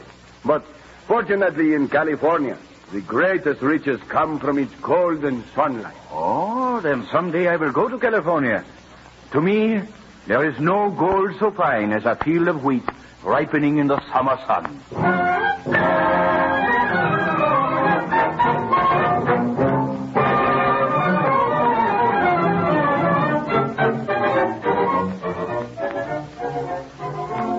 3 years later, John A. Sutter started for California by way of the Oregon Trail. Arriving in Vancouver in October, he found that he couldn't get south by land until spring, so he boarded a ship bound for Honolulu. From there, he went to Sitka, Alaska, which was then Russian territory, with a load of merchandise. With the supplies he received in exchange, he sailed south, and at last entered the picturesque city of Monterey, the capital of Mexican California. In the patio of the bright adobe headquarters, Sutter is received by the governor, Alvarado. Senor Sutter, your papers are in good order. And the letters you bring me from my friends in Honolulu speak most highly of you.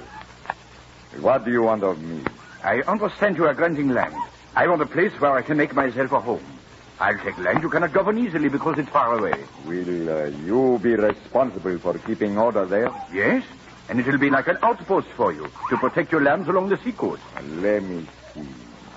There is the Sacramento Valley. Some say it is beautiful and fertile, very far away. I think it might do you very well. I am ready to start any time. You are very confident, senor. I like action. Senor, you go select your land. If you still want it a year from today, come back.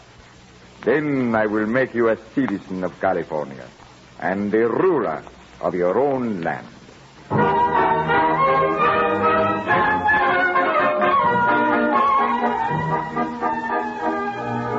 The taunt cavalcade moves forward.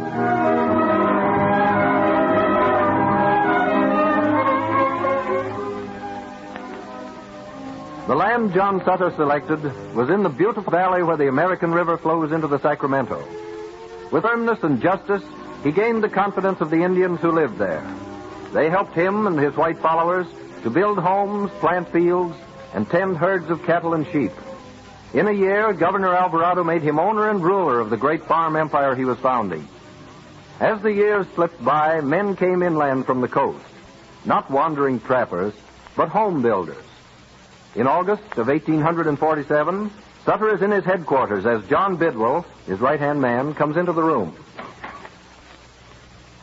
Oh, Captain Sutter. Yes, Bidwell? Sorry, sir. I didn't mean to interrupt your writing. Oh, I have just finished. I've been writing to my wife and family back in Switzerland. It's been so long since I've seen them. Oh, they'll soon be able to join you. We've had a fine crop of wheat everywhere. The herds have increased by thousands. You're the owner of one of the most fertile valleys on earth. Yeah, I have everything in goods, but as yet no money. Even my supplies from Monterey must be paid for in beaver skins, salmon, and tallow. You'll have plenty of cash one of these days. Every acre of your land is fertile, even the mountains. Yeah. And your trees are already full-grown and plentiful. That's what I came to see you about. We cannot sell trees. Everybody has trees. Oh, I mean we need them for ourselves. We have such a good harvest, we've got to make new threshing floors at all the farms. It'll take too long to hew the timber and smooth it by hand. We've got to have a sawmill. Yeah? There? Well, there's a good fall of water at American Fork. Well, that's 40 miles from here. I'll build you a road to it. But then who will build the mill? There's a good man who's been working on the flour mill with me, name of James Wilson Marshall. Yeah? Send for him. He's right outside. I might have known you'd lose no time, Bidwell. Come in, Marshall. Thanks. I'll do, Captain. Fine. Sit down. Thanks. Yeah. So, you want to build a sawmill on the American Fork, eh? Sure I will. Yeah. For how much? Well, I don't want to be paid in any of the tin money you use around here. Why? That's the best money there is. But just pieces of tin with stars stamped on them? Yeah, but every star means a full day's work. When a full day's work is equal to a fixed amount of wheat, land, or cattle, we've got a full schedule. Well, why not give out the goods instead of the tin coins? Because a man out here can only eat so much food and look after a few cattle of his own.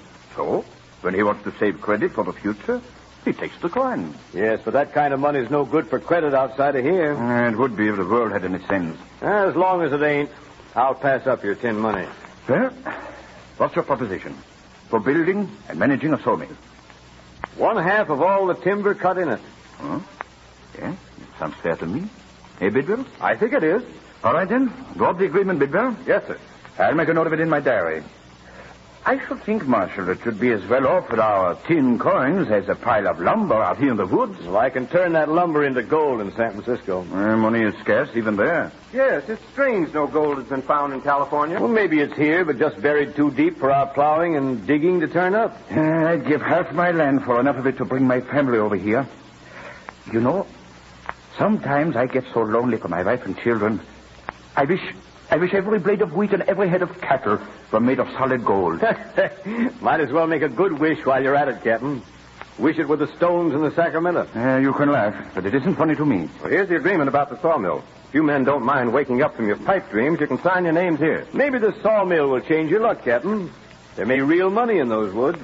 I only want enough to bring my family here to me.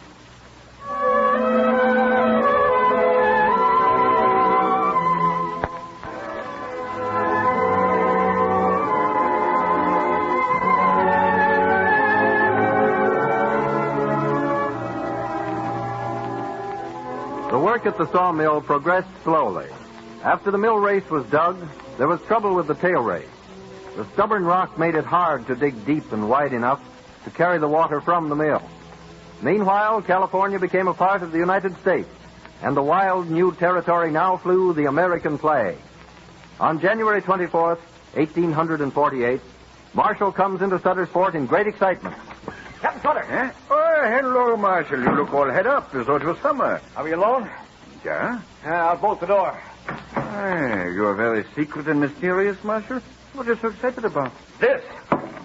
Looks just like an old dark bottle to me. Take it up. Look what's in it. Well, it's heavy. Why? It is. It's gold. Gold. How do you know? Have you tested it? Maybe it's fool's gold. Feel the weight of it. Bite into it. I beat it with rocks. It's malleable, soft, and heavy. It's gold, I tell you. Yeah, where did you get it? In the tail race of the sawmill. The gravel's full of it. It's everywhere. You're a rich man. You're worth millions. Billions. I'm not so sure of that. It's your land, isn't it? I don't know.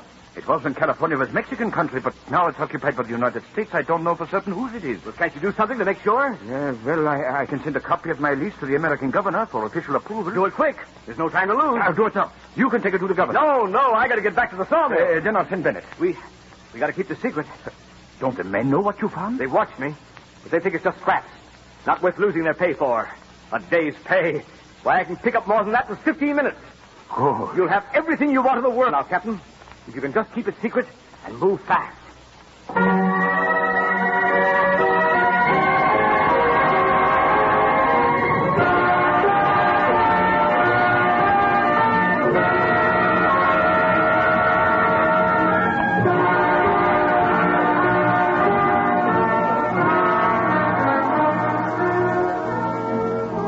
As Sutter watched Charles Bennett sail down the Sacramento River to get official confirmation of his lease of land from the Indians, he knew it would be no easy matter to keep the great bonanza secret. Bennett stops off at Benicia on his way down the river to Monterey and drops into Pfister's general store to hear the news of the day. Hello there, Pfister. Well, hello, Bennett. What's the news from Sutter's fort? Well, the flour mill's nearly finished. We're waiting for the millstones. He'll have a long wait. In fact, one of the stones broke down. Say, here, Sutter's building a sawmill. Yep. He's got plenty of fine timber to be cut for the asking. Timber? Huh?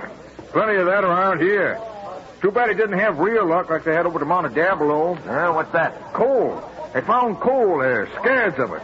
I tell you, man, California's going to be a great state someday. Coal, sure, that's nothing. It's one Sutter's got. Oh, no, it ain't. Not by a darn type. You fellas up the valley are just dirt farmers, digging crops out the ground as if there ain't no frost or drought or flood. Now, coal... Coal, huh? We got something a heap sight finer and better than coal.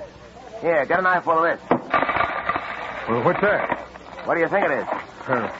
It looks like gold. Is it gold? I ain't saying it is, I ain't saying it ain't.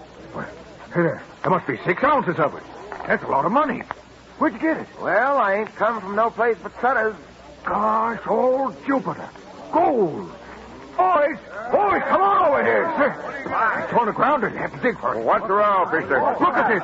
Just look at it. Look at what? What is it? Gold. Gold.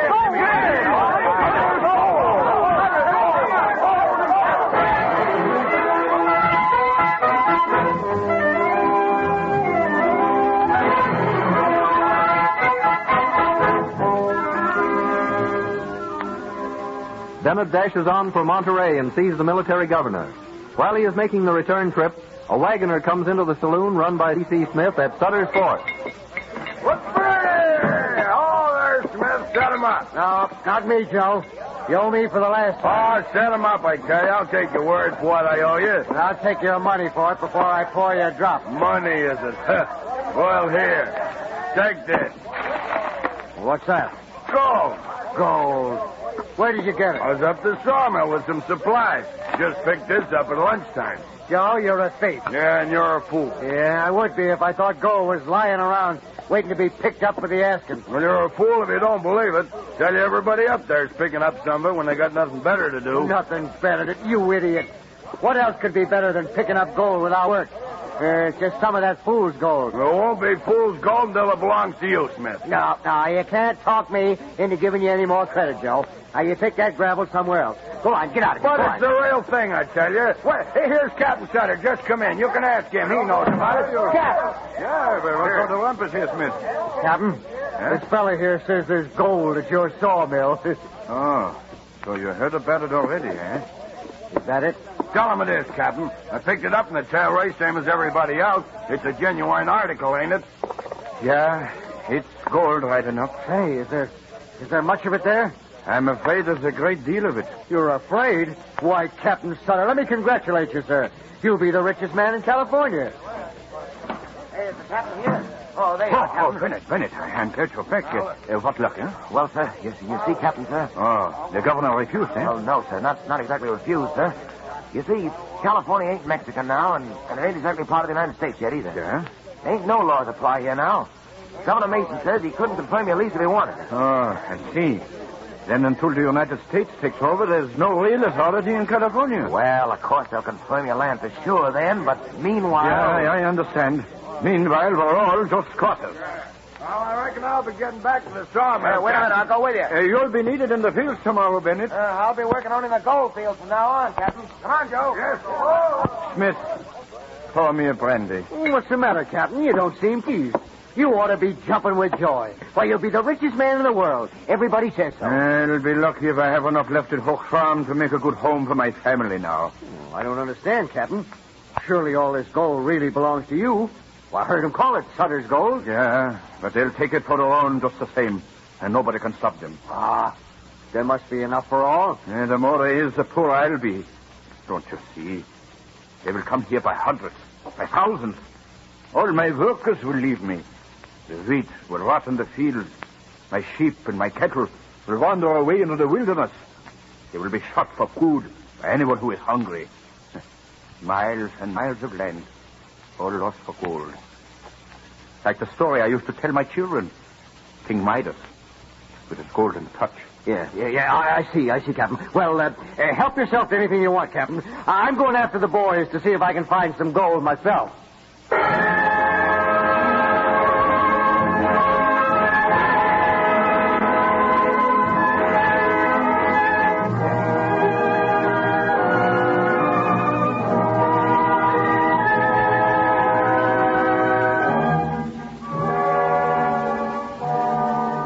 In 1849, the gold rush started in earnest. 42,000 prospectors thronged Sutter's lands, maintaining squatter sovereignty. His lands were no longer wilderness. They were overrun by a horde of people, many of them lawless and wild. In 1852, Sutter was joined by his wife Anna and their children. He brought them to Hoke Farm, which was all that was left of his land grant. One evening a year later, John Sutter and Anna were standing on a porch in front of their modest farmhouse. You are very silent, Johann. Is it because the view is so quiet and beautiful? No, Anna. I was just thinking how many long years I've worked to bring you and the children to California. I thought to make you a great lady here. I thought I had everything. And then they find gold. And when you get here, I have nothing. This is a nice farm, Johann, and I like it. It was just a little corner of my land.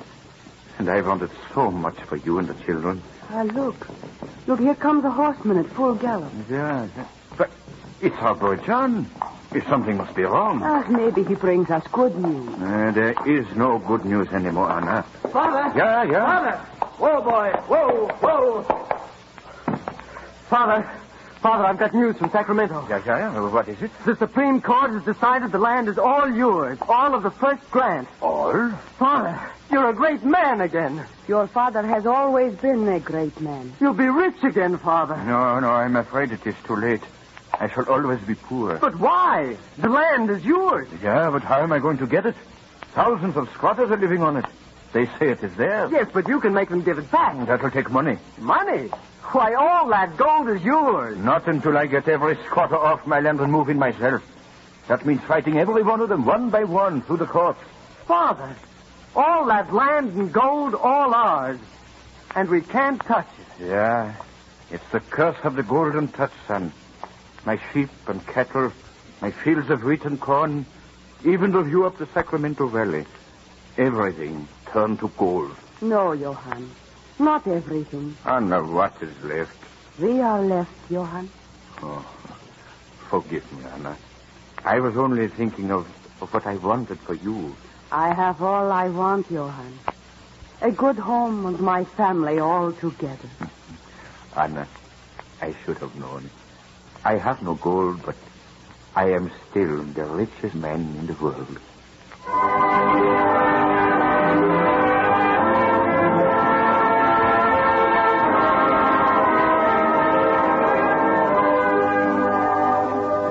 Sutter's work was not done. With the more stable early Californians, he saw the need of government. He sat as a delegate in the convention that drafted the state constitution and presided at its first session. As a man whose courage and enterprise brought wealth and opportunity to millions, and as a pioneer in the founding of one of the great states of the Union, DuPont salutes John A. Sutter as a gallant leader in the Cavalcade of America. This is the Columbia Broadcasting System.